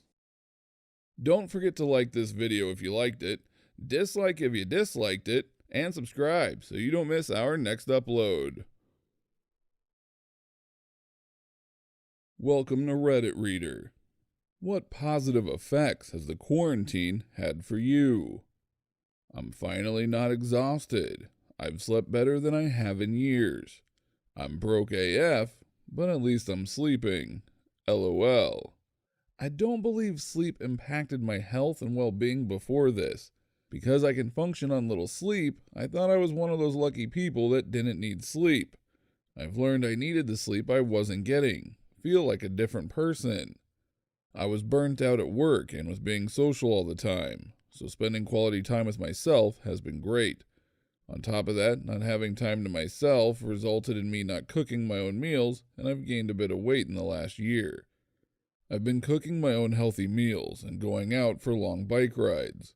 No idea if I have lost weight, I get obsessive over the scale. I have been living in sweats and leggings the last few years, and decided it was time to put effort in how I look. I've started learning about how fashion works and sold or donated some of my clothes. My room was depression messy, and I cleaned it right after my work shut down and have kept it clean since. I've been going on daily walks in wooded areas, noticing things in nature I'd never paid attention to before. I feel awful even saying it, but I work in software, so my job and productivity didn't change one iota. It took me about an hour one way to get into the office, and I'd usually buy a lunch instead of make one, though Lord knows I tried. I even subbed to R Meal Prep Sunday without ever actually prepping anything. That counts, doesn't it? Being home, I do cook a lot more, though. My son is also not in daycare, which was costing me $170 a week. No more gas, plus no more going out to eat, plus no more daycare, plus no more random "I'm tired and don't feel like cooking, let's just go out," equals thousands of dollars appearing into the savings account seemingly overnight. Oh man, so many positives. I bartend in a restaurant, so I've been laid off and collecting unemployment, and it's more money than I make in a week. I paid off my credit card debt, my carpal tunnel is healed, and I've been drinking significantly less. Quit smoking. I've been cooking more, saving money by not going out. I have a regular sleep schedule. I've been reading more. I've lost weight. I don't wear makeup anymore and my skin cleared up. I got a puppy and I've had all the time I need to train him, and so much more. This run-on sentence could go on for hours. I think the best thing is realizing how important it is to make the most of my time away from work and establish a routine that doesn't revolve around a job. Due to my job and the hours I work, I spend most of my time alone. There are days when the only people I see are the person who worked before me and the one who works after me. But now my roommates work from home and I actually have people to talk to and be around. I feel like it's been good for my mental health. This is the opposite of my situation. Before, I only saw people when I went out. Now I don't see anyone. Not good for my mental health. It made it feel right for me to be by myself. Been saving a ton of money. I can't believe how much less I'm spending on lunches and coffee breaks and takeout. Our grocery bill is up maybe $40 a month, but our food budget is easily at least $100 lower a week. I'm one of those people who started to do their balcony. 3 years in a row, my balcony was dirty and without any plants. Now I cleaned up and put some plants and it starts to look really nice. Careful, I started with 2 plants and now it's well over 100. Gardening is an amazing but addictive hobby, but it's the best feeling watching them grow a little bigger each day. It forced me to change my business from catering big parties to serving carry-out dinners a few at a time. I made a decent living from catering, sure, but I'm making an absolute killing on these dinners, and now I even get to take weekends off. Plus, whenever large parties become a thing again, I will have introduced myself and my product to several hundred potential clients with a marketing expenditure of $7. The cost of the sign I put by the side of the road that simply says, dinner. I have started working out. Loving not having the commute. I can wake up 5 minutes before work starts and I'm fine, and at 5 o'clock I'm instantly home. And you get chores done around the house during the workday, which makes my weekends truly mine. I mowed the lawn at lunch Thursday. Loving this home stuff. No tollway fees, no fast food lunches. I've had time to learn more about myself. I am in recovery from alcohol abuse, so after years of numbing myself, I've been relearning how different emotions feel and how I react to those emotions in a safe environment. I haven't worked since March 16th, and now I'm a couple weeks away from finishing my first novel. Suffering from bipolar 2, the boredom pushed me to clean my room, do the laundry every week, and fold it. It may not sound much, but for a person who hated doing chores, it really changed me. Also, my girlfriend and I have a deeper bond and understanding of each other. It's amazing what boredom can do. I started this YouTube channel. Don't forget to like this video if you liked it, dislike if you disliked it, and subscribe so you don't miss our next upload. Welcome to Reddit Reader. Workers who got their bosses fired. How? I used to work at a title company and witnessed our department manager forge mortgage documents on a fairly regular basis. So when she went to upper management to throw the entire department under the bus for being behind on recording documents, I marched straight to HR to resign and let them know what she was doing. She was fired, and they called me and offered my job back before the week was out. Worked register at a tour company. I also had a manager who hated me for some reason. She was probably the person I've ever met. Constantly yelled at us for no reason. Got on to me about answering questions a new hire had when I was asked, not her. Wrote down I was 30 minutes late for a shift when I was 2 minutes late, etc., etc. We had a sneaking suspicion that she was taking money from our tills, as she was always the one who counted down the till when someone got fired for stealing cash. I made it a habit to count down every bill when I gave it back to a customer, because we would get docked if we were even $1 off. So if a customer had $23 in change, I'd count 20. 1, 2, 3 in front of them, so I knew I had given back the right amount. We also had cameras pouring at the registers. Well, one day my GM pulls me aside and says $20 was missing from my till, and they were going to fire me. I straight up told my boss she could look at the cameras because I counted out all my bills for customers. Lo and behold, was the one who counted down my till and got caught on tape, pocketing the money. She was gone by my next shift. You, Jennifer. I won. Why wouldn't they be checking cameras regardless if they're going to fire someone for stealing? What idiots. I didn't say it was a well-run company. I had a job that required my supervisor to be doing evaluations of my cases and charts. She just hadn't in months. She and my director ordered me and my coworkers to do our own chart audits, fill out the forms, and they would sign off. I was so tired of not having adequate supervision, staff meetings weekly where she yelled at us, and invariably someone cried due to the stress and lack of support, and not having been paid enough to do everything I was doing and their job, I refused. I was told to do it or I would be fired. Nope, so I got fired. On the way out to my car, I called my former director, who had moved to another agency. She set up an interview for the next day, and I had a new job within 24 hours. She asked me what had happened at that interview. I spilled all the tea.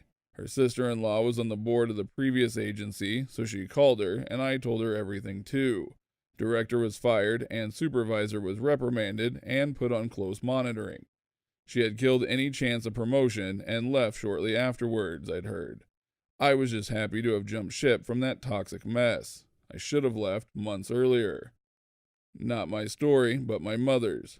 I watched on the sidelines as a teenager.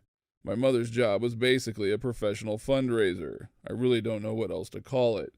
People came to her for help to raise money for nonprofits or other foundations that needed it. This was a long time ago, before social workers were more of a mandatory thing at high schools. My high school was very poor and did not have one. So my mother took it upon herself to set up a fundraiser to pay the salary of a social worker so my high school could have one. After raising all the money, she went to talk to the principal, who flat out refused to take any of it and said the position just wasn't necessary. My mother was pretty upset and just decided she would donate the money to supplies or something like that. I honestly have no idea what she did with it, but it did go to some sort of charity.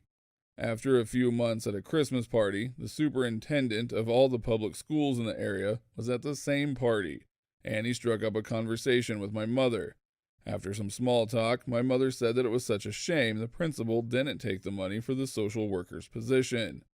The superintendent was dumbstruck and then told her that he had ordered the principal to find funding for that position, and when superintendent asked him about it, he replied with, "No one is interested in that, and we just couldn't get the money for it."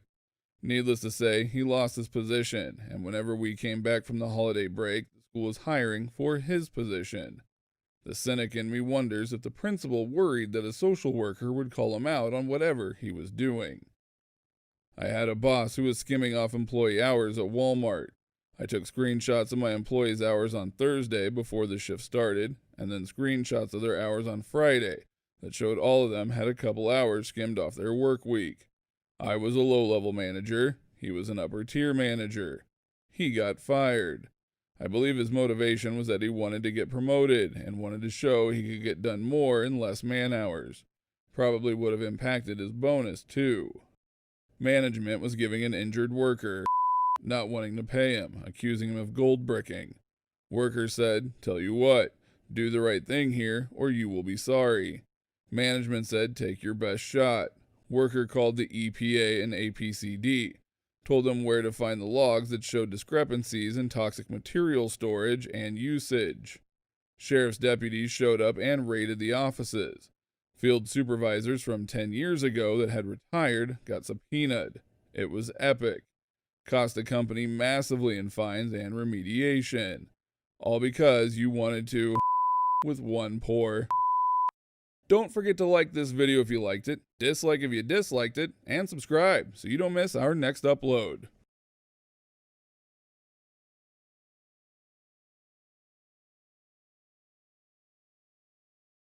Welcome to Reddit Reader. What is your biggest fear? What are you afraid of more than anything? Getting psychosis. Not to make your fear any less real, but you really learn to live with it eventually. I've been diagnosed paranoid schizophrenic for a while now, and I can remember being terrified when I first started having delusions. It is scary, and it is different, and can be hard at times, but I'm still me. I hope you never have to face any form of your fear, but if it ever comes down to it, I'm sure you would find a structure that is best for you. That I am too late to achieve what I want in a reasonable amount of time. I feel this way about saving for retirement. Am I too late to catch up? Am I going to have to eat dog food like so many poor old people do? The best time to plant a tree was 20 years ago. The second best time is now. Heights. And I even know it's irrational at times, but it's still crippling for me. But for some reason, I'm totally comfortable with flying. Having a chance and wasting it. Something terrible happening to my loved ones. The ocean, specifically open water in the middle of the ocean. Nothing scares me more than being in the middle of the ocean, seeing nothing but water in every direction with no way of escape. Also, all those creatures. I'm helplessly sitting at their mercy. Wow, I got goosebumps writing this. The ocean is such a scary and beautiful thing. The ocean is real power. Power can be a beautiful and majestic thing. Power and fear like a tsunami. No man could ever reach this level of power. Getting my eye poked out by an umbrella and then death. Oddly specific. That I'll discover at death that my agnostic atheist views were wrong, and as such I'm in for some that I've wasted my life. But does that really matter in the grand scheme of things? As long as you enjoyed your life, that's all that matters. The way I look at it, we are so small in the universe, we could all just disappear one day and nothing would change, and that is much more terrifying. Spiders, in a completely irrational way. In small town Craig, Alaska, there's a few weeks where the grass is covered in these spiders. I quickly learned which of my coworkers were afraid of spiders. Aging. I could care less for immortality. I'm okay with death, but the act of cellular degeneration over periods of time is what terrifies me the most. Imagine being old and practically incompetent, taking God knows how many pills a day for your countless prescriptions. I'm 20 years old, and I still fear the act of aging. I hope when 2040 arrives there will be necessary precautions to stop our body from breaking down, and hopefully increase life expectancy. Yes, I am 27, and last year I am so scared to be 30, then 40. Really, I can imagine that once I will not look so young as now. Losing my grandma. She's my whole world and helped me more than my own mom. Getting dementia. I wouldn't be able to handle losing memories or forgetting people. My grandmom had it for 5 years, and it's a really big fear for me as well. It was so painful to see how your lovely person is forgetting everything. The worst was when she couldn't recognize me. Decision making. Fearing that one choice will set me on a path of regret and doubt. Wondering if I had chosen differently would lead to a much more fulfilling life. I took 2 tabs of LSD in early 2017, and I am 100% sure that I died and came to this reality where there is no more good. Just look, coronavirus, threat of nuclear war, etc. I regret that decision every day, knowing that things can only get worse for me now. I find a bizarre and unexpected sort of comfort in the idea that I'm an NPC in someone's long-term acid timeline. Social rejection. It hits me so hard when it happens that I stop bothering trying to make new friends. Joke's on them. I deliberately withdraw, isolate from them so they can't socially reject me. Death. I just can't handle the concept of just not existing anymore. Yeah, I hate thinking about your thoughts and personality and life just poofing out of existence and not going anywhere. Everything you were and felt, every memory you had, just gone, with no use anymore. Your brain void of the electrical impulses that made you who you were. Nice try, monster who lives in my closet. Don't forget to like this video if you liked it, dislike if you disliked it, and subscribe so you don't miss our next upload. Welcome to Reddit Reader. What's the creepiest compliment you've ever been given? Every day I ride the elevator to the top floor of my office building. One day, a couple of years ago, an attractive 30-ish-year-old woman got on the elevator at 2 and pressed 8. When she got on the elevator, she stared at my forehead the entire time. The elevator reached 8, and she literally backed out of the elevator and held the door. Still staring at me, she blurted out, "I know I'm not supposed to say anything, but that is the most beautiful toupee I've ever seen." Then the doors closed without either of us saying another word, and I've never seen her since. Thanks, I grew it myself. This old man lived on my street. I would always say hi to him in the morning on my way out to work. Didn't know him outside that greeting. He must have been in his 70s. Looks at me and goes, "You look extra this morning." I double timed it and stopped talking to him. This is one of the times where I wonder if some old people just see what they can get away with. One time I dressed up as a zombie to perform the Thriller dance at my workplace. Colleague came up to me and got real close to my ear and whispered, "You look great as a zombie." I'm a necrophiliac, by the way. Yikes. I'd be zombie walking my right to HR with that one. WTF. Not gonna find any brains there, though. At Disney once, me and my cousin, I was 16, he was 15, were sitting on a bench waiting for the others to come back from the bathrooms, and a lady, probably mid-30s, stopped and stared at us for like 10 seconds. Then she said, "You guys are so cute. Invite me to your wedding." Then gave us a business card with her name and stuff on it. He just silently put it in his pocket, then we both just started laughing. We told our 3 other cousins, but not the adults. "I would do anything to wake up next to your corpse." He sent it with a poem, LOL. A comment on a picture of me when I was 16. "With those hips, I would trust you to bear my children." I did that with my wife once. Browsing through old photo albums, came across a picture of her wearing some custom riding attire. She's an equestrian. It was a Kodak 110 pic, not the clearest pics, and limited focusing. That's my story, and I'm sticking to it. Anywho, I'm looking at this pic of my wife wearing skin-tight riding pants, knee-high cowgirl boots, and a black Dana pattern shirt that came about 3/4 of the way down. Important to note, she's a very well-endowed woman and apparently got her boobies at a young age. Looked at the pic and said, "Wow, you gotta wear that in the bedroom one of these nights." She responds, "That was taken when I was about 13. I slowly put the pic back in the photo album and never spoke of it again. "I love your eyes. I can stare into them all day." Proceeds to stare into my eyes for 2 minutes straight. I'm a guy, and not extremely lucky in the lady department. I'm not particularly choosy, but that one gave me the heebie-jeebies. I didn't think women were capable of that level of creepy, but I learned that day.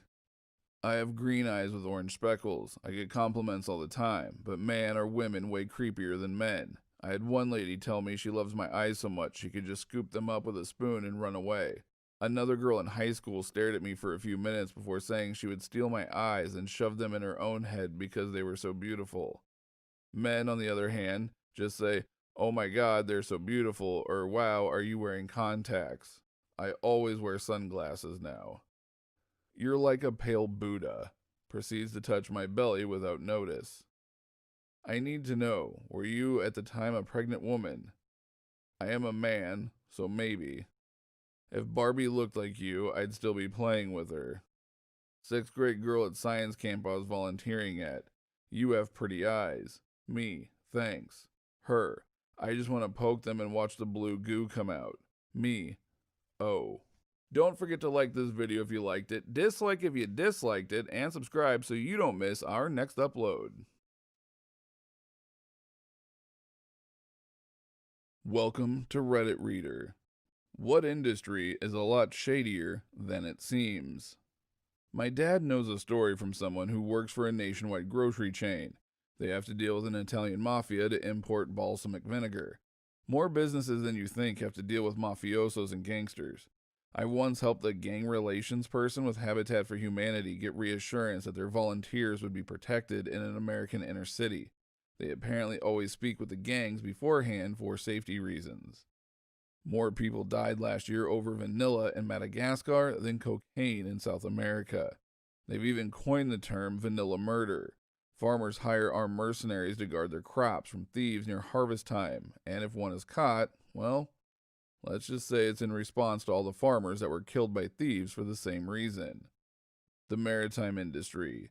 Most of the big companies do things by the book and treat crews well because they're afraid of lawsuits and unions. But many smaller mom-and-pop companies break laws and violate safety regulations with reckless abandon. because they're not as visible and can stay under the radar, so to speak. It's very common for a small company to ask a captain or crew to do something illegal and dangerous in order to increase profit, and for the captain or crew to comply out of fear of losing their jobs. And that's just the U.S. maritime industry. Sailors from poorer nations who work on ships are often fed little more than rice and cheap ramen for months at a time and paid pennies for their backbreaking work. I love running tugs for a living, but the industry as a whole is rife with shady business. A lot of hobby fish importing is pretty shady. You have farms of certain types of fish, like betas in some areas of the world, that are run with fish in horrible conditions, which is why a lot of the ones you get in major chain stores are sick before you even bring them home. The stores will blame the fish being stressed, but I've ordered and received hundreds of fish from small breeders, sellers, and outside of Cory catfish that really enjoy committing suicide by poisoning their own water. The fish arrive healthy and fine. Outside of boutique fish farming, the way some wild fish are caught are just horrible. The trappers will lightly poison the water supply to knock out the fish, then scoop them out of the water without a care for that area's ecosystem. This has led to the depletion of some natural species to the point that they are now endangered. Lastly, boutique fish sellers and major chains do not give a rat's what happens to the fish in the end. This means that people who buy fish like plecos, betas, goldfish, etc. end up getting sick of them and dumping them in local waterways to supposedly get rid of the problem. So in some areas, these fish have completely destroyed the local water ecology because, like other invasive land species, they were never meant to be there. One of the worst offenders is the lionfish in Florida. It's venomous and it has no natural predators, so its population has exploded out of control. All industries are shadier than they seem. I used to work for a flute manufacturer, and it was shady as hell. Dietz? I don't want to name the manufacturer, but it was around the 2008 financial crisis, and the place was equity owned and leveraged to Mars. The CEO was committing bank fraud and screwing contractors while laying off employees and enriching himself. Was there a whistleblower among the flutists? Eyeglasses. You have no idea the snow job they put most people through when it comes to buying them. It's far, far worse than trying to buy a new car from a dealership. Wholesale frames are about $5 to $20. Wholesale lens blanks are another $10. Any kind of dip coating, UV, tinting, etc. is negligible cost and effort to apply. Literally pennies. To top it off, they don't even do a whole lot in-house, but send it to labs, which are basically sweatshops that can take up to 2 to 3 weeks when labor time is really under 5 minutes.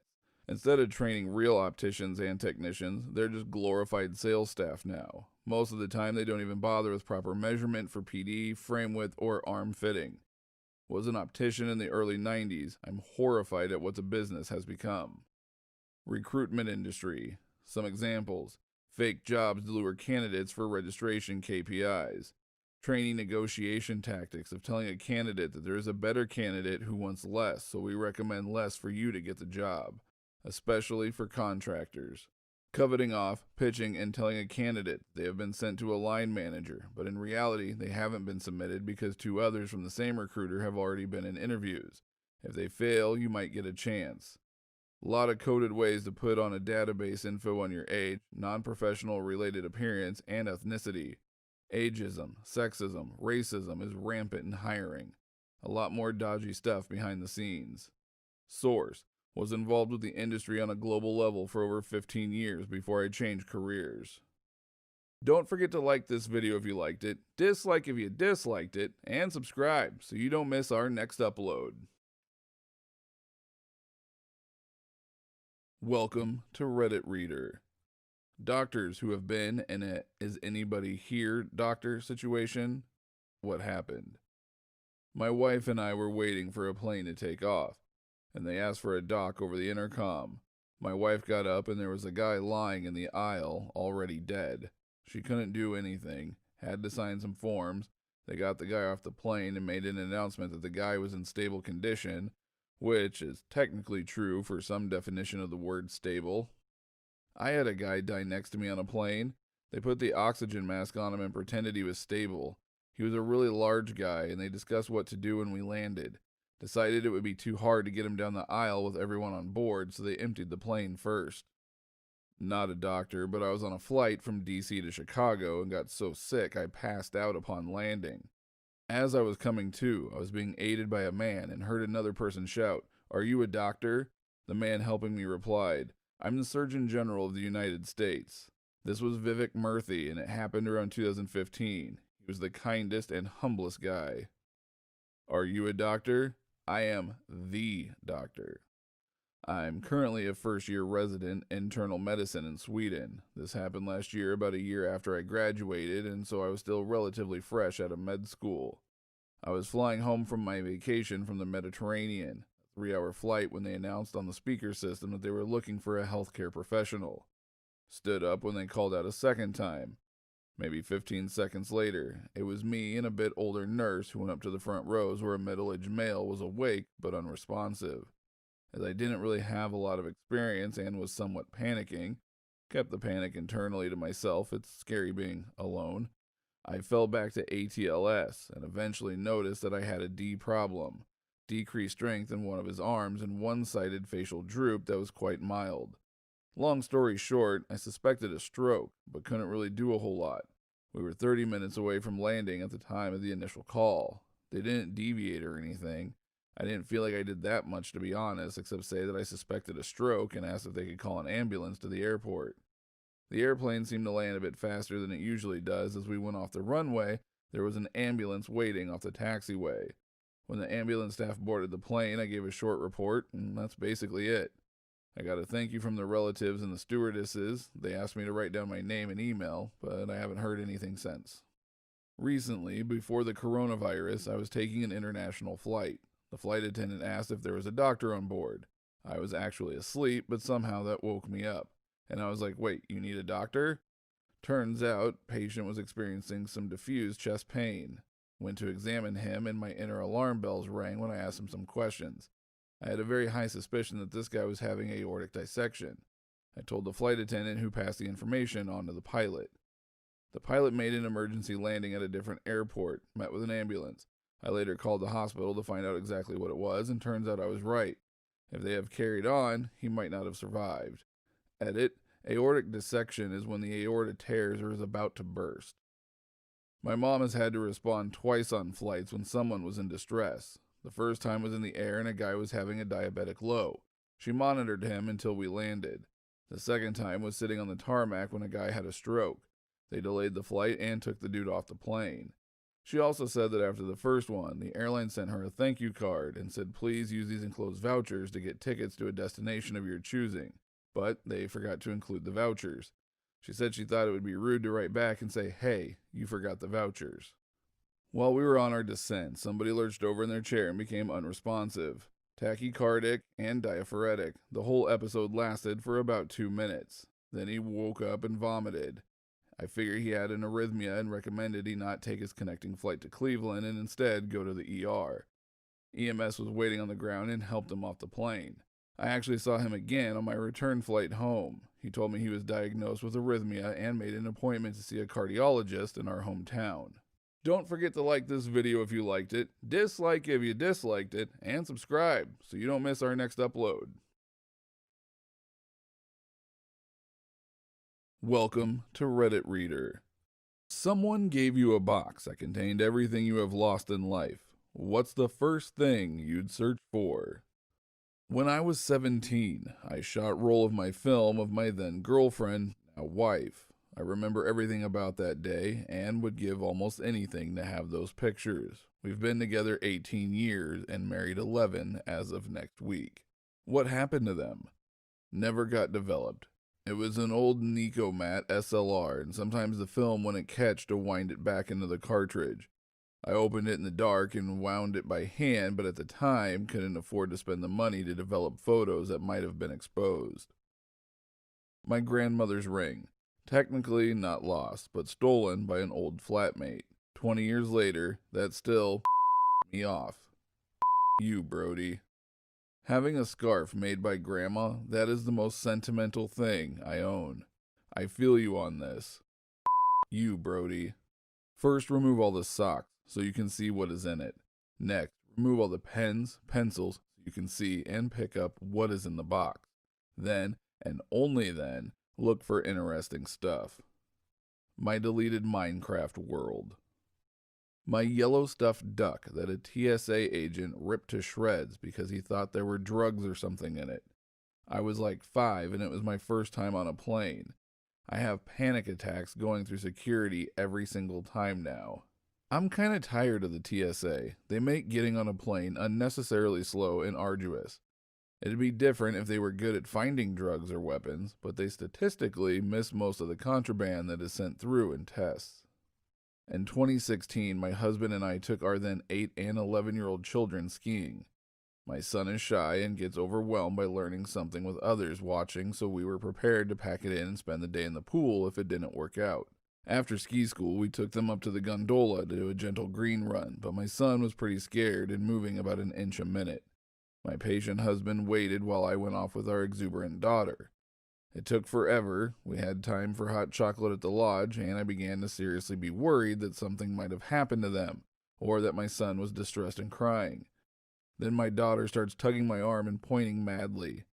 Somewhere on that run, my son had found his groove, and as I grabbed my phone and started filming, he came tearing down the slope like a pro, and finished with a gorgeous spray of snow right in front of me, and the biggest smile I'd ever seen. Heart grew 3 sizes that moment, and I caught the whole thing on video. We spent a lovely day with the kids, begging the gondola chiefs to let us up one more time as the sun went lower.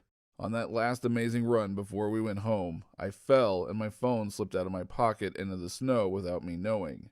Since the phone was at a cellular range, the video didn't sync to the cloud. Phone was never found by ski patrol and I assume was destroyed in the spring melt. That video is in my box, and it's one of the few things I want in life.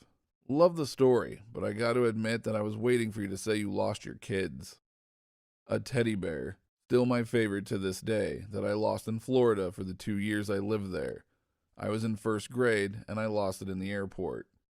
I had a stuffed teddy bear named Skippy because I love PB&J sandwiches that my parents lost in storage when we moved downstate.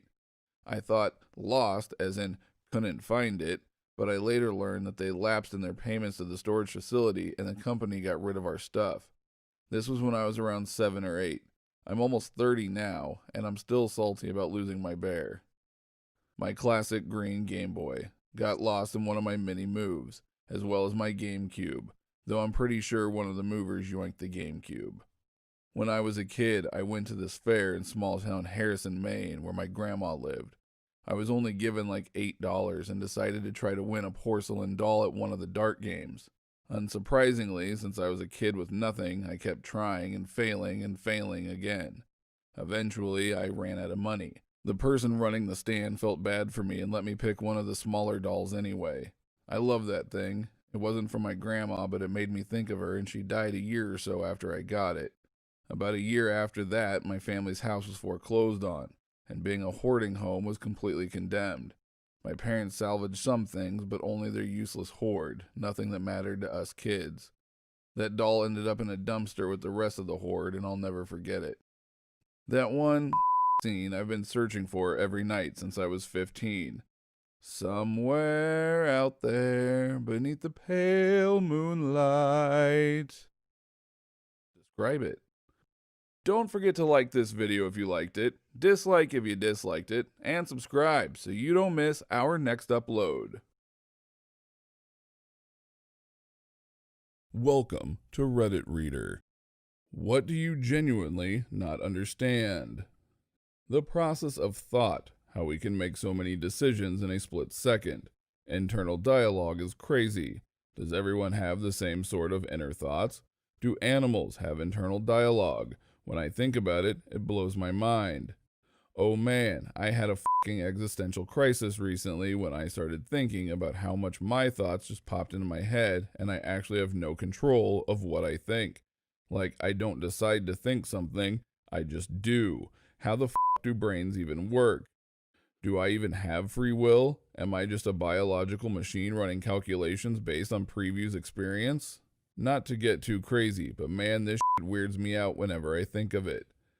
How I spend hours making a perfectly curated list of shows I want to watch on Netflix, but when I actually have time to watch them, none of them sound appealing, and I end up deleting most of the items off the list I spent hours making. How that was not a headshot.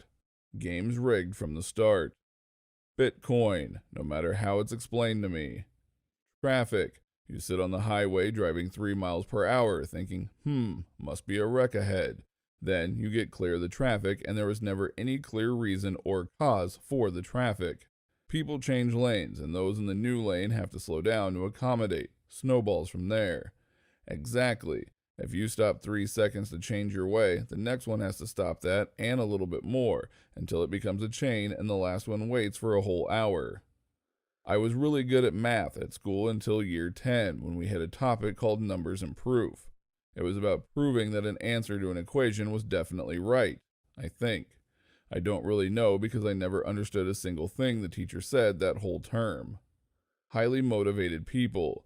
You know the internal demon you have to fight to get something done? It's the opposite for overmotivated people. It's like when you're not completing tasks, you've ruined your day and it eats you up inside. F***ing magnets. How do they work? Electrons go brrr. Sometimes when I'm just sitting there, I become hyper aware of my senses, and then the whole concept of existence just confuses the f*** out of me. Any kind of abuse, I have no idea how you can hit someone or something without a huge amount of guilt. I was with a girl who was abusive to me. You truly feel like you can never escape, and they think they are doing the world a favor by disciplining you. They're cruel and ignorant creatures who are selfish. They don't give a shit about how you feel as long as you are there to do their work and satisfy them. You, Selena. You, Selena. How perfect strangers make small talk, and how they know when to end the conversation without it dragging on awkwardly. Just thinking about life in the universe, like where do we go after we die? Why are we here? Thinking about the universe and how big it is in space and time. Black holes. Why are we here generally, and what's our purpose? If there are other life forms in different galaxies. Most of the humor of popular YouTubers. They literally just scream, make dumb faces, and do goofy dances. Don't see how that appeals to anyone over the age of 10. Don't forget to like this video if you liked it, dislike if you disliked it, and subscribe so you don't miss our next upload. Welcome to Reddit Reader. What is the scariest thing to happen to you when you've been home alone? I was home alone at my dad's while he was working nights, making my dinner and everything. I was probably about 14 or 15 at that time. I was watching TV while my potatoes were cooking when I heard something slam into the front door. I grab my pocket knife and check it out. Nothing. About 10 minutes later, I hear another bang on the front door. Repeat, and still nothing. Really freaked me out because we'd had a few houses get broken into on my street. Turns out I didn't put enough holes into my baked potatoes and they exploded in the oven. The scariest thing that happened to me, I didn't know actually happened until the following day. I lived in an apartment in a not so good part of a dangerous city with my boyfriend who worked nights. One day our friend came over and called me to let him into our building in a hurry. Turns out this guy had been crouched by my car in the parking lot and had approached our friend and closed in on him. My friend pulled out a weapon and the guy ran off. Upstairs, I noticed that the guy had left a green bundle near my car and assumed he would be back for it. It made me uncomfortable, so I suggested we call the cops. Not 5 minutes after a cop showed up to ask where the guy had gone, SWAT, K-9, and about 10 cars showed up and swarmed our area. Turns out, the guy had escaped from county the night before with 2 other guys. He was in jail for assault with a deadly weapon and repeated domestic violence offenses. He had climbed the fence in the yard behind our building where our landlord kept his camper, broken into the camper, and stayed there the night before. He had stolen all the electronics out of it as well as a butcher knife and was trying to break into my car before my friend showed up. I had been alone the night before and had taken my dog down to the yard to go to the bathroom. I noticed that the barbed wire on top of the fence had fallen down and my dog was nervous, but I brushed it off. The guy had been in the camper watching me the whole time, and I never knew it. Was home alone one night, and it was close to Halloween in 2015. Loud ass knock on the front door. I was eating dinner, so I slowly but cautiously go to the front door. Open it up, and there is blood all over the front porch and no one there.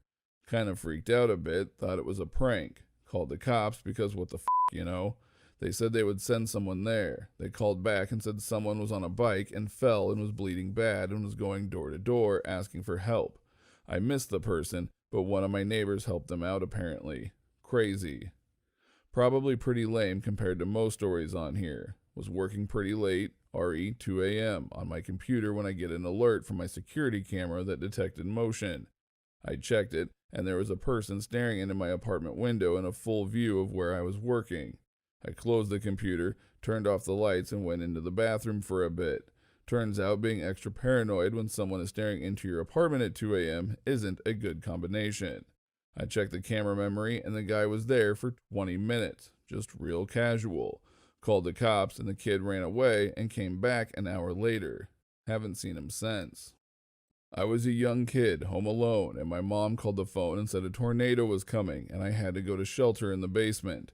The basement was incredibly creepy, especially as a child. I never went down there on my own.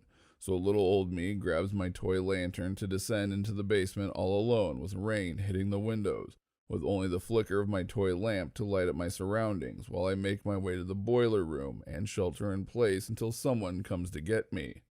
Imagine that, just sitting there in the darkness, listening to all of the sounds for something like 2 hours. F***ing freaky.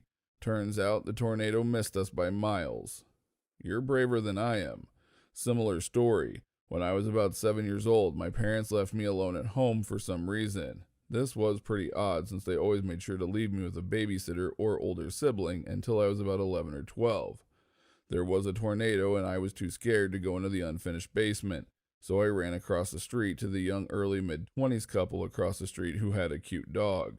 They let me in, called my parents to let them know where I was, and gave me candy. I got to hang out with the dog too, which was nice. Someone tried to break into my neighbor's house while I was babysitting their kids. I was 15, and I used to babysit for my neighbors down the block.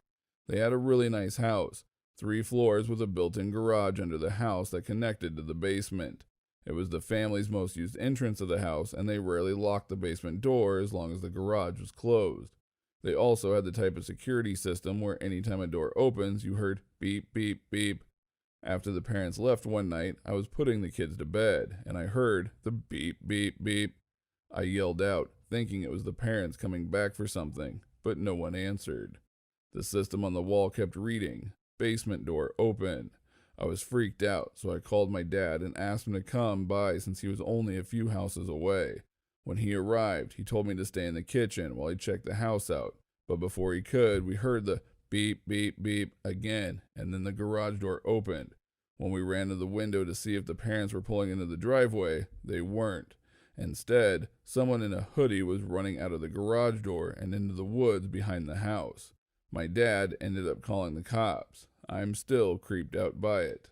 Don't forget to like this video if you liked it, dislike if you disliked it, and subscribe so you don't miss our next upload.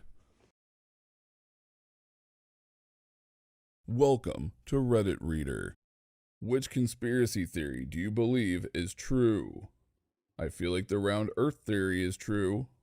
Governments spread wild and crazy conspiracy theories to discredit conspiracy theorists and make them look like lunatics.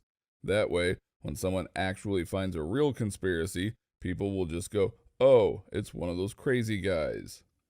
Those sitting at the top of the U.S. society, i.e. political bosses, think tanks, owners of media conglomerates, etc., intentionally seed distrust and fear between different factions, races, religions, regions, etc.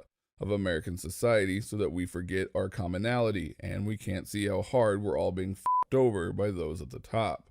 As President Johnson put it, if you can convince the lowest white man he's better than the best colored man, he won't notice you're picking his pocket. Hell, give him something to look down on, and he'll empty his pockets for you.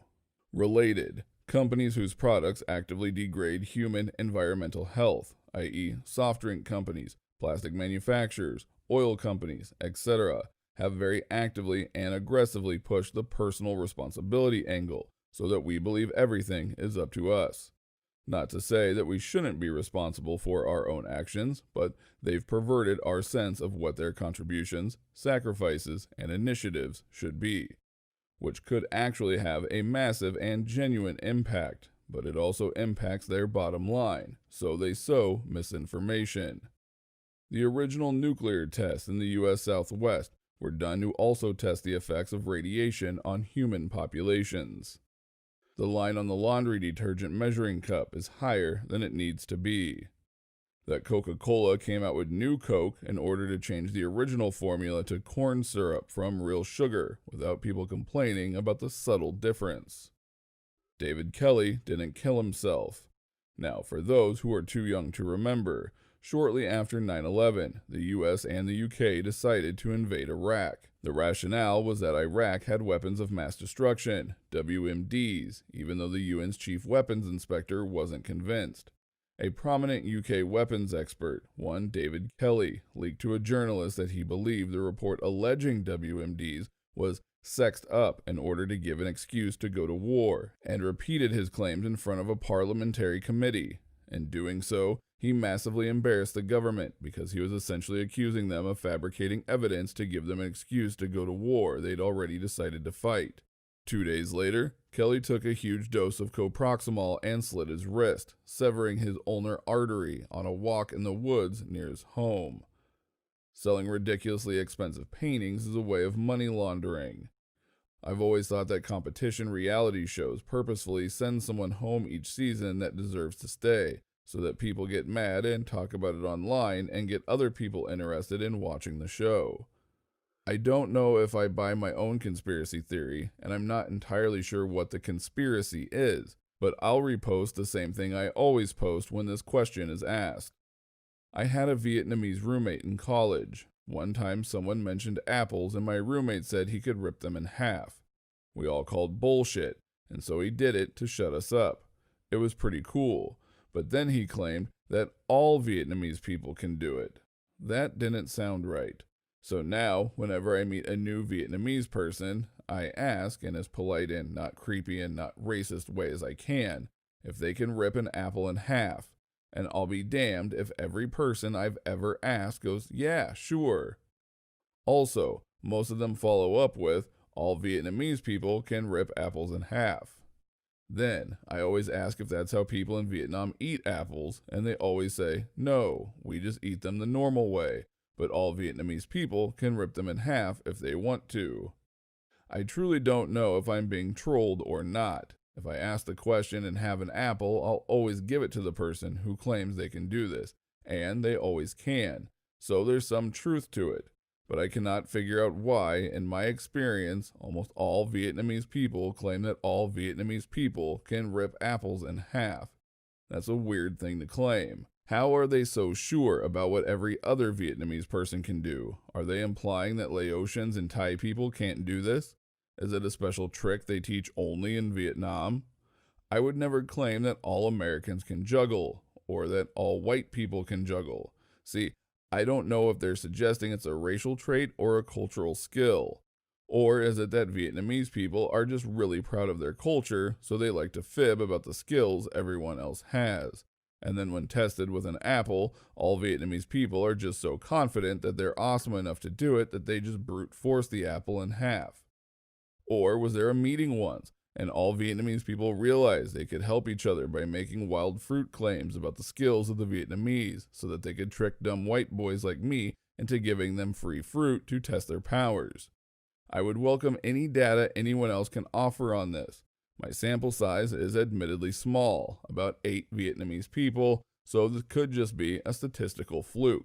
But when 6 people who have almost certainly never met each other before independently claim that all Vietnamese people have fruit powers, it makes you wonder whether it might just be true. Don't forget to like this video if you liked it, dislike if you disliked it, and subscribe so you don't miss our next upload. Welcome to Reddit Reader. What made you ghost a friend? I told her not to tell anyone, so she told everyone. He knocked on my door one night and said, "Let's go for a drive." This wasn't that odd since I love driving to cool my head. So we start driving, and maybe 10 minutes in, he starts directing me on where to go. He asked me if I mind making a quick stop. I'm annoyed, but say sure. We end up at this sketchy house in the middle of nowhere, and my buddy goes inside, but tells me to wait in the car. Almost 45 minutes later, he comes back out and says we gotta go to the bar. It takes me about 10 seconds to realize this piece of shit went in there to get coke and was already high. So I tell him that I'm not feeling it tonight and drop him off at his place. Spoke to him once after that when he wanted to hang, and I told him I'm nobody's errand boy. Never gave a shit if he got the message because I haven't spoken to him since. That realization that you're the one initiating all the interactions with them, and when you stop, they don't notice. Her fiance was arrested and did jail time for possession of child pornography. When he got out, she married him and talked about how excited she was to have children with him. Edit.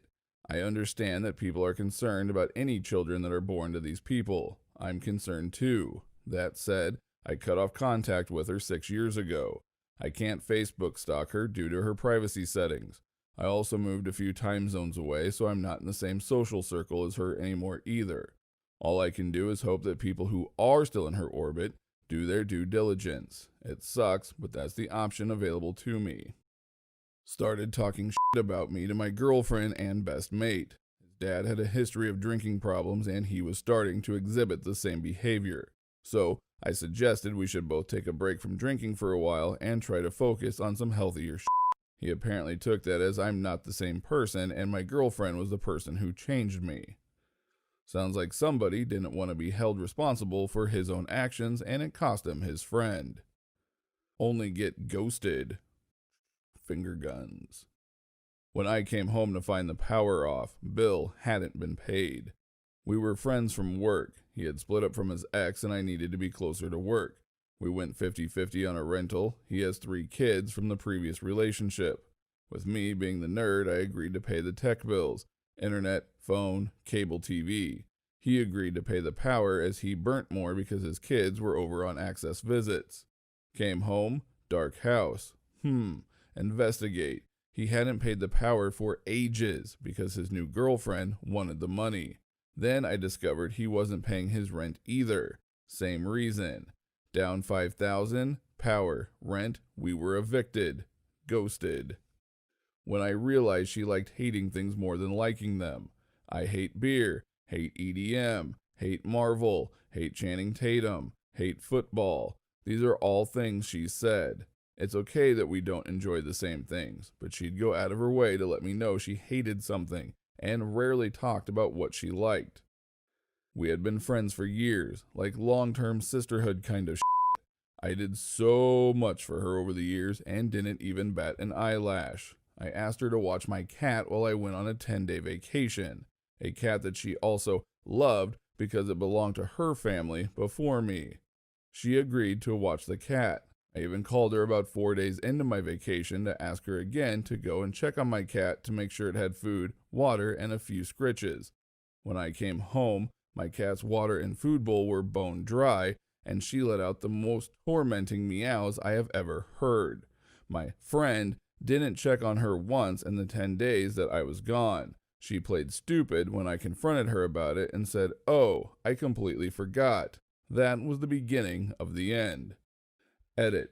As for ghosting her, I had to. After the cat incident, she tried to make me feel guilty for being mad at her for it. I think I even ended up apologizing because she was so beside herself. A few more disagreements accrued after that, and I was always put on a guilt trip. I decided that I didn't need that negativity in my life anymore, and I ghosted her. To this day, she tries to get back to me. Even through mutual friends, she badmouths me, then tells me how much she misses me. Chick is whack. Don't forget to like this video if you liked it, dislike if you disliked it, and subscribe so you don't miss our next upload. Welcome to Reddit Reader. People who work in human resources. What is the weirdest shit you have seen? Not HR, but a company I worked at. Some employees were playing squash or similar racket sport at a gym. One of the guys had been working there for over a year. Nice guy. At the gym, someone recognized him and called the police. He was arrested shortly afterwards by armed police for an assassination attempt on the King of Spain. He had fled the country and was using a false name. Worked for a large trucking company. Every employee would get a present on their birthday in the mail, and their names on the video board. This week's birthdays are. A guy called to ask if his name could not be on the board. Reason: his twin brother murdered his parents and he did not want to be reminded of his birthday. Got a call from our office in India that staff who supported the night shift were running a brothel from the office. They didn't know they couldn't do that. Still fired. They tried to appeal the decision. Did not work. Worked in HR for a couple years now, mostly for large firms managing facilities within properties. One of the strangest cases was brought about because a client asked us to review CCTV footage as he had driven past the office late at night, noticed the motion sensor lights inside going on and off, and was concerned there had been a break-in.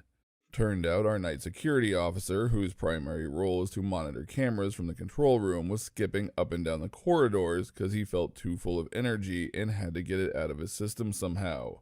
Watching the footage of him skipping, featuring the occasional star jump through vacant corridors for 20 minutes at 1 a.m., really made my day. Caught a site manager with like 50 plus pairs of panties hidden all over his office in Ziploc bags, a multitude of sex toys, and over $100,000 in cash stuffed in ceiling tiles. Took a while to unravel all of that. So you locked out his building access and told the VPs you found $60K in the ceiling, right? We did lock him out, but this was in Anaheim, California, and I'm in Atlanta, Georgia, large global conglomerate, so I wasn't present. We terminated him, but during the fallout it became clear he truly had a very vague idea of how much was up there, so his manager could certainly have pocketed some cash. The whole story was bizarre. Why did he keep the money up there? Afraid of banks? We think he was hiding it from his wife, prepping for a split. There was also a bunch of what looked like offshore bank statements scattered around the office. I no longer work in HR or at this company, but it's my favorite story from my time there. Our benefits team made the decision to eliminate reserved parking as lots of employees were frustrated when they walked past dozens of empty spots in the reserved lots every day. This new policy applied to all of the company's locations. Of course, the benefits manager received hundreds of complaints in the first few days from people insisting they needed an exception for their own personal spot. The best reason by far was from one person who needed a spot close to the door because they were terrified of bobcats. No other context. We didn't have bobcats near the corporate office, so at first we thought they meant construction equipment. Turns out there actually were sightings of bobcats, like the animal, near this person's location. Last I heard, they were told to arrive earlier to get a closer spot and did not get an exception. I once had a temp job in HR. I was scanning lots of old personnel files, and one perk of the job was reading old complaints against people. The best one I came across was a mediation caused by one member of staff accusing another of witchcraft. Don't forget to like this video if you liked it, dislike if you disliked it, and subscribe so you don't miss our next upload. Welcome to Reddit Reader. People who had considered themselves incels, involuntary celibates, but have since had sex. How do you feel looking back at your previous self? I suppose I was an incel from 23 to 27 after leaving the military. I was depressed, underweight, socially isolated. I never got fat or super into gaming as is stereotypical, just worked out a lot, hung out with my dog, smoked way too much weed, and just sort of forgot how to interact with women. Which was probably for the best. Most of my relationships prior to 23 were unhealthy at worst, meaningless at best.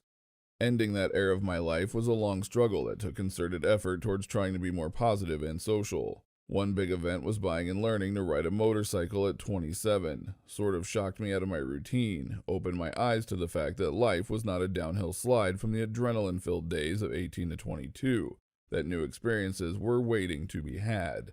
Eventually, I met a woman that I just couldn't bear to have the usual flirt until I awkwardly distanced myself experience with. I forced myself to not mind my wander when we talked. I powered through all anxiety to call and text her daily. I even eventually would do crazy stuff like get dressed up nice and go to dinner with her, not something I would have ever seen myself doing at one point. So, I'm married now. Still have some issues, but very happy. So I'd say nothing to me, just gotta live through it, kid. I used to be the creepy ass weirdo who, by the time I graduated, had asked every single girl out. I literally had no idea what I was doing wrong. I was practicing all the classic Southern gentleman things that I was supposed to do, yet having no luck. Think Milady, but only slightly less cringy. It wasn't until I got to college and went on a period of self-discovery that I knew the error of my ways. The first and most important concept that I learned was that women aren't sex dispensaries that you deposit nice coins into and get puss in return. They have to choose you. I still kept doing nice things for girls because that's the way I was raised, but I removed my expectations for getting anything in return. The second concept was making myself attractive, and it was a lot easier than I thought it would be. A nice basic buzz cut suddenly turned my oily mop of hair into a clean, presentable style. Went clean shaven on facial hair too, because all I could grow was a piddly pubic hair looking ass beard.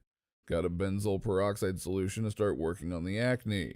Marching band was my form of exercise to stay fit and avoid the freshman 15. It's amazing how the problems we create for ourselves can get in our own way. I remember when I first found the incel community. It was actually a pretty helpful place. It was more of a support group for people who were unattractive, socially awkward, etc. There wasn't any of this nice guy give sex bullshit. Everyone knew why they were involuntary celibate and just wanted to vent frustrations and get support. It was really good for my confidence. The toxic masculinity started to creep in and took right over, as everyone knows. I fell on the incel line of being not attractive, but personality-wise, all I did was play video games. I didn't have anything interesting about my life, and so women just weren't interested in me, and I never put myself into situations to meet people. New job with great people. I started to do different things. Played hockey for the first time at 30. Joined the group for a couple of traveling tournaments when we got absolutely Vegas-type plastered for weekends in different cities. Job is very much of a hangout and chat type job. Security, so talking with the women on the team on the regular starts removing the air of mystique I had built around them. Got my motorcycle license and did a solo trip across the states from Canada to the Mexican border and back that same year. Started doing Tough Mudders, buying a season pass and traveling to any of the ones I could drive to. Then I got Tinder and just started going on dates. Had a few good, few bad, and then met my wife. All in all, I ultimately blame a World of Warcraft addiction that held me back in my early 20s to my late 20s and just missed out on those socially formative years. Oh God, high school me wore fedoras and believed my superior intellect and science-based social theories were too much for everyone, and that I was really a James Bond type with my knowledge of various fields. Turns out I was gay as but so deep in the closet my zip code was in Narnia. Not really that smart in anything, but too ADHD to focus past basic knowledge of anything, and in a desperate need of a new wardrobe. Don't forget to like this video if you liked it, dislike if you disliked it, and subscribe so you don't miss our next upload. Welcome to Reddit Reader. Has someone ever challenged you to something that they didn't know you were an expert at? If so, how did it turn out for you and them? A buddy of mine was at a concert in bad seats and started complaining about it via Twitter. All of a sudden, the band starts reading some tweets and calls my friend up to sit on stage for a couple songs. They sit him at the piano, and during the next song, they jokingly go, "Okay, piano solo." The crowd laughs for a second, but then my buddy just starts jamming out as he plays piano in his band. Talk about a dream moment getting to play with your favorite band. Reminds me of an awesome YouTube video from a couple years back. In a Keith Urban concert, this young dude gets called up on stage since his girlfriend was holding up a sign saying it's his birthday and wished to play guitar with Keith. For those that don't know, KU is an amazing guitar player. Anyway, the dude gets up there and Keith hands him his guitar, pretty much everyone expecting either a choke job or a mediocre attempt. But the dude proceeds to freaking shred. Keith was like, WTF, and he immediately calls back the band, who had just gone on break, and they played the full song with the dude owning the all parts including the solo. Just an amazing gotcha moment, in front of probably 15,000 people. I was out skating in my driveway one day, practicing a difficult trick, for me, over a 6-inch tall board. I had it on its side, trying to land the trick from only 6 inches in height, and I kept screwing it up for a good hour. IIRC. I was trying to land a 360 heel flip, and I always had trouble with that trick because I skate goofy to begin with. My neighbor must have been watching because he comes out, grabs the board I'm jumping over, and turns it on its side so now it's 2 feet tall.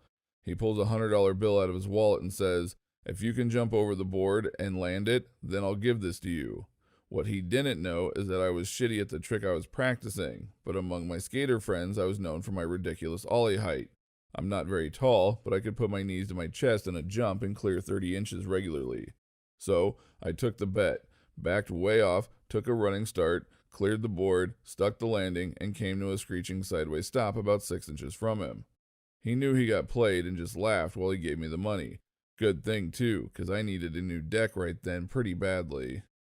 Not me, but my brother and best friend. We were in Baltimore for a baseball weekend in 2009 and hanging out at a bar across the Camden Yards. They had a Silver Strike bowling video game. At our local bar back in Boston, we had one as well. I'm decent at the game, but my brother and buddy were f***ing amazing at this game, bowling 300 games and whatnot.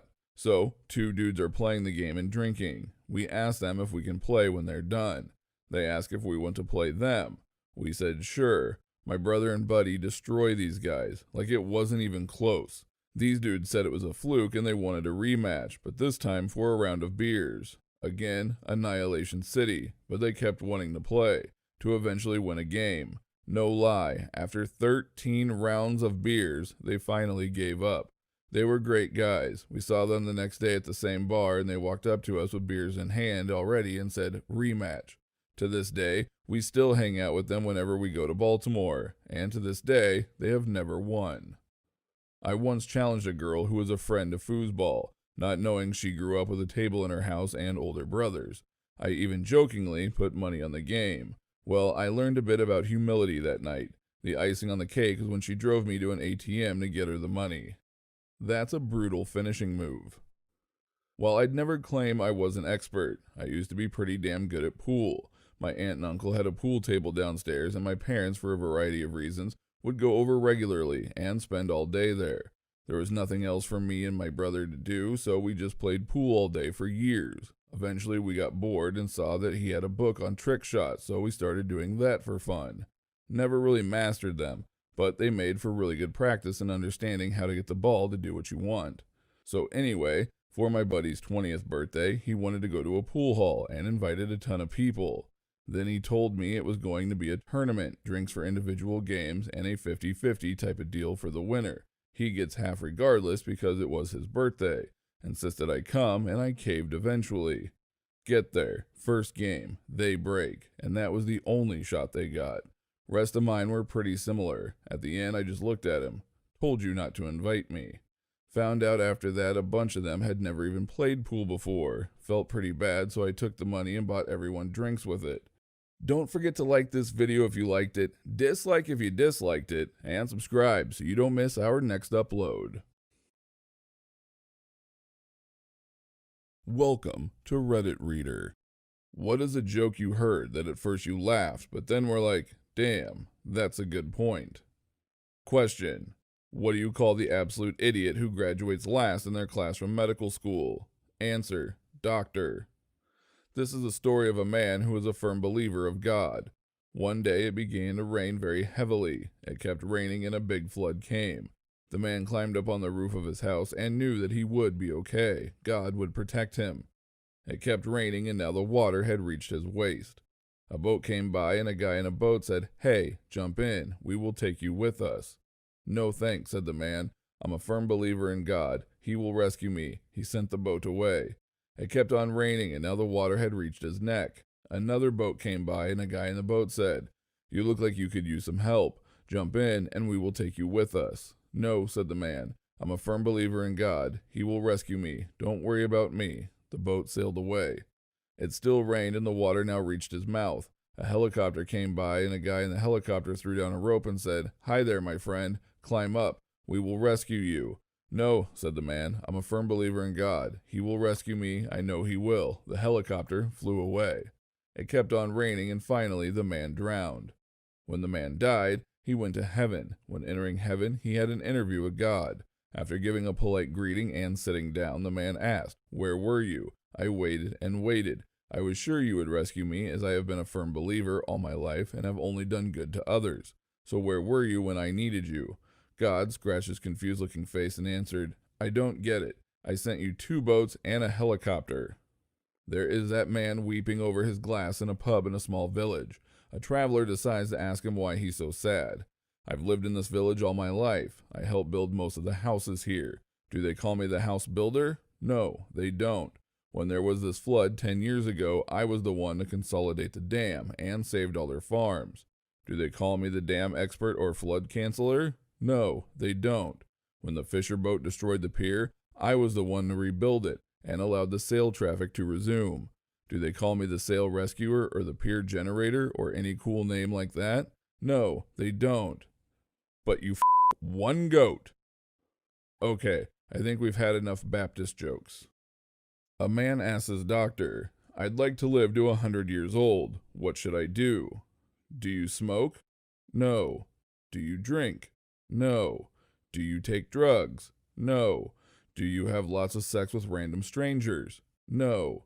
Do you practice extreme dangerous sports like car racing, skydiving, or stuff like that? No. Do you live on the side of the law? Do you have deals with the mafia? No. Are you in debt with loan sharks? No. Do you eat a lot of fat or sugar? No. So if you do none of all of that, why the hell do you want to live to 100 years old? A man commits suicide and finds himself in heaven. He's chilling with God and says, I thought suicide was a sin. Nah, it's nothing like that. You have full autonomy, otherwise it wouldn't work, says God. Interesting, he says. Have you ever considered it?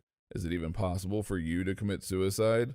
God says, yeah, it's possible, and I've considered it, but I'd never do it. Why is that? Asked the man. What if this is all there is? A thinking man's joke. Don't forget to like this video if you liked it, dislike if you disliked it, and subscribe so you don't miss our next upload. Welcome to Reddit Reader.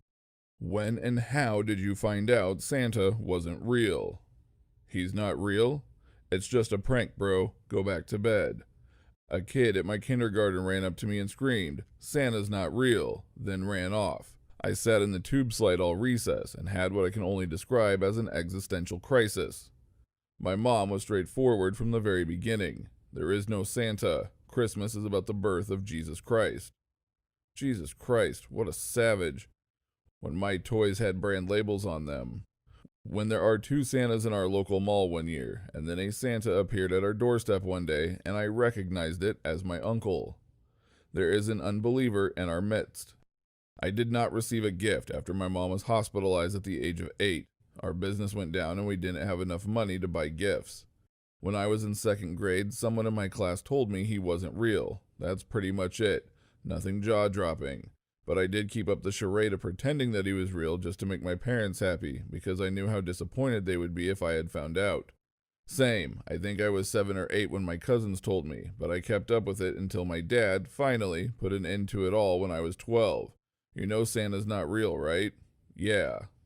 I was 9. I had an allergic reaction to a medication, made me hallucinate and be unable to sleep, and walked in on my parents stuffing our stockings.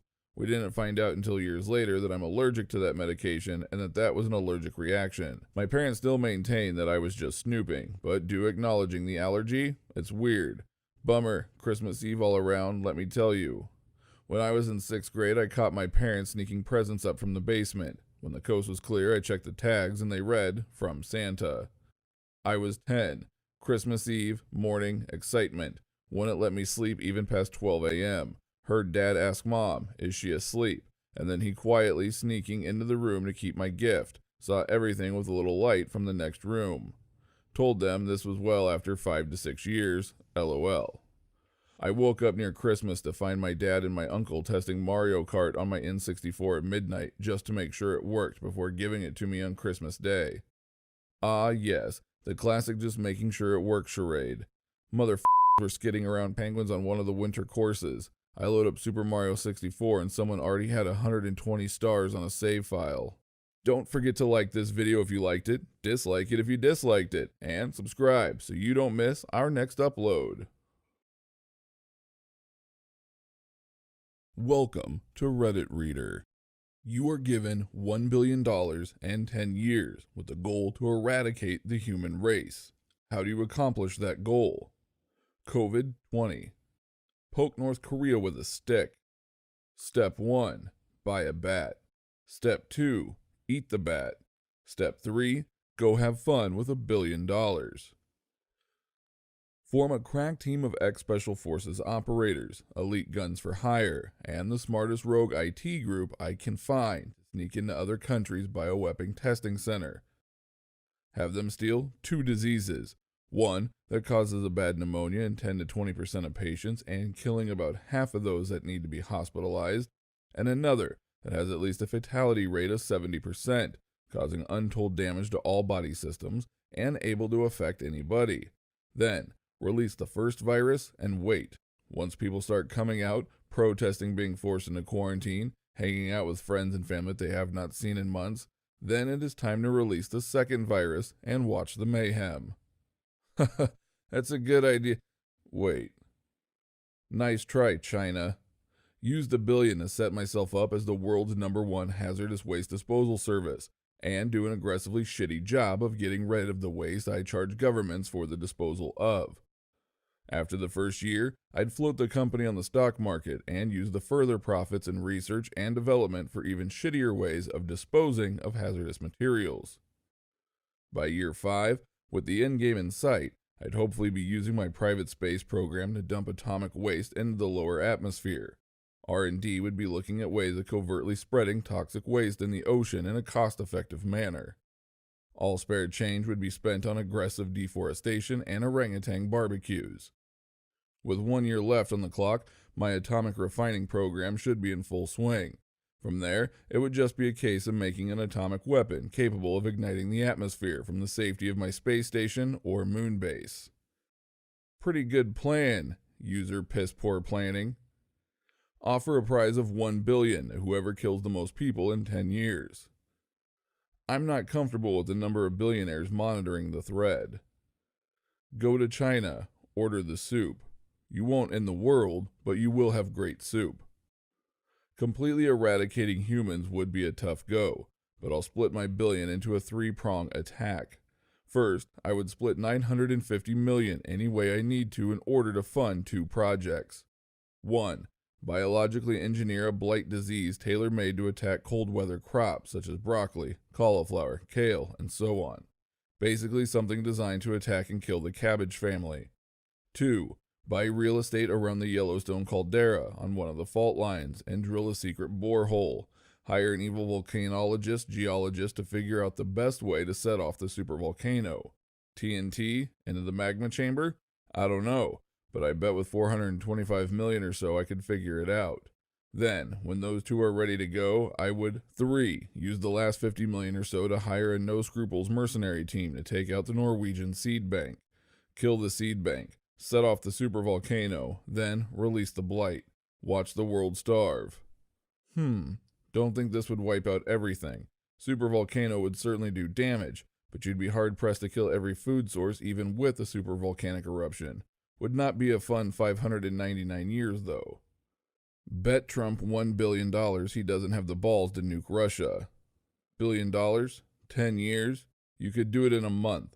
Just buy up lots of commercial explosives and set off a big one in the same spot every hour and 49 minutes until the planet splits in 2.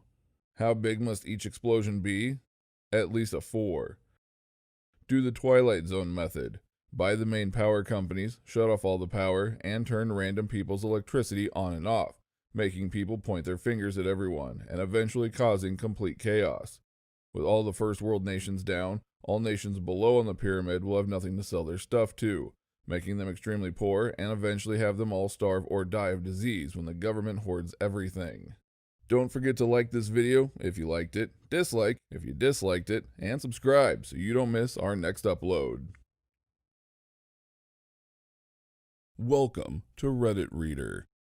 What item is very useful in a zombie apocalypse, but most people don't think about using it? Motorcycle gear, motorcycle pants, jackets, and gloves are designed to prevent road rash injuries and are really tough. Wearing them, especially if you also use a helmet, makes you immune to bites. Do I still get the neck protection? travel pillow, sorted. A good pair of running shoes goes a long way. Tie a rope with any object like a simple padlock. Now you have a meteor hammer, or just swing it like a basic flail. A book on local edible plants and mushrooms. Edit. This comment got way too much attention. Also, yeah, many plants can be misidentified. However, 90% of people couldn't survive off of foraging anyway, and if the book gives slightly more chance, wonderful. A tank, preferably a British one, as they have integrated kettles.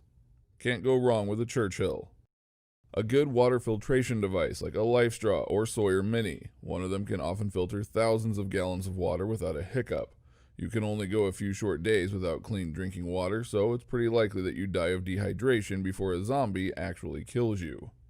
This. Just because there are zombies doesn't mean cholera disappears. Most natural disasters kill relatively few people. It's the cholera outbreak that really pumps up the death toll.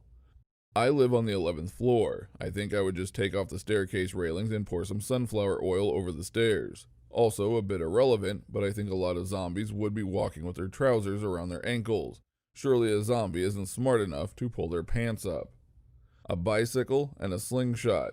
The bike allows you to cover more ground than on foot and more quietly than anything with an engine. They don't need fuel beyond calories and maintenance is simple. With a little practice, the slingshot can take out small game.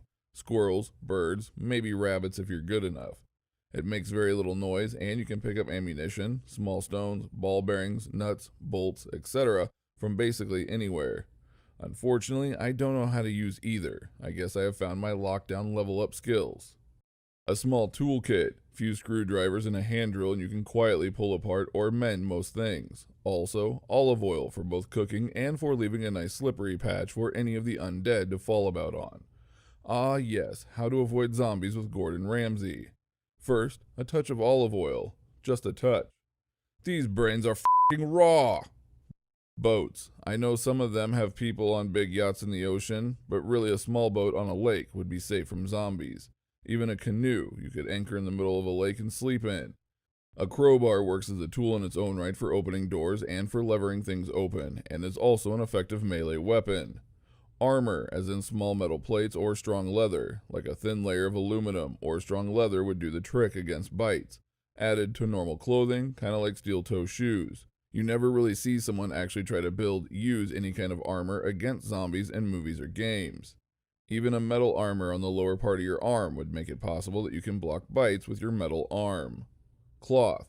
You can patch yourself up if you don't have bandages, make Molotov cocktails, clean yourself with it, and other stuff. Edit. By cloth, I mean towels, clothes, and any kind of fabric. I commented on a post a minute ago about not knowing how to use a bicycle or a slingshot, but I am a rope and duct tape pro. This gives me hope. I am not a serial killer. Don't forget to like this video if you liked it, dislike if you disliked it, and subscribe so you don't miss our next upload. Welcome to Reddit Reader. Which fictional character had the best character development in your opinion?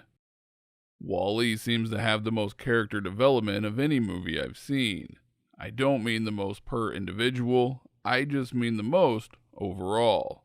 What's interesting to me is that WALL-E himself doesn't seem to grow as a character all that much, but every time he meets another entity, the other entity grows, even if only a little.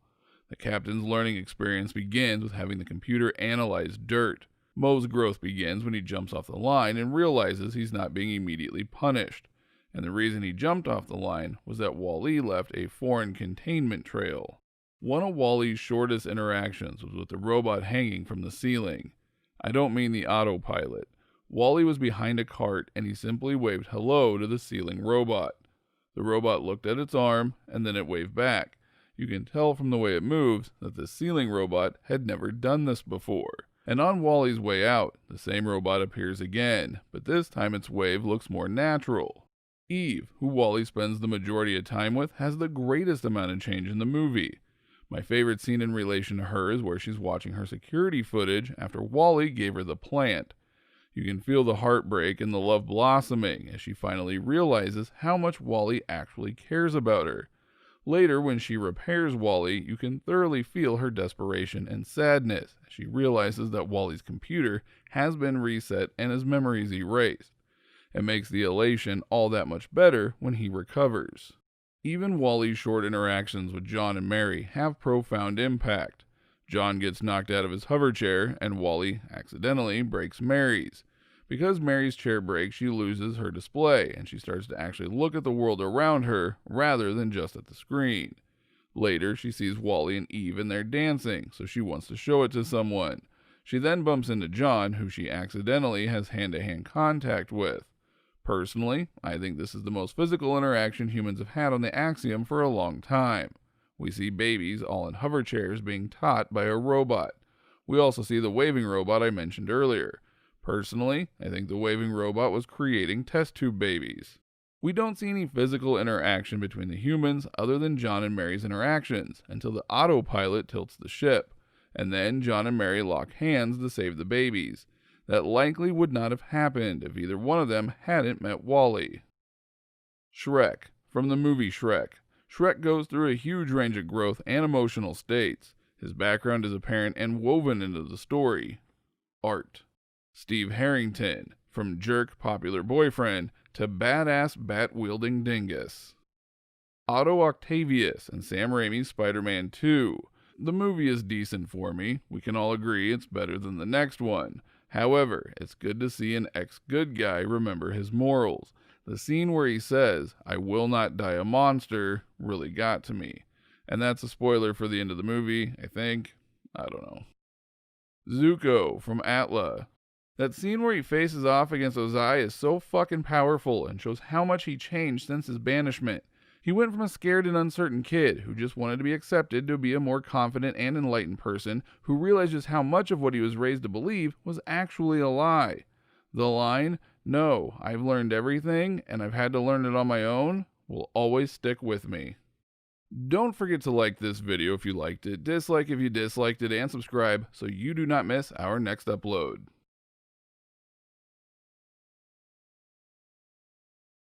Welcome to Reddit Reader. Girls of Reddit, what do you think the worst part about being a guy would be? Until I was present for a conversation with my boyfriend and his friend, I had no idea how psychologically taxing dating apps are for many dudes.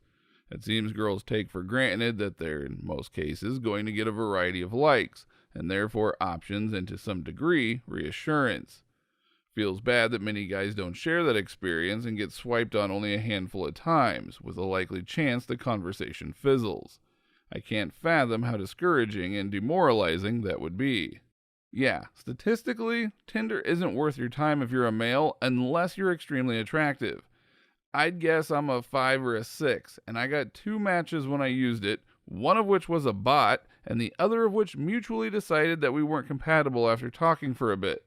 Apparently, if you're of an average attractiveness as a man, you have less than 1% chance of a woman swiping right on you. I don't know the stats for same-sex couples. I ended up feeling pretty shit after using it. There's nothing quite like realizing that for all the hundreds of profiles you've swiped through, less than 5 thought you were attractive. So I deleted it, hoping for better luck in the real world. Real world is much better. There are tangible qualities that just don't show through a computer screen, such as being confident and bold and approaching someone with a genuine smile. You can't do that over a dating app. I've had far better luck in real life than I ever did online.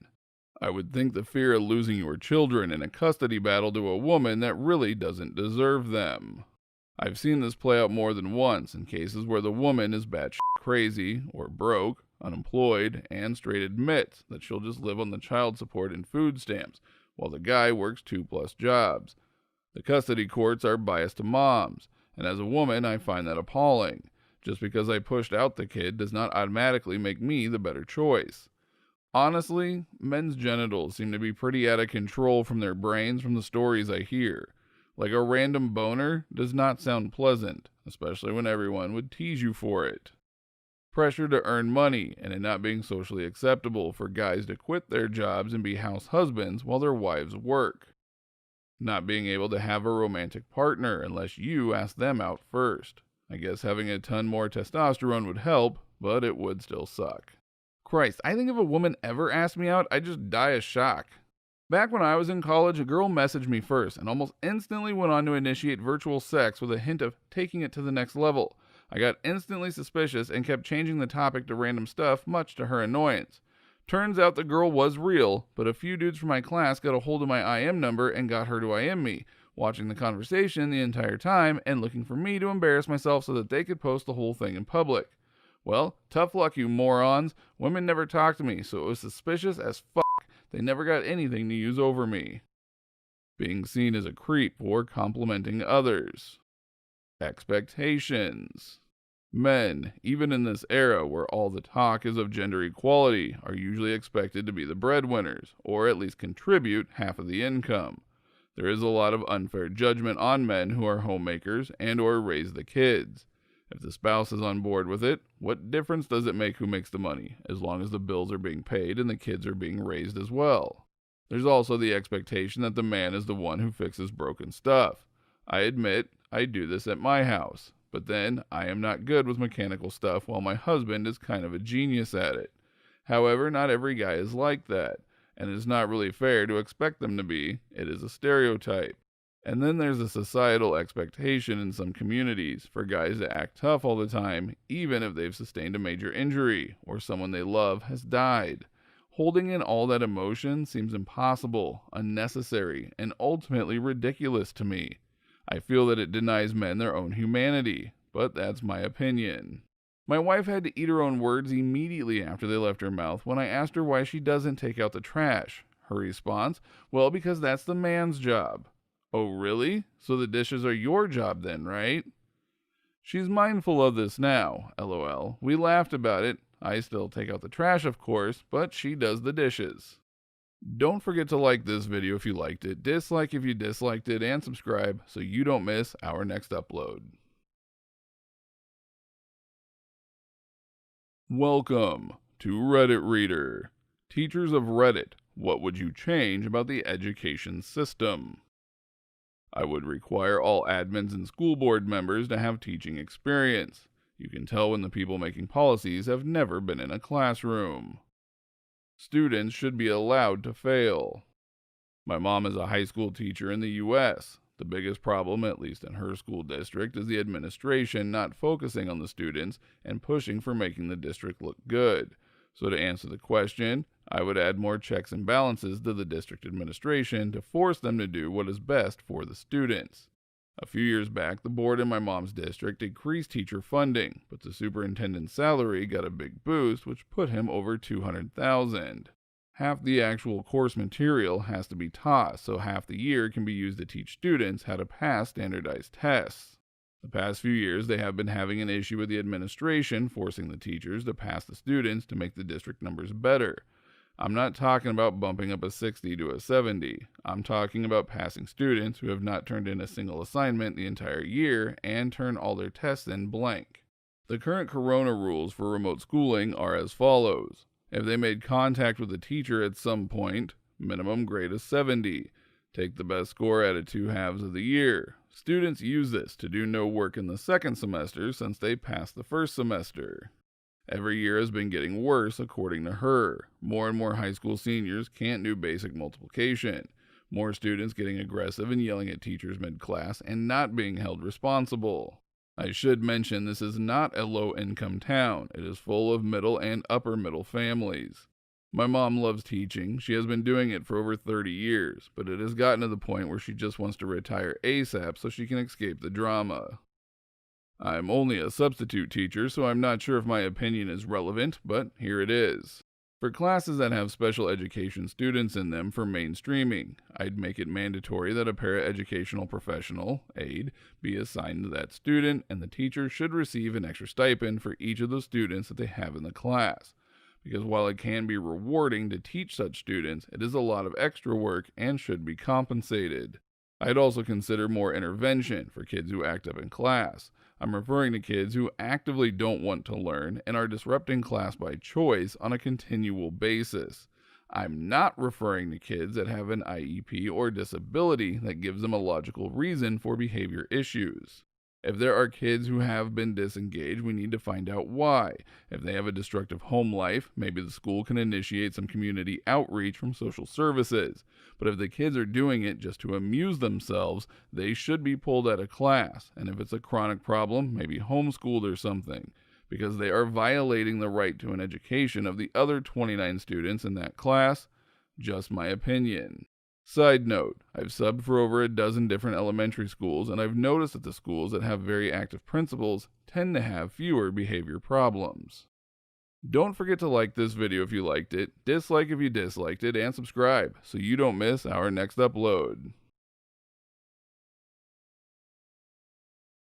Welcome to Reddit Reader. Serious. What's something you can do that you're really proud of? I've been taking this coding class, and every time I figure out the exact code or whatever, it is crazy satisfying. First time ever taking a coding class, it's not even my major. Assassin's Creed level parkour, running, jumping, and climbing almost in the same way that you see Assassin's Creed characters doing that stuff. I can draw convincingly realistic chalk pastel art. I always assumed that was beyond me, but it turns out you put in the time, and cool things can happen. Taking blood. While I am not the best at it, I am still a student. I was super nervous the first few times I tried it. Seemed crazy to me that they let me do it with so little practice, an exam and practicing on dolls. It's by far not the most challenging thing or the thing that I put the most time into, but getting over that fear is what I am proud of, and that I give patients the impression that I know what I am doing because I got better. Receive feedback, constructive criticism well, recognize and make changes to improve myself and behaviors. Also have fair disagreements with others that resolves the issues rather than ends in name calling. Maybe just communication in general. I'm really good at remembering song lyrics and melodies, like freakishly good. 8 out of 10 I can sing along to a song that plays at any moment just by recognizing the first 5 seconds.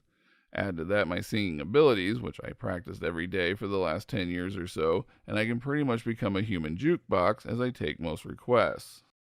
I am able to go to the gym at 5 in the morning. Thought I wouldn't be able to given my love for sleep, but it's been 3 weeks so far, and I haven't missed a day.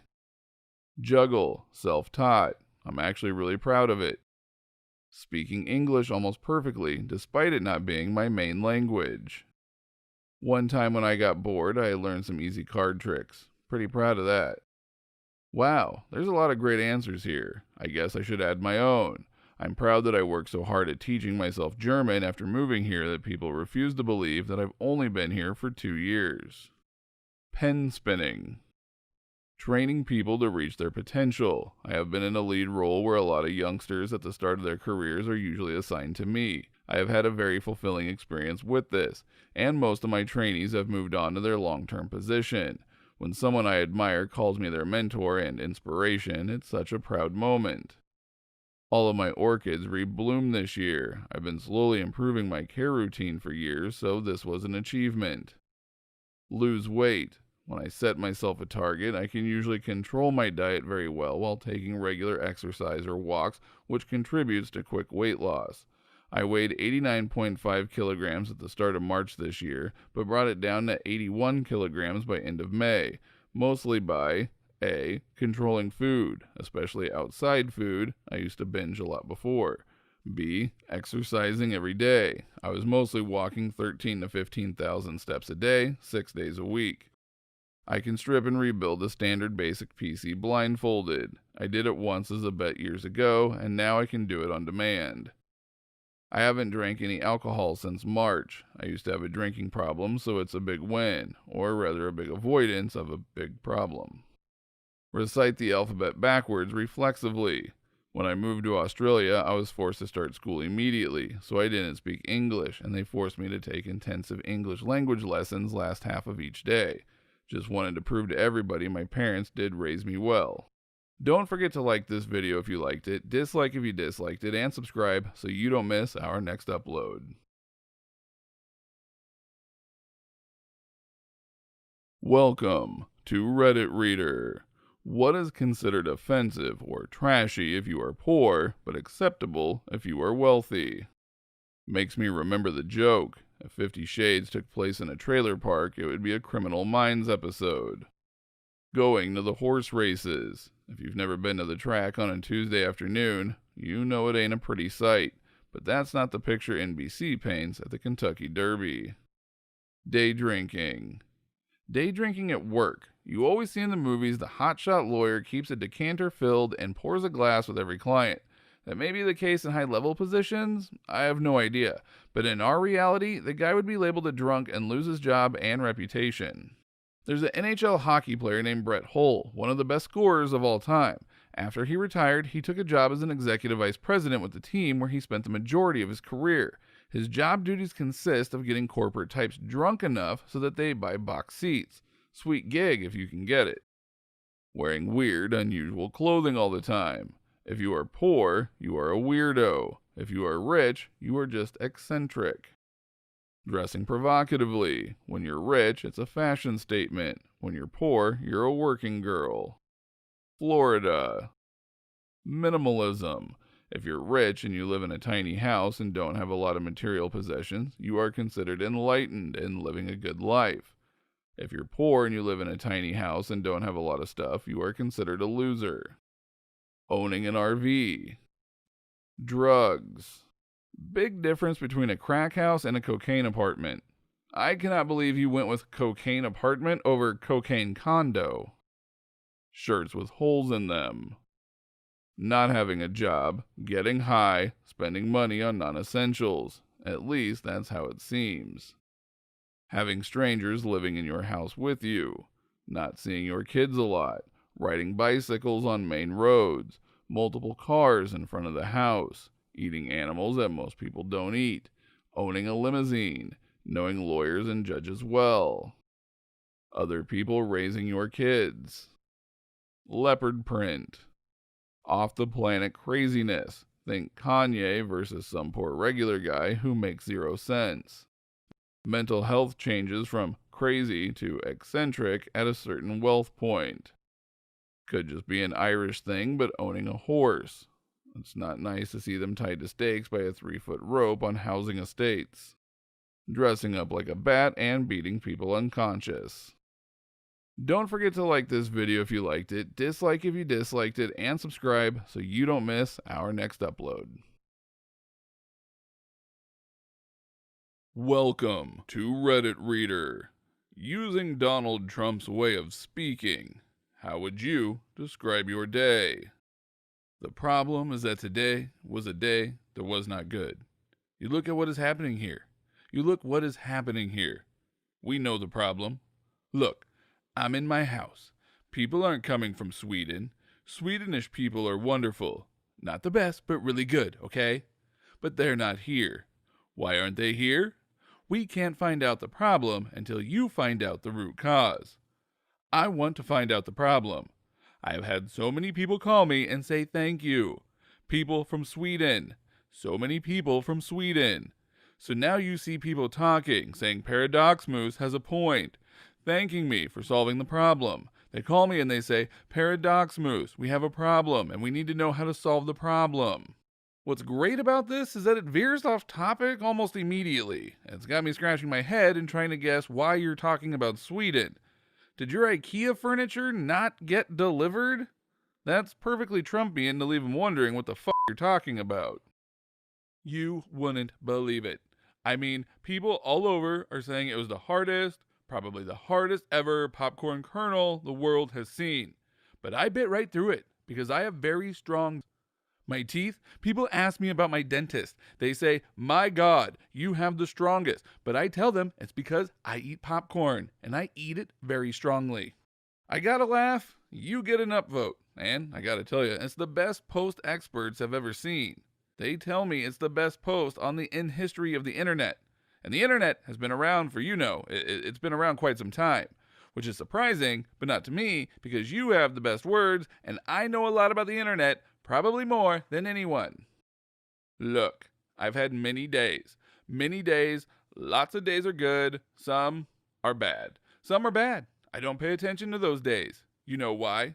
Do you know why? Them. All of them in the back row. They're always saying how bad the days are. But guess what? I've had a great day. I'm having a great day. And they're not going to say anything about that. They just want to talk about a hoax. I don't like that. I don't think anyone likes that. I like good days. Good days. Tremendous. I did the most housework ever done in a day. Really, no, really. Many people are saying they've never seen pictures hung straighter or smoother drywall patches. Folks, I mean it. It was the most successful day. Even the dog said, I'm their hero. I'm a very successful drywall patcher. The most successful. Nobody patches a hole like I do. Believe me, we got a lot of work done today. Good work. The best. We got so much work done that my dog, she's the cutest thing, poops on the floor. Can you believe that? If you don't give her treats, and that's the problem with Democrats. They think that if you don't give them treats, they should poop on the floor. Can you believe that? We don't need any more treats because we have the best people. The best people. Not like the neighbors. They grill hot dogs outside sometimes in their backyard. Totally legal, I guess. I didn't know you could grill dogs, but maybe someone should look into that. I worked. I worked very hard and very long. People emailed me and said, are you still working? You're still working? I've never seen anyone work this hard and long. Never. I didn't know this was possible. They tell me they've never seen anything like it. They only work maybe half as hard and long, but not me. I'm just all there, I'm all there. So that's what I did. I worked very hard and long, and it was great, just really great. Listen, folks, a lot of people, and I mean a lot, say working for 9 hours is just too much. You can't be productive. But that's not true, is it, folks? Especially with the China virus. You got your work from home, TV on, boss forgets to tell you what project to work on, but you know, right? Of course you do. Working from home is the best. You're not playing video games. No, the mainstream media with their fake news reports that you can't be productive working from home. But I'm so productive, the most productive, the best. First, you got your Teams chats. Then, your Zoom meetings. Zoom meetings, folks. We need to make a Zoom great again, don't we? Didn't they get hacked? I don't know. Fake news. The media blamed it on the Russians. Why is it always Russia? Well, we can make it great again, don't you think, folks? Anyway, working from home, very productive, even for 9 hours. I think even 10 or 20, very productive. Why not 30 hours a day, but no pay increase? People are so entitled. Rent is like what? $100? You can earn that. $7.50 per hour. I know people who could make that $7.50 a week. Wouldn't it be nice if wages were capped at $7.50 per week? Wouldn't that be nice, folks? Imagine the economy. The economy is great now. The best. But just imagine it. But you know what would be better? If we didn't have to pay people at all. That would be the best. Not for folks like us. We're millionaires, right? We're smart folks. The smartest. You guys know better. But the Democrats and immigrants, they should be working for free. Questions?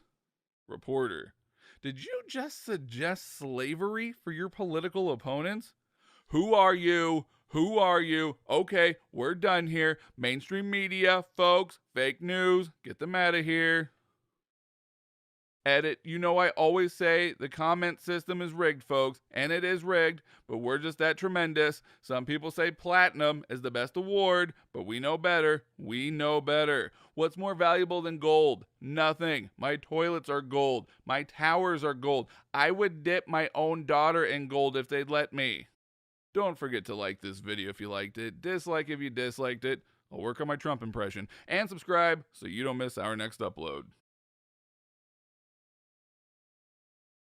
Welcome to Reddit Reader.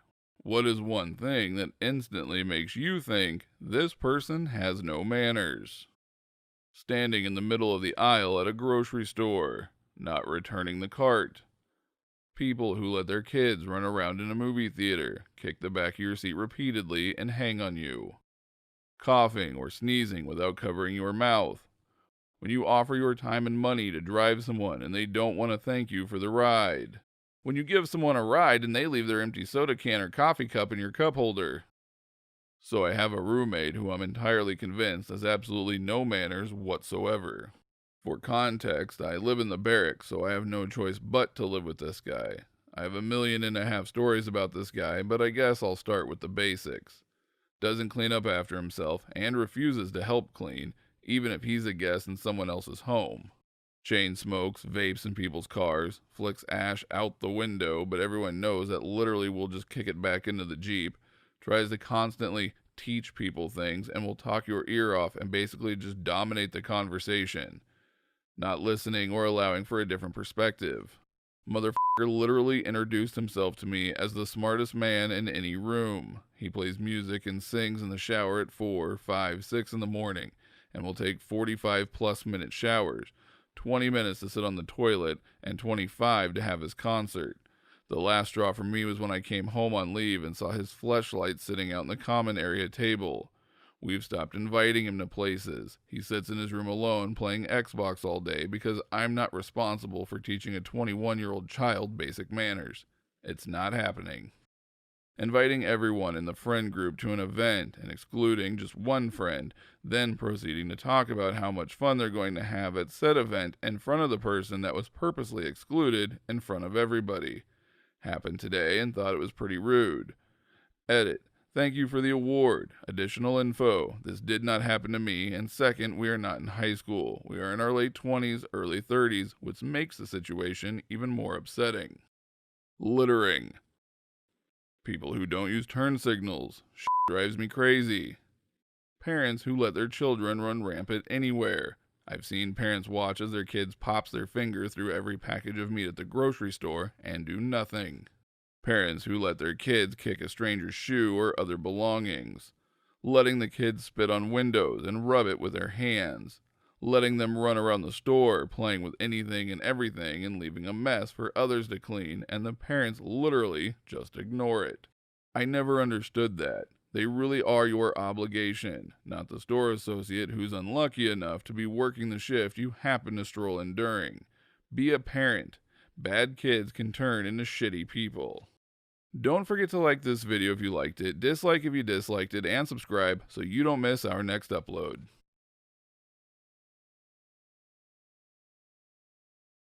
Welcome to Reddit Reader.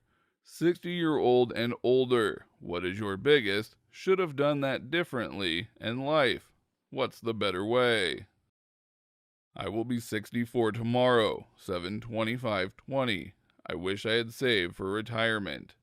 I'm 68 and retired. People made fun of me for being one cheap son of a bitch. I saved and invested. Now I'm financially stable. A $4 cup of coffee not purchased is worth $40 in retirement. I think this is the case for a lot of people. You're the same age as my divorced parents. My dad had made more than my mom due to time off for having kids and such. My mom has far more in her savings than my father. He spends everything he has and more. She's cheap as hell. We all make choices with our finances. I come from a family that didn't drink alcohol. I was absolutely shocked when I went to a bar with some friends and saw what these broke-ass grad students were spending on alcohol. I work with a lot of young people now, and I am always perplexed by how much they spend on hair, nails, clothes, shoes. Back when I was their age, I shopped in a thrift store. And I still do. And I save money, and I'm comfortable. So many people are setting themselves up for failure by feeling like they earn something more expensive than they really can afford. They deserve it. Save money early. Don't care what other people think. Get out of your comfort zone. Take care of your body. I asked my 88-year-old grandma this, and she said to stop placing value on what other people think of you. Recognize this is your life and get on with it. Do the things you want to do. Relax. The stuff isn't so serious. I'm 3/4 done with life, probably 20 more to go. 10 good ones, and then it will start to get rough. Don't chase after things. Be simple, eat simple, enjoy life. Stop being critical. Enjoy this brief time. Pay yourself first, no matter what.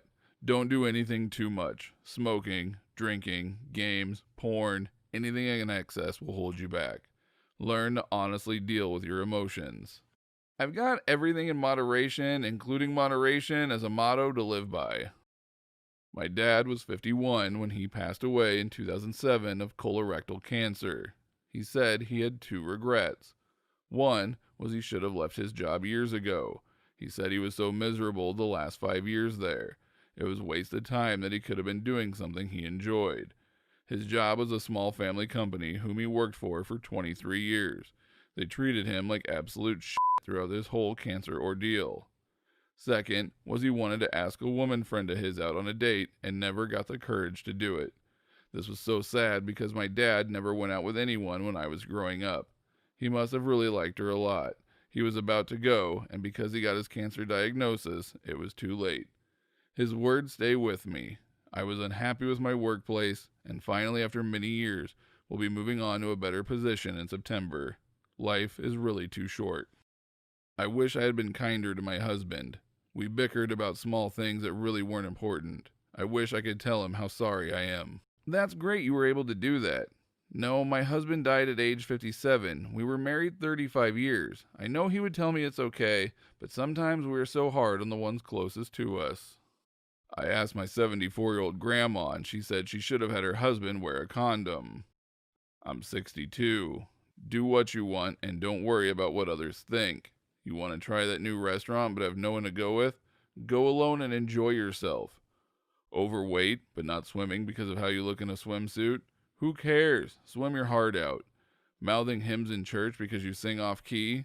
Sing loud and make a joyful noise. But most importantly, be kind. Regardless of how anyone treats you or what anyone says, be kind. You can walk away, disagree, and or not respect someone who doesn't deserve it, but do it kindly. Being argumentative or getting butt hurt or cursing and yelling only serves to make you feel worse later. Don't forget to like this video if you liked it, dislike if you disliked it, and subscribe so you don't miss our next upload.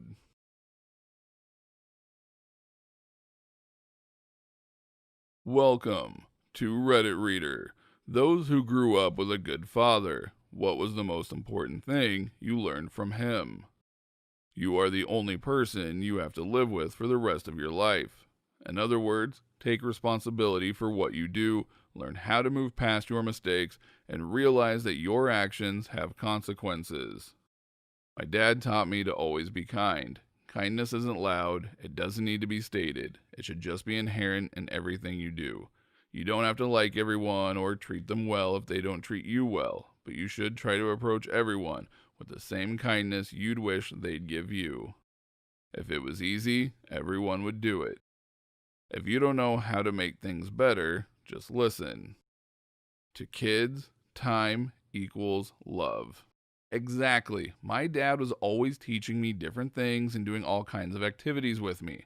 I was only seeing him one weekend or two while my mom had me the rest of the time, and I actually don't really remember doing anything at all with my mom besides 2 vacations that we had together. But my dad, I remember he showed me how to ride a bike, do rollerblades, hiking, how to skate, skiing, gardening, going to bookstores or antique stores, and more. I remember much more clearly the days me and my dad did different activities and actually spent time doing stuff together, and I still have a really good relationship with him right now. It also developed my curiosity to try new things, and we still go on a bike ride together every summer, even though he's 73 now, and I still love gardening with him, and we exchange books these days too. If you ever feel you have a problem, just know you can live a happy, full life without alcohol. He couldn't control it, and neither could I. He gave it up so he could have his son in his life. I gave it up because of his example. To always make your loved ones a priority. Make it your purpose. My dad worked hard to give us a comfortable life and more opportunities than most.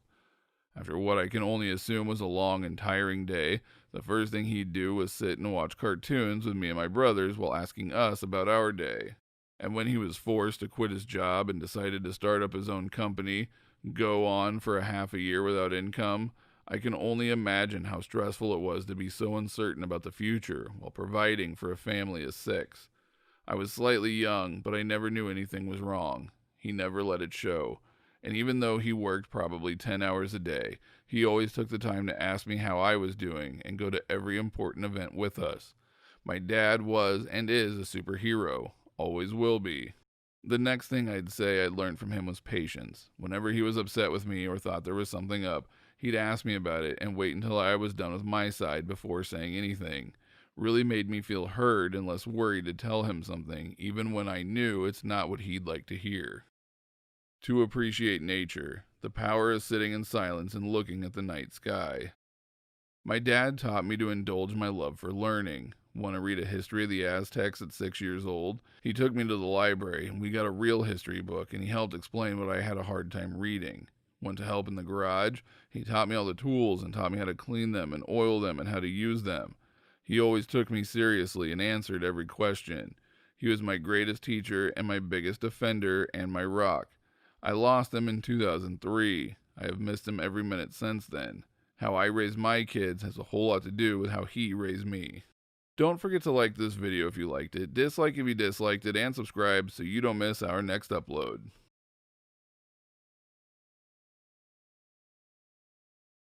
Welcome to Reddit Reader. When was there a time where you shouldn't have laughed at something, but you did? I was 18 to 20 and working at a department store. 3 men walked up to me and struck up a conversation while buying white button-up shirts. Apparently, they were buying matching shirts for a wedding. They asked if there was a child suit section. One of them added, "The best man lost so much weight." I cut off the sentence with a chuckle and he finished, "that he died," and looked at me like I was a monster. They all looked really sad or mad, depending on who you looked at. They apparently were going to buy a suit for the son of the deceased that was stepping in for him. They asked to see my manager, and she was really disappointed in me for laughing at a story like that. I did my best to tell her that I had no idea it was something terrible like that, and I was just laughing since I thought he had lost so much weight he needed a kid's suit. She didn't really buy it, and she didn't respect me after that. My dad, using 9 laughing tears emojis to announce that our family cat, whom we love dearly, had passed away. When I was a student nurse, I was asked to tell a patient that his daughter couldn't come visit him because she fell down the stairs and had broken both her arms. I could barely contain myself because the patient was there because he had broken both his arms. My friend's memorial service. He passed away at only 24. Obviously, it's really somber and everyone is crying. His mom goes up to speak. One of my best friends, who was one of his best friends, used to joke about wanting to sleep with his mom. It was an ongoing dialect between them that was really hilarious. His mom goes up, starts talking, and he whispers, "I still really want to motorboat your mom's tits, dude." Like 4 of us just lost it. It was extremely inappropriate, and everyone stopped and just looked at us. I tried to pretend I was crying to ease the tension. Rest easy, Chris. We all miss you. I laughed at my grandfather's funeral. Didn't shed a tear. It led to a few people, neighbors, not family, fam knows what happened, thinking I did something bad to him. My grandfather was bedridden for 16 years. His left side of the body was paralyzed. I was 17, so basically all my life I've seen him bedridden. And he was my best friend. He asked me not to cry and always think that God took him because he couldn't see him suffer anymore, and wherever he was going, he'll be happy. So, to distract myself from crying, I started thinking about all the good times we had and ended up laughing at one such memory. So, yeah, that was pretty terrible. In high school, we watched a play where a girl dies of a drug overdose. The girl playing the part was way over dramatic, really chewing up the scenery, and when she finally collapsed dead on her bed, the theater was dead silent. A special needs kid in the audience yelled out, "Oh well," and the place exploded with laughter. It happens to me more than I care to admit, but the worst time was at my brother's memorial. An aunt we had, who was a very nice person, had gotten religion recently and decided to sing a gospel song. The problem was, she couldn't sing at all. She got up with no backing music and sang a really out-of-tune gospel song. The worst part was she took really long pauses between some of the lyrics, so people started to clap thinking she was done with the song. She wasn't. This went on for like 5 minutes. She would pause, people would start to slow clap, then she would start caterwauling again. I buried my face in my hands and people sitting behind me started consoling me because they thought I was overcome with emotion, as my shoulders were shaking violently. I did have tears running down my face though. I still feel very bad about this. Don't forget to like this video if you liked it, dislike if you disliked it, and subscribe so you don't miss our next upload.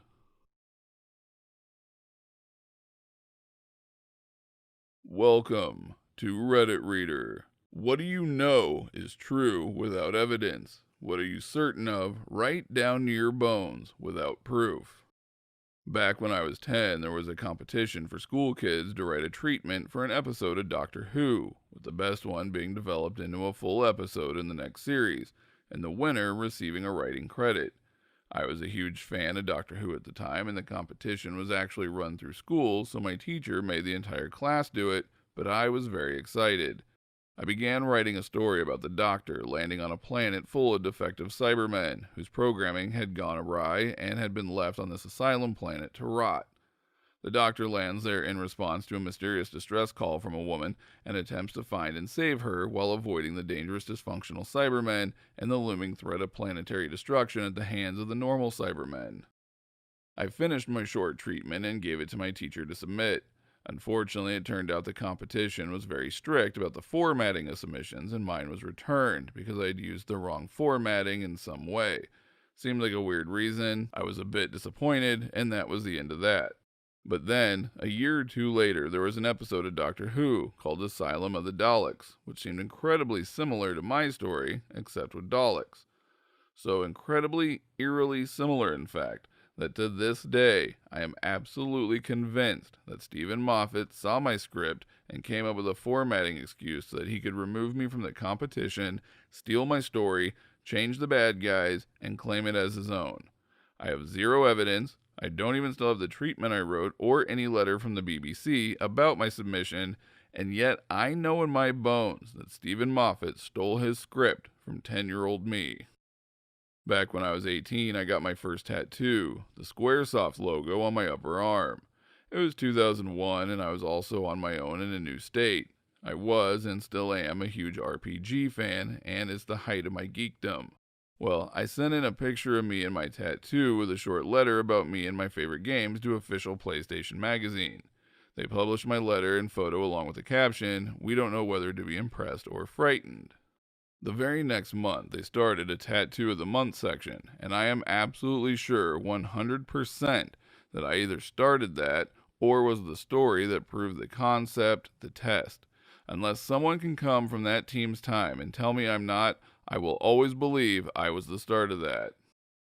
That the key to happiness is low expectations. That my cousin stole my holographic first edition Charizard Pokemon card back in the early 2000s. My brother deleted my game save on purpose. He was old enough to read. He knew what he was doing. I know for certain that the comments on this post would look different on Facebook. That my last boss secretly hated me even though we had, on the surface, a very positive relationship. Don't forget to like this video if you liked it, dislike if you disliked it, and subscribe so you don't miss our next upload. Welcome to Reddit Reader. Serious. People who like their job. What do you do? I think up and draw cartoons. Every day. A syndicated comic for newspapers. Only learned to draw at age 43, so it's been a cool midlife turn. I'm one of those handful of people trying to be at least a fraction of what Gary Larson was and is. I am a speech therapist working with stroke patients. I love rehab. I tried pediatrics, but it was not my thing. Rehab is for me. Matte painter for film. It's fun and lives at the intersection between having to have artistic talent and technical experience. Honestly, sometimes it can be maddening as I come from a creative background, traditional illustration and sculpture, so certain programs are like going from speaking French to speaking Chinese. But all in all, it's fun to see your work when it's composited into a film and get to see the shots before any visual effects goes in. Frankly, it's surprising just how many movies use visual effects, and I can assure you it's almost everything you've seen, including smaller independent films. Seaplane pilot, charters, sightseeing, fly-in fishing, and seaplane flight training. I make replicas of dinosaur fossils for museum displays. The company I work for does full-size replicas, but I primarily work in the division that creates teeth and claw replicas, and a few scaled-down skull replicas for gift shops. I'm a night shift worker at a manufacturing facility. I love being able to set all my machines, read a book, or play on my 3DS and be by myself. Once all my machines are set, I just need to change finished parts for new blanks every 15 to 20 minutes. Waste management. I drive a garbage truck. I start early, but there are days I'm off at noon. A full 8 hours for me ends at 1:30, and I work 5 minutes from my house. I am in the AC all day and left alone. It's wonderful. I'm a locomotive engineer. It's badass controlling thousands of horsepower and tons all with my hands. I love running with the window open, listening to the power working, and waving at people when they wave with more than a finger. Facilities, a glorified janitor. The position has morphed. I started by cleaning floors and toilets. Now so many of my creative strengths are used. We're updating our campus, so we build furniture, construct new walls and stages, choose paint colors, engineer unique solutions for an aging campus, and so much more.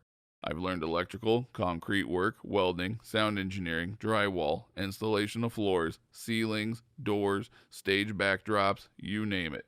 If something needs to be done, we get it done. I love it. Before the pandemic shut everything down, I was a Broadway dresser. I got to work backstage on some awesome shows with pretty costumes and be a part of the magic. It was such a rewarding feeling. I'm a meteorologist. I look at weather all around the world and work directly with Fortune 500 companies to help them prepare for natural disasters. Considering I've wanted to be a meteorologist since I was 5, it's a dream come true, and I feel blessed. I was a college librarian for 21 years up until recently and loved my job. Interacting with students, faculty, technology, having access to any normal article or book, having a sense of helping appreciative people, it was a dream. My commute was 7 minutes. Decent pay, good benefits. I can't do chats. Sorry, my iPad can't handle them. Don't forget to like this video if you liked it, dislike if you disliked it, and subscribe so you don't miss our next upload.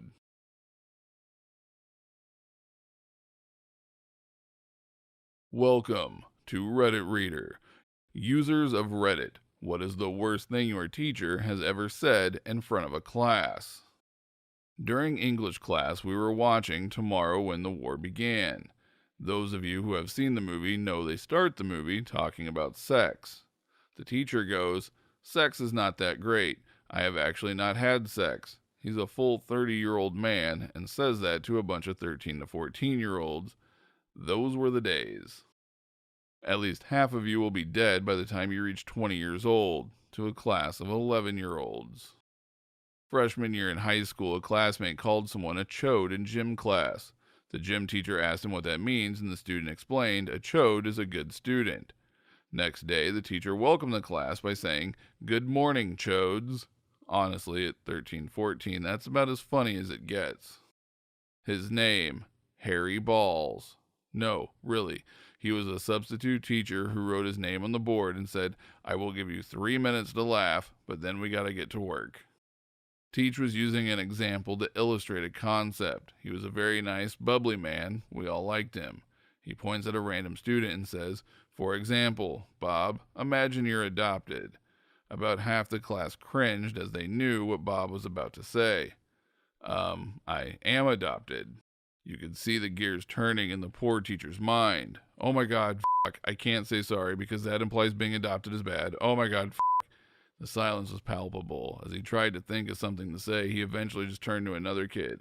"Are you adopted?" "No." "Okay, so imagine, Steven is adopted."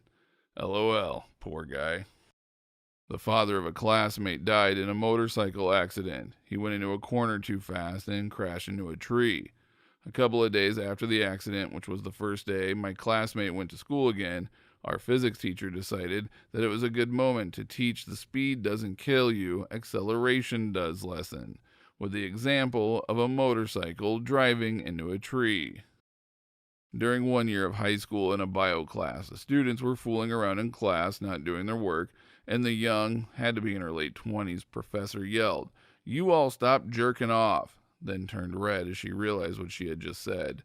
You can only imagine how that went in a room full of 16 and 17-year-olds. LOL. Don't forget to like this video if you liked it, dislike if you disliked it, and subscribe so you don't miss our next upload.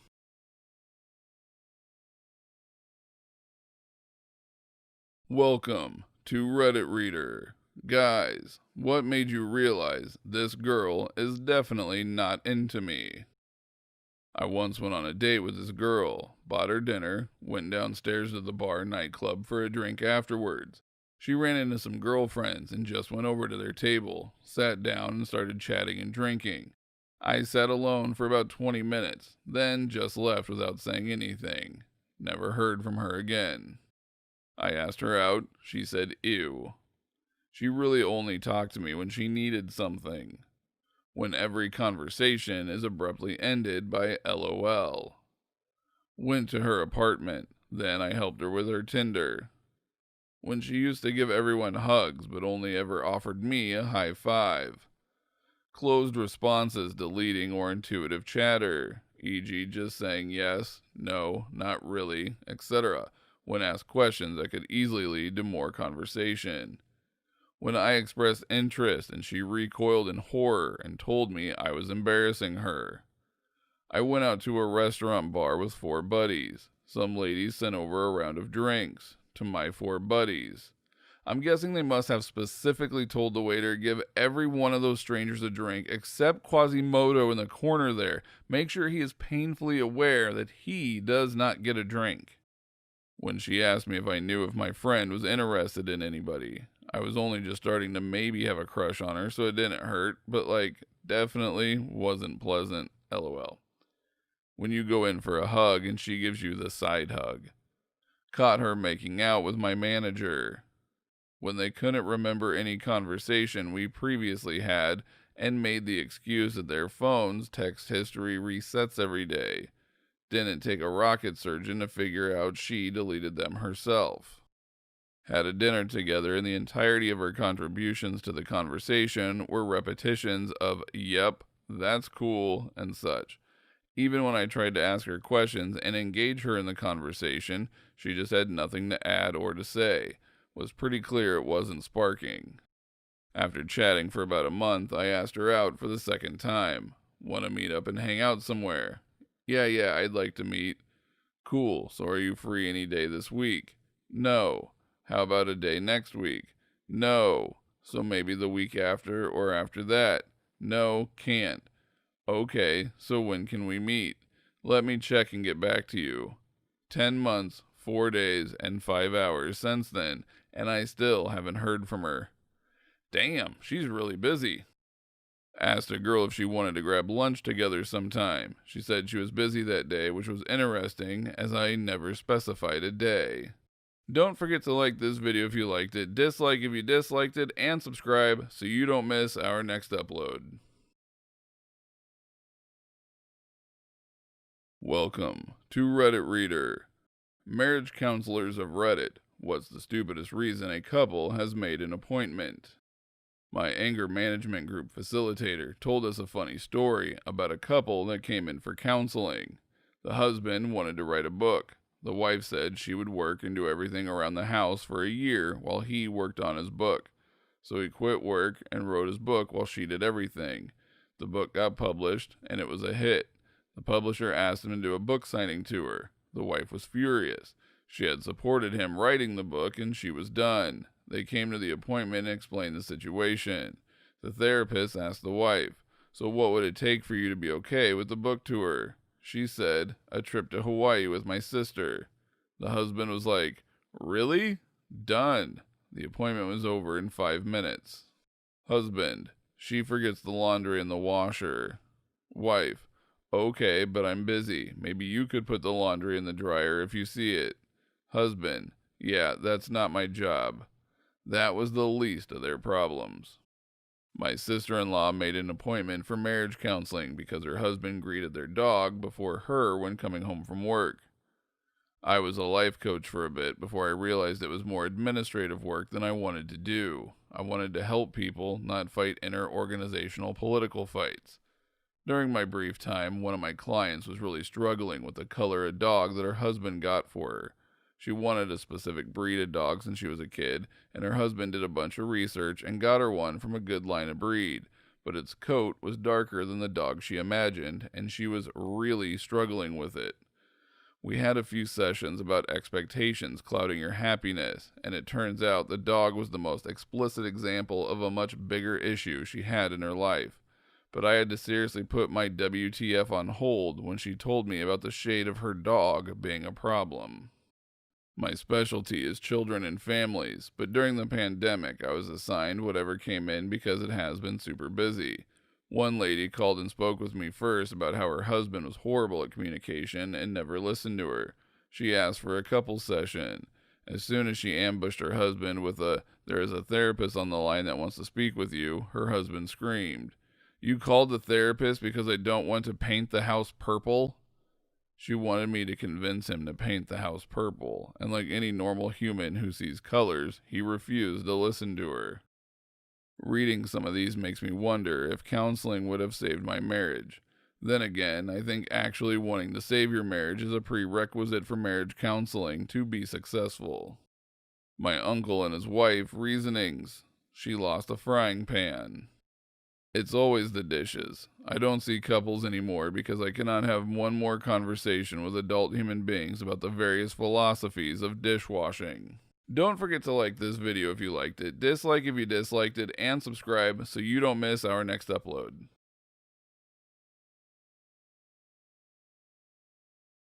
Welcome to Reddit Reader. After 30 years of being open, my family's restaurant is closing tonight. My family has owned a fine dining Italian restaurant since before I was born. Most all of my childhood memories are in that restaurant. Every day after school, I'd go do my homework at the bar, I'd follow my dad around the kitchen, and help with little things like making salads. And I will never forget my first pizza at 4 years old. Whenever it stormed really bad and we lost power, my family would go sleep on the floor in the dining room as it was always a safe space. It was always somewhere for us to go, something for us to do, something that needed constant watering and attention. It's been my family's livelihood for my entire existence. It's kept my belly full as well as my heart.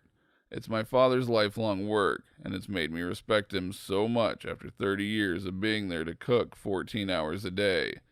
I don't know who I'd be without this restaurant.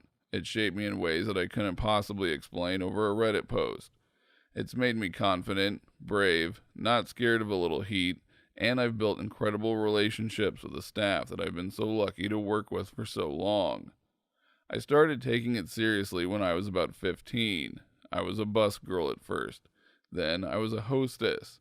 And when I got a little older, I became a server. I wasn't very good at that one, especially after spilling red wine on one too many older women and embarrassing myself beyond compare. I realized at 18 or so that, like my father, I was a cook. I'm 24 now, and I've been cooking alongside my dad every day since I realized I had a knack for it. It's been beautiful, exhausting, exhilarating, very mentally and emotionally taxing. Just an overall whirlwind of emotions every single day. I even made the crazy decision to drop out of college to run the restaurant full time. I love it though. I love working with my family. I love making people happy and seeing them enjoy the food we work so hard to make. Tonight is our last shift ever. Things were going so well over the holidays this past winter, but ever since COVID hit, it's been a different story. We had to close to the public for 3 months, and since we've been open with limited occupancy, we're not pulling in those great numbers that we once were. We can no longer afford the rent at our building and had to make the tough decision to close our doors for good. But besides that, it's time. My parents are in their 60s. My dad can't do it anymore. His health is starting to drastically fail because of all the years being constantly on his feet, and he doesn't want me to have the same life that he did, never being able to give any part of life besides work real attention. My mom and dad are ready to retire, and I don't blame them. I'm nervous about tonight. After all these years, this very well might be the last restaurant shift I ever work. I don't know what the future holds for me, but I don't think I have any interest continuing my cooking career elsewhere. I decided that without the restaurant, there's not much keeping me in our town, so in October, I'm going to take a big risk and move across the country. I'm terrified. I've been terrified every day leading up to today. It's hard to imagine what life is going to be like for me after we close our doors tonight. I've just never known anything else. I thought it might feel good to tell this story to some faceless strangers. If you've read this far, thank you. Please continue to support your locally owned restaurants. The families who own them put a lot of blood, sweat, and tears into running them. Tip your servers well, thank the chefs if you run into them, Enjoy good food for the rest of your life and eat it with passion. Cheers and bon appetit. Don't forget to like this video if you liked it, dislike if you disliked it, and subscribe so you don't miss our next upload. Welcome to Reddit Reader. What screams, I'm way richer than I look? Unique or somewhat odd collections of things most people don't collect. I worked in a high-end whiskey store for many years, and the number of shabbily dressed men from overseas who strode in to spend $5,000–$10,000 on whiskey for their collection was staggering. They were always chatty, knowledgeable, and above all casual. One man in particular had been collecting for decades. His wife was fully supportive. She had her own collection of rare items, he implied, and he enjoyed traveling the world to pick them up as an excuse to go someplace. Conversations often went like this. Customer, I see from your website you have the rare bottling from 1967. Do you have any in stock now? Me, we do, yes. It's downstairs. In fact, we have a few of that vintage, as well as the 1953, 1966, and 1972. Would you like to know the prices? Customer, oh, great. I think that fills a couple of gaps in my collection. And if not, the guys and my wife will enjoy cracking one open. Can you package them up for me, please?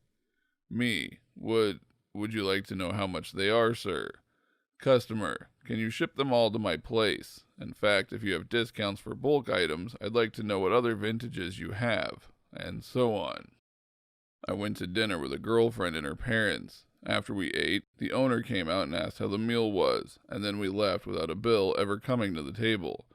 On the way home, I asked girlfriend about it, and she said her dad had tabs at all the restaurants he liked to eat at.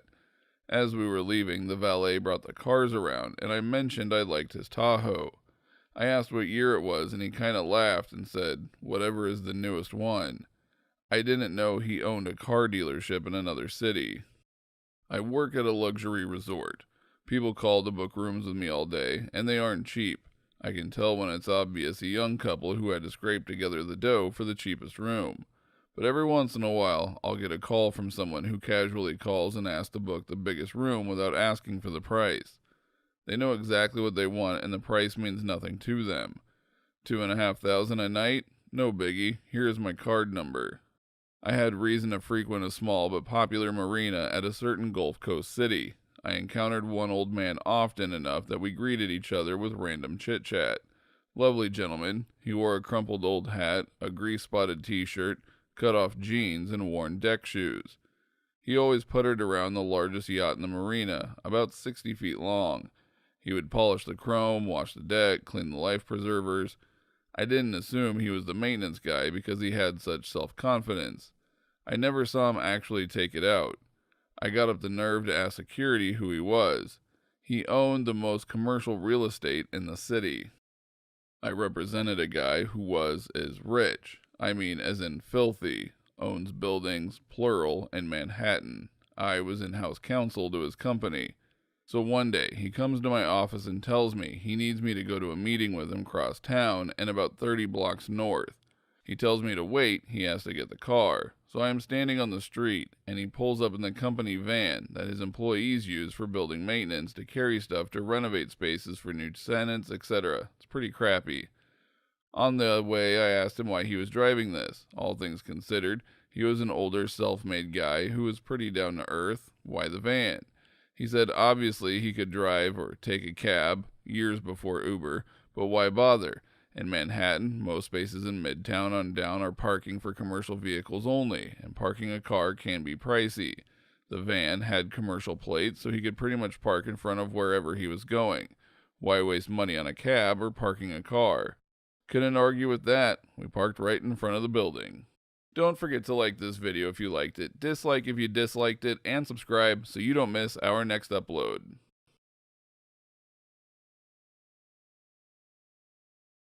Welcome to Reddit Reader. Men and women of Reddit who caught their significant others cheating. How did you do that? And what was your reaction?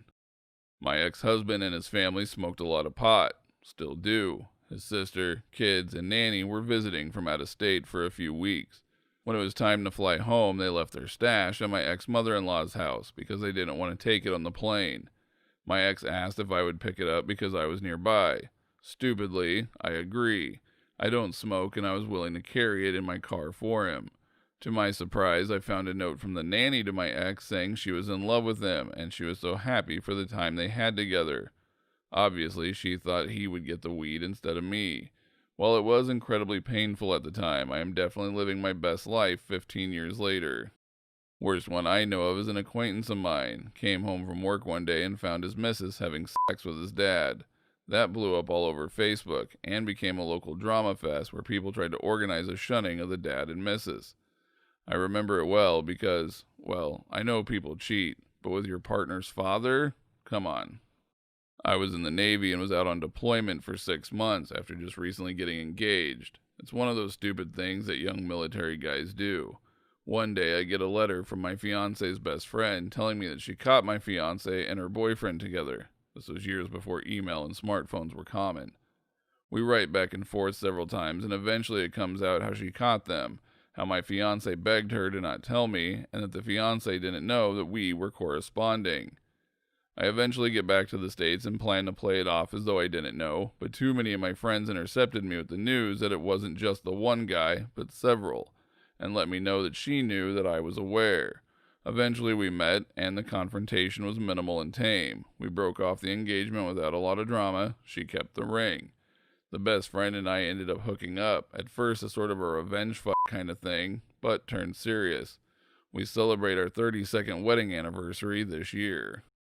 I had some really good friends in the next town over where my girlfriend lived, and they figured it out for me. They were super gentle about it and patient with me through my denial.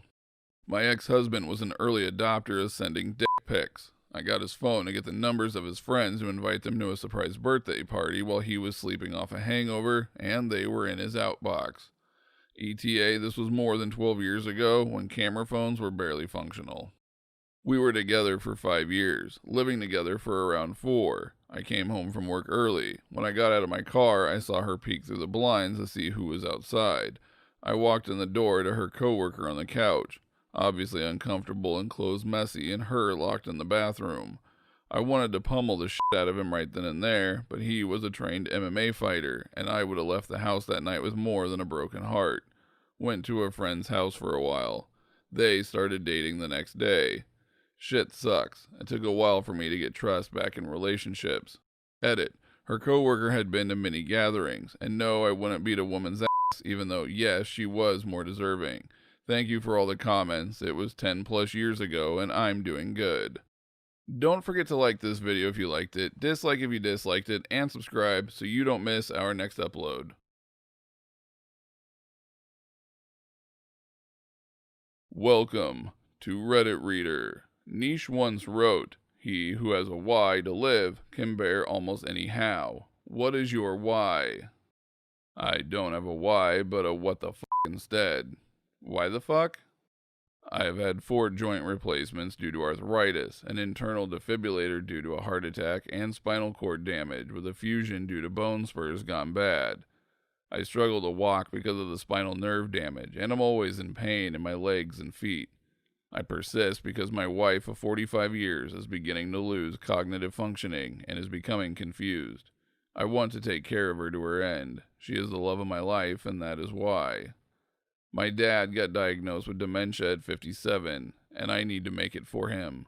As devastating as it's been, it's oddly given me a new, refreshing sense of purpose I was lacking before. Because I don't know what will happen tomorrow, and I might as well find out. I've made it this far, may as well see what the world has left to offer. Still working on my 2011 New Year's resolution to get shredded for the summer. Because I truly believe the world holds many, many more good things for me to experience. Seems a shame to miss out when I don't have to. I'm still trying to find it. Finding your why could be the why. I need to feed my cat. I need to know how 2020 ends. I'm expecting a giant meteor, but the writer this season is fucking insane. I like making people smile with what I do. I've pulled out a severe depression by going to events in costume and making people happy to see their favorite characters. That is why I do what I do, and that's what keeps me going, knowing that the things I do while still alive make others happy. The fact that the earth is too beautiful to let my fucking lack of self-esteem make me quit it. I remind myself that the plesiosaurus ruled the oceans for 100 million years and that rocks have fallen to the earth that are older than the solar system. To me, that puts life into context. I'm here for this brief moment, and though it may not always be thrilling, it is a very special thing to be alive. Love. Not my love or anything like that, but the existence of this feeling. Seeing that other people have it, seeing how everything somehow circles around it, it's really something. Maybe I'll get educated more on effective neuroscience and get to know more about it. Don't forget to like this video if you liked it, dislike if you disliked it, and subscribe so you don't miss our next upload. Welcome to Reddit Reader. Reddit, what's your anyways, we're married now story? Met a new coworker, and our first interaction was me saying, "I don't believe you," under my breath as I walked by. He thought I said, "I don't like you." Anyways, we're married now. First time I met my wife was Halloween. I was sitting out a year at college working, but I went to a costume party at my old fraternity. I was pretty stupid drunk, pretty early. Somehow I ended up in my buddy Eric's room watching TV by myself.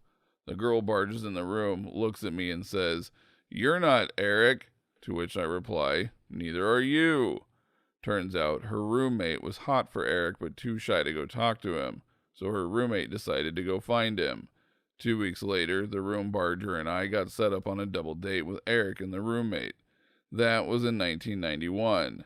Now we have 3 kids and our youngest is having our first grandkid in December. Friend of mine in high school who looked suspiciously similar to a friend I had in kindergarten. One day, I knew a blank in kindergarten and she looked a lot like you.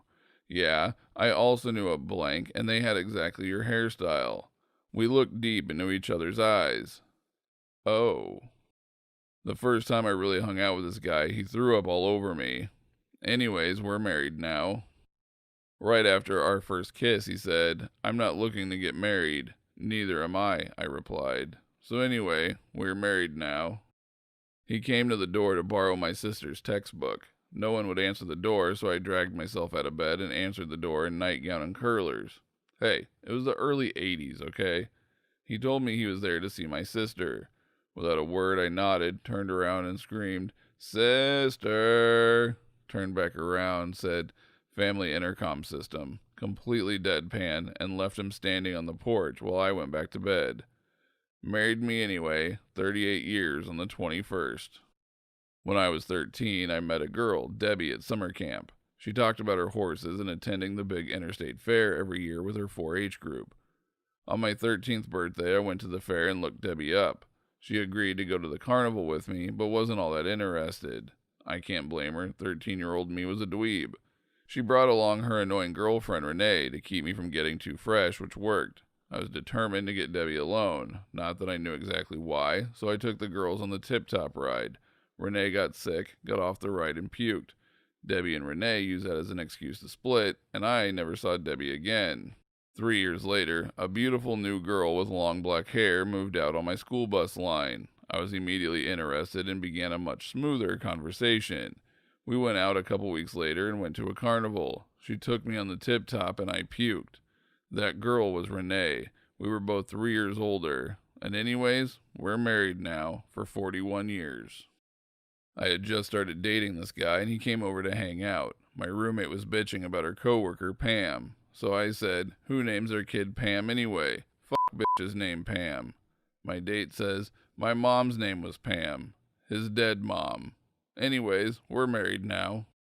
So, back in the 70s, our families moved to a new farming town. Our church was doing a fundraiser by planting potatoes, which would then be sold to help with building costs. Parents were busy and put us toddlers in a dry, empty cattle watering tank trough.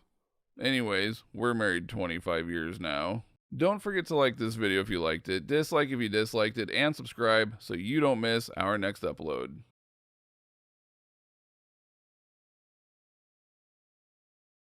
Welcome to Reddit Reader.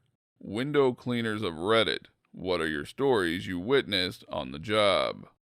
I worked retail, and once a month a window cleaner lady would come in and clean the store windows.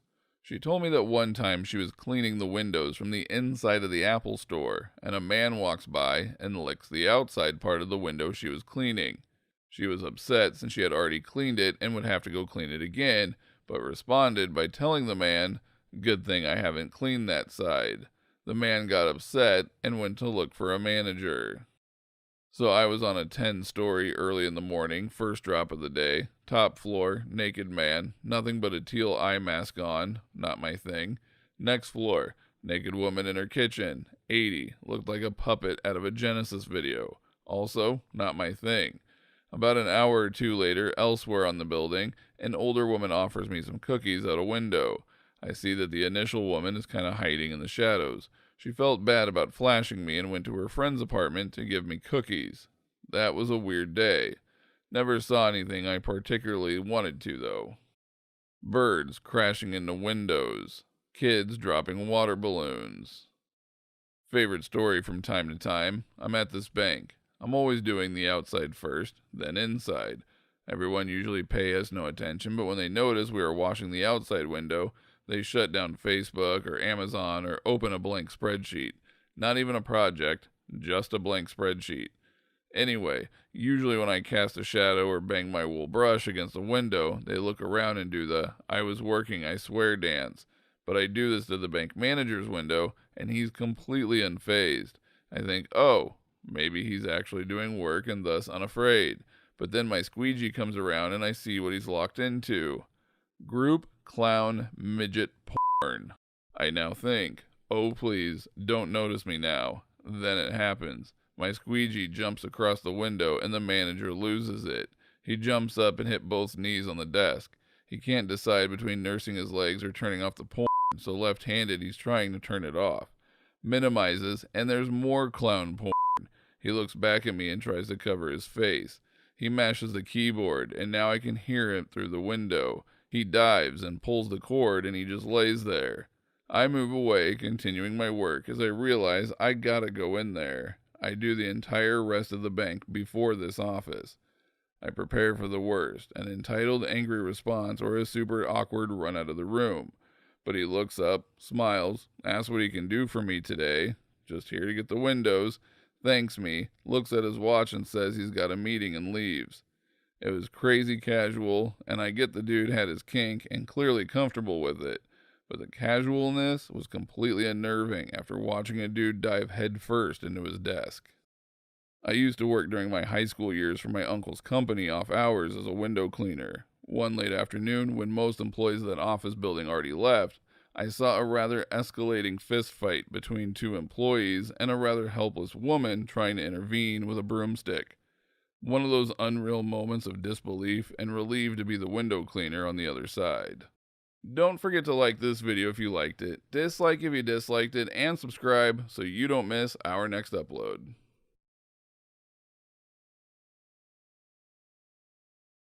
Welcome to Reddit Reader. What is the worst notification you have received while someone else has had your phone? Was showing my mom some cake ideas for my wife's 30th that I was considering. My wife texted me and my mom, for unknown reasons, got a full view of my wife's poon with the caption, "Guess what you're eating for dessert tonight?" I tried to grab my phone back and my mom went back to browsing cakes without skipping a beat. As I was leaving, my mom thought it would be funny to ask, "Would you like a second dessert tonight? Because I have a truffle in the fridge." I nearly died of shame. Not me, but a friend we'll call Bob. Bob, some friends and I went out one night to watch a show in town. Afterwards, we decided to go get some drinks and decided to carpool. Bob's phone was dying, so he asked if he could charge it on the way over with the car charger. While it was charging, it had apparently connected to the car's speaker system, and without a warning, the car read a new text message out loud to all of our surprise. "Hey baby, it's been a long time since you came in my mouth. How about we hook up tonight so I can taste that juice again?" Needlessly to say, he was mortified, and the rest of us rolled with laughter on our way to the bar. I was ordering food off a DoorDash on my ex's phone when she got a text from a guy saying he couldn't wait to see her that weekend. She told me she was going to see her mom. While my friend was using my phone, my mom texted me, "Remember not to have sex with Thomas. He has chlamydia." Years ago, I was working at an Apple store as a Genius technician and was helping an older woman with her phone. The woman had to be in her late 60s, early 70s, as sweet as could be, and was having some minor issues with her phone. I think it was battery life or something. So she hands me her phone, and just as she does, a message pops up with a picture of a toilet full of shit, and the message reads, "How many times do I have to tell you to flush the fucking toilet?" Not knowing really what to do, I just hand it back to her and tell her she has a message. She takes the phone, half smiles, closes the message, and hands it back saying, "Sorry about that, sweetheart. My daughter can be a bit of a bitch." Chatting to a guy in a bar, handed him my phone so he could type his number in. At that moment, a message pops up from my friend sat several tables away saying, "Shag him." This happened to my friend. I sent him a text of a wet cat and said, "Look at this wet pussy," while my other friend's mom was holding his phone. She just awkwardly gave him his phone back. Don't forget to like this video if you liked it, dislike if you disliked it, and subscribe so you don't miss our next upload. Welcome to Reddit Reader. Do bosses like Michael Scott actually exist? And if you worked for one, what's your craziest story? My first boss in America. I was 21. He was Asian American. I had never seen The Office, but noted the absurdity. He would get free potato chips from a guy in a company truck and would stuff his cheeks in the middle of telling me what to do. He always offered some. Fired a coworker for screaming some racist stuff at me by just yanking her out the door. Called another coworker a cub or a baby lion because she was tiny with wild, unruly hair. Would do a small mini roar whenever she was about to report for her shift or when I mentioned her name. Ran around the place with a wig on his head imitating me. Brought his daughter to work and gave her piggyback rides in the office. Would ask me to take videos. Would talk to black people in a black way. He would say, "What's up, shorty?" to the ladies and "What's poppin'?" Called the guys Tyrone and would say, "She," in his most convincing black voice. It was actually pretty good. Would ask me to teach him random Arabic words so he could yell them sporadically in the middle of the day. He always got the accent right. Had an open door policy, and would do shots in his office. Started a small chicken farm in the back of the building, and would give out whole chickens to the staff. Had me and a coworker try to slaughter one time. I couldn't, and nicked it just a little bit and shrieked, spraying all three of us with blood. Received a visit from the city people to tell him he couldn't keep chickens in back. He was rounding the main floor with a small basket of freshly laid eggs, just as they were asking for him. Did the chicken farm again the next summer, this time with a small garden growing squash, cucumber, corn, etc. to disguise the chicken coop. Happily gave out vegetables along with the chicken. Would be extremely proud of taking home a tray of his own eggs to his children. Ate 2 fresh eggs every morning. Bought a wok to work to deep fry sausages in. Sometimes made lunch in the back. The entire floor would smell like food, and he would round us all, 3 of us, to his office to eat. Would regularly fall asleep under his desk. The snoring was so loud you could hear it in the front. Once a client asked what that noise was, and I said it was the plumbing. Woke up after his naps looking puffy, but acting as if nothing happened. Would immediately go next door for a cherry Coke. Would constantly eat hard candy to stay awake during the day. Ate too many edibles at a party I hosted once and passed out.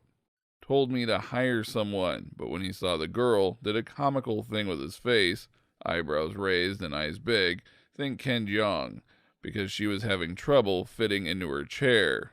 She was a bigger girl. Took away chairs the next day because they encouraged us to not concentrate on the client. The girl was a no-call, no-show the following week. Had a love-hate relationship with a groundhog not long into his farming venture. He never caught the guy. Once threw a cricket at me from the opposite end of the office floor. He and another coworker kept such straight faces as I finally convinced myself the cricket flung itself at me. I watched the cameras at the end of the day only to see them do it. I'm still traumatized. Has an office to this day full of the weirdest collection of things. A few feathers from favorite chickens of his that he had since consumed and all named and dated. A rabbit paw someone gave him. A goat's hoof. A framed quote I told him told to me by a very high homeless person. I don't remember the rest. It's just an odd place to go into. Had a hard time growing a beard and would ask me what I thought the progress of his soup taster. Nicest boss I've ever had. Well-meaning if a little racially insensitive, all while being fascinated by other people's cultures. He would buy different cuisines for us to try each week. Gave bonuses because he knew the job didn't pay much, so that was always a nice surprise. He paid my former coworker when she had to stay home all through her husband's COVID. Also, he loves llamas, alpacas, baby goats, and when I showed him how to use Reddit, he would almost always send me an alpaca photo. I still get a photo now and then. Also, 3 years after leaving, he still sends me photos of his illegal farm, and recently asked me to post his cucumbers on Reddit. Don't forget to like this video if you liked it, dislike if you disliked it, and subscribe so you do not miss our next upload. Welcome to Reddit Reader. What advice would you give to a 14-year-old about starting high school? Enjoy your personal relationships, but never let any negative interactions affect you too heavily. That's way easier said than done, but in all honesty, you will never see most people you encounter during your high school days again after graduation. Let the haters hate. You be you. Use this time to learn what you like. Explore your options. Most importantly, try to be yourself without caring what other people think. Again, that won't be easy, but if you can do it, you'll thank yourself later. We're rooting for you. Forgive yourself when necessary. It's high school. You're probably going to do something stupid. If you have even a remote interest in joining something, try it out, but don't be ashamed if it ends up not working out and you end up quitting. Basically, it'll be way easier if you are able to forgive yourself easily. Having an interest makes you interesting. It's going to feel like the most important time of your life and the most emotional time of your life. But what's important is finding a balance between grades and friends and work if you end up working. Some classes will feel pointless, and they are, but remember, there is an end and it's important to try and get through them. It's those skills, learning how to study and how to get through things you don't like, that will serve you better than pretty much anything you actually learn in school. It's okay to grow apart from your friends from middle school and make new ones. Good friends, real good friends, will push you to be your better self, encourage good habits, and want the best for you. Anyone who tells you to act against that is an asshole. Stay away from them. Don't slack off on grades thinking you'll have time to pull them up. Get involved in some extracurricular activity like tennis or theater or debate or swimming or something you're interested in. You will make friends, and it's really nourishing to be part of a community. Don't take anything too seriously. People are assholes just for the sake of it. You don't need to impress everyone. Damn near everyone you met in high school won't matter in your life after you graduate. Don't compromise yourself just to be included in a certain group. Don't try to force an interest, pretend to be a fan of something you aren't into, whatever. Genuine friends will be made naturally. Never send anybody photos of your junk. High school senior here. The opinions of f***ing 15-year-olds don't matter. What they think is cringe probably isn't even that cringe. Do whatever you want, and even though it's hard to be yourself 100%, you might not be liked by all, but the ones who will are gonna be good people. Pay attention to the way your friends talk about your mutual friends to you. This is exactly the way they speak of you to them. If you have a secret that you don't want to get out, don't tell a single person. No, not even your best friend. Nobody. If your parents have concerns about someone you're dating or one of your friends, pay attention and listen to them. They are rarely wrong about this. Overall, just try to have fun and grow. You will fall into the rut of, this sucks, I can't wait to graduate, but you will miss some of it eventually. Practice better self-reflection. Stay quiet. Listen more than you speak, and actually think about what you're doing, saying, thinking, feeling. I had way too many instances where I looked back at myself and just thought, what the was that? Also, you should know when you're stressed, your rational decision-making skills drop quickly. Even if you think you're fine, you're probably not. I won't tell you to talk with someone, God knows I never did. But each day when you get home, take a look at everything you did and said and try to reason out why without emotional justification. Don't be afraid to keep a daily journal. I know it sounds lame, but it will help you keep track of your thought patterns and stressors. Don't feel embarrassed to apologize for your actions or reactions, even if the other person doesn't. Don't forget to like this video if you liked it, dislike if you disliked it, and subscribe so you don't miss our next upload. Welcome to Reddit Reader. What is just a placebo effect, but most people don't realize? I worked at a kid's birthday party place for a couple years in high school. So many kids would cry because they fell over, bumped their arm, etc. Never anything bad. I'd say something like, can you shake your foot around? Does it feel better? How about jumping in a circle? Alright, we're gonna go blow on your hand so it feels better, and then ask if they are ready to play again. Works like a charm. Also, bandages for little boo-boos. They think they are healed and get right back to being happy little kiddos. Your perception of bad luck. The human brain is predisposed to remember bad experiences more vividly than the good ones. Thus, for an example, you may say your luck is always awful at tolls, when in reality, you only get stuck in traffic 20 to 50% of the time.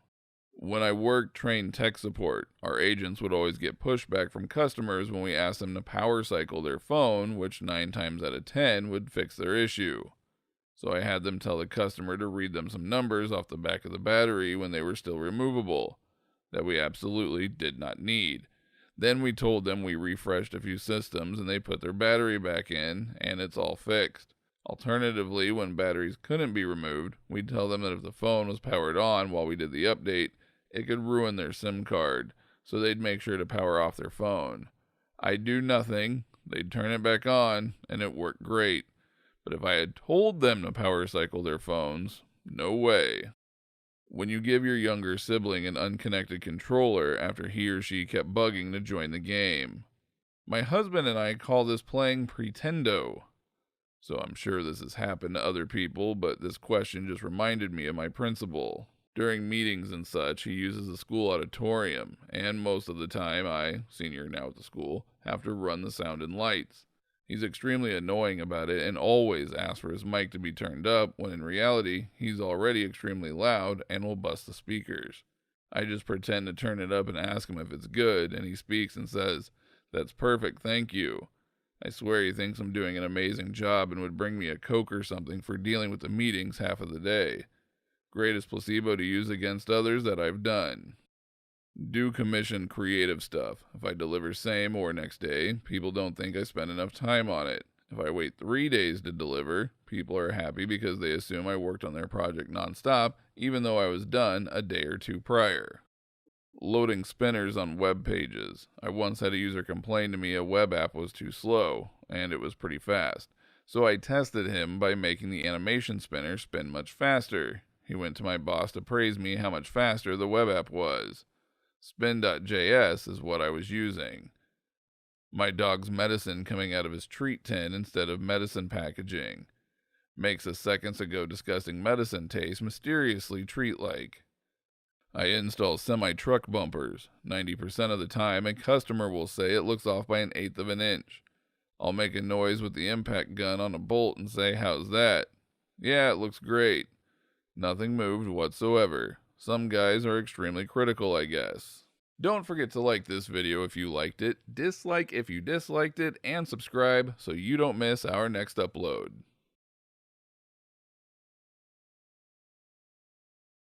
Welcome to Reddit Reader. What gender double standard really annoys you? I grew up overseas in a country that doesn't really encourage personal vehicles. We have a lot of public transport. As a result, my mechanical knowledge is extremely poor. My white girlfriend, who grew up in the sticks and whose dad is a mechanic, has tinkered with cars all her life. Every time we walk to an auto parts store to get stuff, the employees never talk to her. Even if they ask me a question and she replies, they continue acting as if she doesn't exist and keep talking to me. It's unreal. It's as if they don't see her. She's gone to job interviews for mechanical jobs where the interviewer asks her very basic and belittling questions because they don't believe she can understand mechanical stuff. Meanwhile, up until last year when I met her, I didn't know what a ratchet was.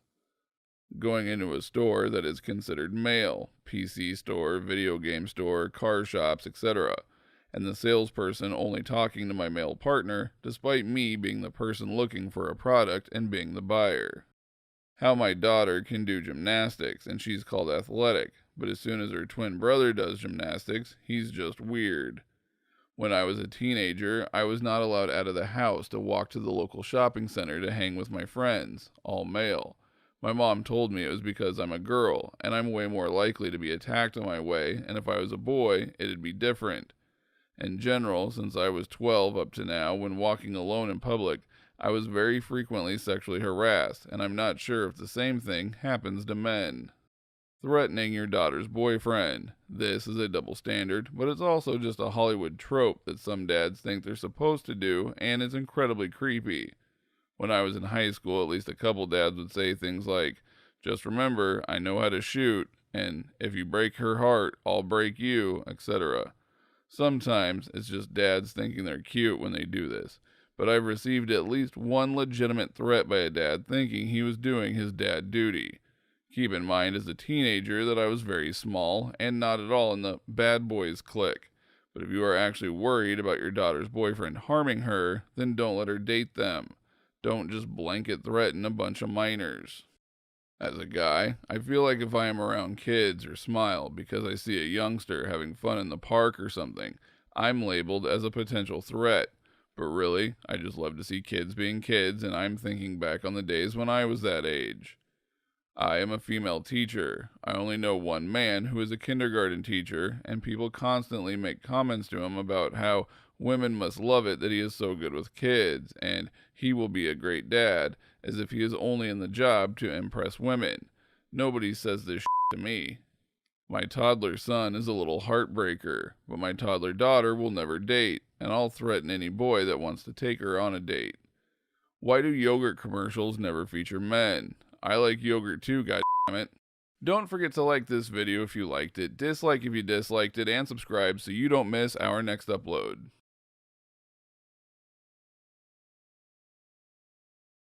Welcome to Reddit Reader. What are you happy about right now? I just got a job after being unemployed for a year. My biopsy came back great. I still need a bone marrow transplant, but no trace of cancer in me right now. It was super hot for weeks, and it's raining, and there's a thunderstorm right now, and I'm outside watching it. My friend's messaging me about the dumbest stuff. I have lots of birds visiting my feeders. Nothing is very exotic. Hummingbirds are the most unusual birds I get, but I enjoy watching all of them. The wife and I both have health problems. Nothing major, but we have a really nice teen come over to do yard work. Last time he was here, he mentioned he had to walk into town as his mom's car was overheating. This morning, my wife picked him up to do some mowing and weeding. When he was done, she asked if his mom's car was running, to which he replied they haven't even tried to start it. My wife asked if I would take him home and take a look at the car. I did so, and it was just a matter of low radiator fluid, but that Mom had been afraid to mess something up. I filled the radiator and overflow tank and had them start the car and hung out till the car warmed to operating temp. No biggie, but they were both so thrilled to have it running again and be able to drive for groceries. It still has me happy hours later. I have a belly full of lasagna. My girlfriend told me she loves me for the first time the other day, still smiling from that one. I found out this week I'm going to be a grandpa. I just got my first boyfriend, maybe too old at 22, but still good enough for me. There's only 5 minutes left until my steak pie is cooked. My mom just got home after 5 weeks in the hospital.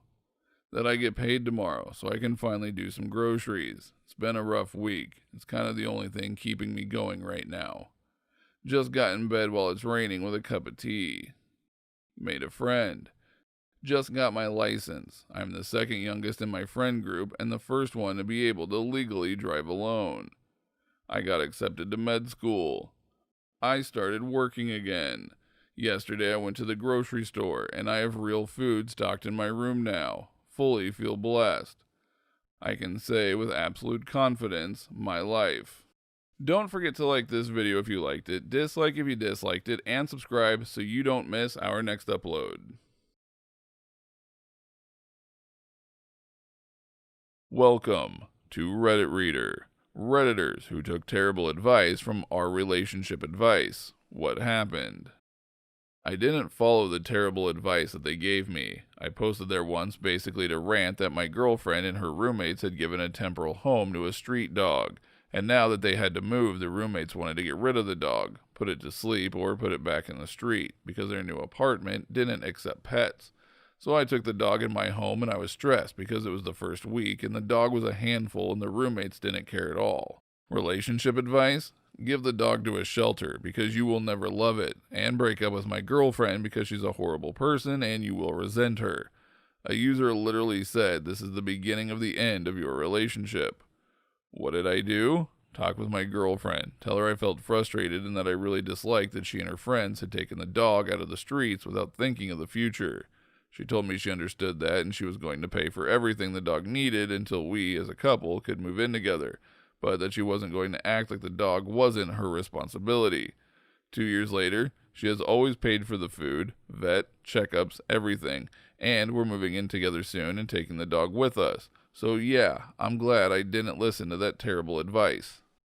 On one hand, they helped me get the courage to leave a legitimately toxic relationship. Dude was super controlling and manipulative and was cheating on me the entire time. Then again, I also consulted with other people in my actual life like my parents and friends.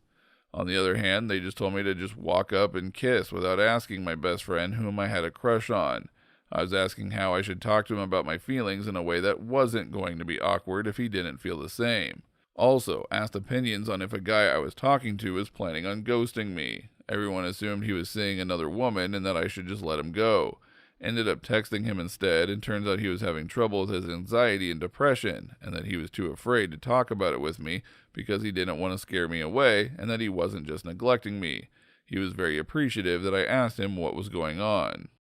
Knowing Reddit, someone posts on the wrong sub asking how to make sourdough and winds up in therapy divorcing their spouse. Saw a kid posting about how he wasn't getting along with his parents. They were making him work or something normal parents do, and Reddit told him he should basically confront them and tell them off. Next update posted that they kicked him out of the house. Not positive, but I think that Reddit lynch mob dropped the ball on that one.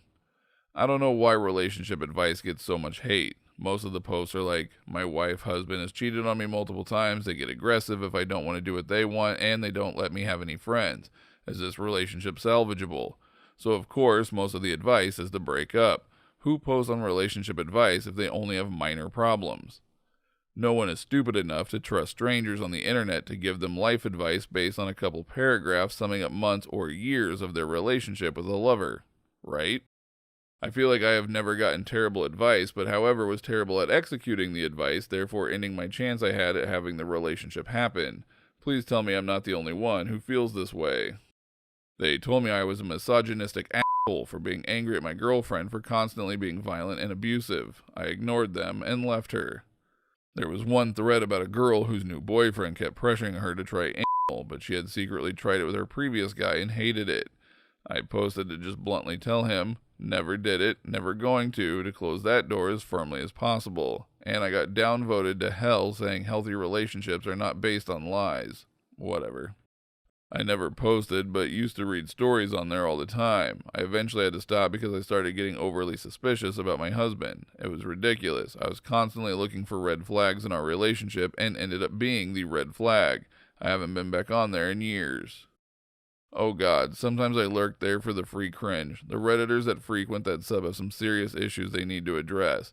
Have a boyfriend, girlfriend, wife, husband, family issue? Well, better break up with them, tell them to hit the road, divorce them, or cut them out of your life completely. It's pretty ridiculous. Those people have some deep-seated family or attachment issues. It's pretty sad. Don't forget to like this video if you liked it, dislike if you disliked it, and subscribe so you don't miss our next upload.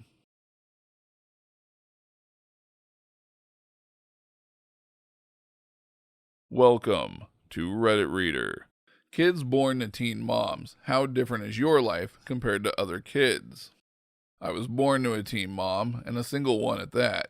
I definitely had a lot more freedom and less supervision as a child since both of her parents, my grandparents obviously, passed away soon after I was born, so there weren't many options for babysitters. She worked 2 jobs. I would often be on my own after school until about 8 or 9 at night, sometimes later.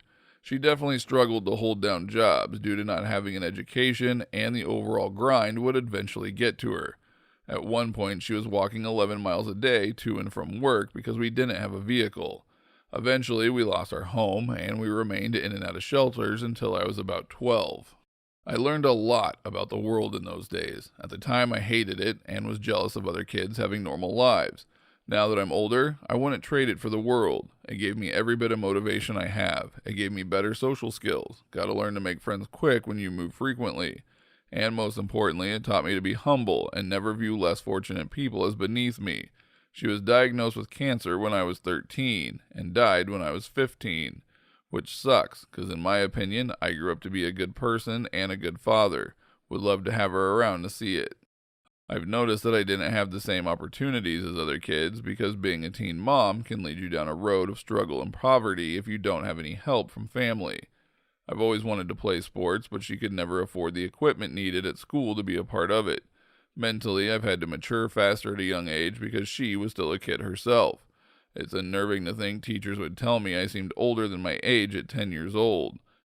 I was born in 1964 when my mother was 16. Grandparents adopted me so I'd have a name. Father's family paid for the hospital bills, and that was it because they didn't want to ruin his chances to go to VMI. Mother had 3 other kids from at least 2 other men and tried to treat me like a little sister, although a girl in 3rd grade decided it was her duty to tell me I didn't really have a daddy. 3-bedroom country farm with 4 kids, grandparents, and mother with her pedo husband was a constant fight, complete with fists and screaming almost daily. At least we could go outside.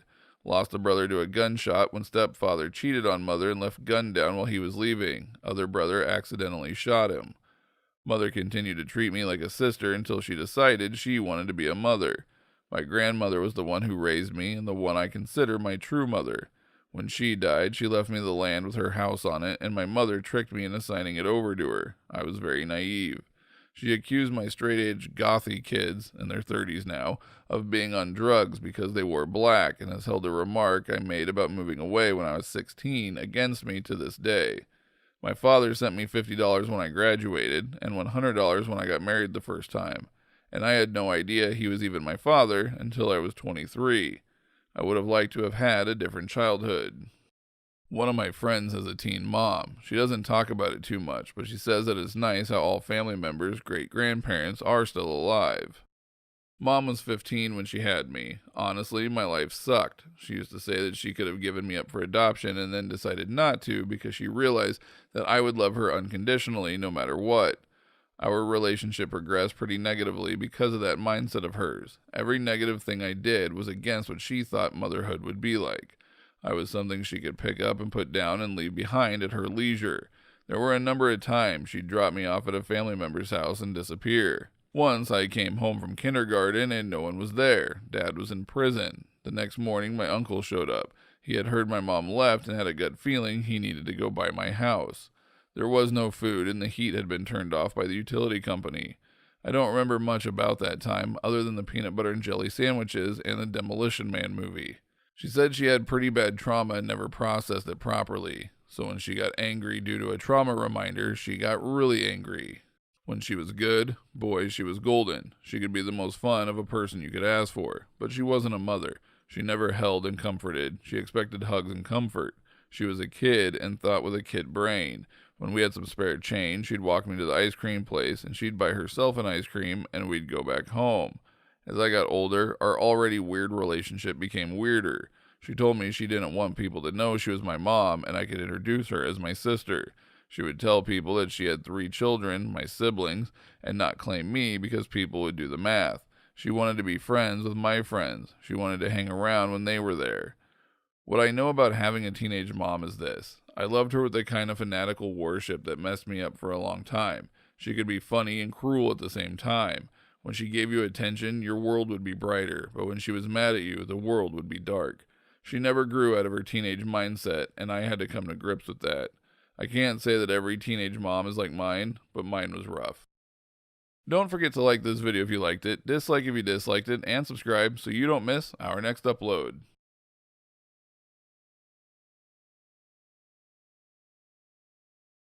Welcome to Reddit Reader. People who've had sex with celebrities. How was it? My dad dated Sarah Wayne Callies, Lori Grimes from The Walking Dead, in high school. He defines her as a very nice girl. Truth be told, I don't think he remembers much of that relationship, but she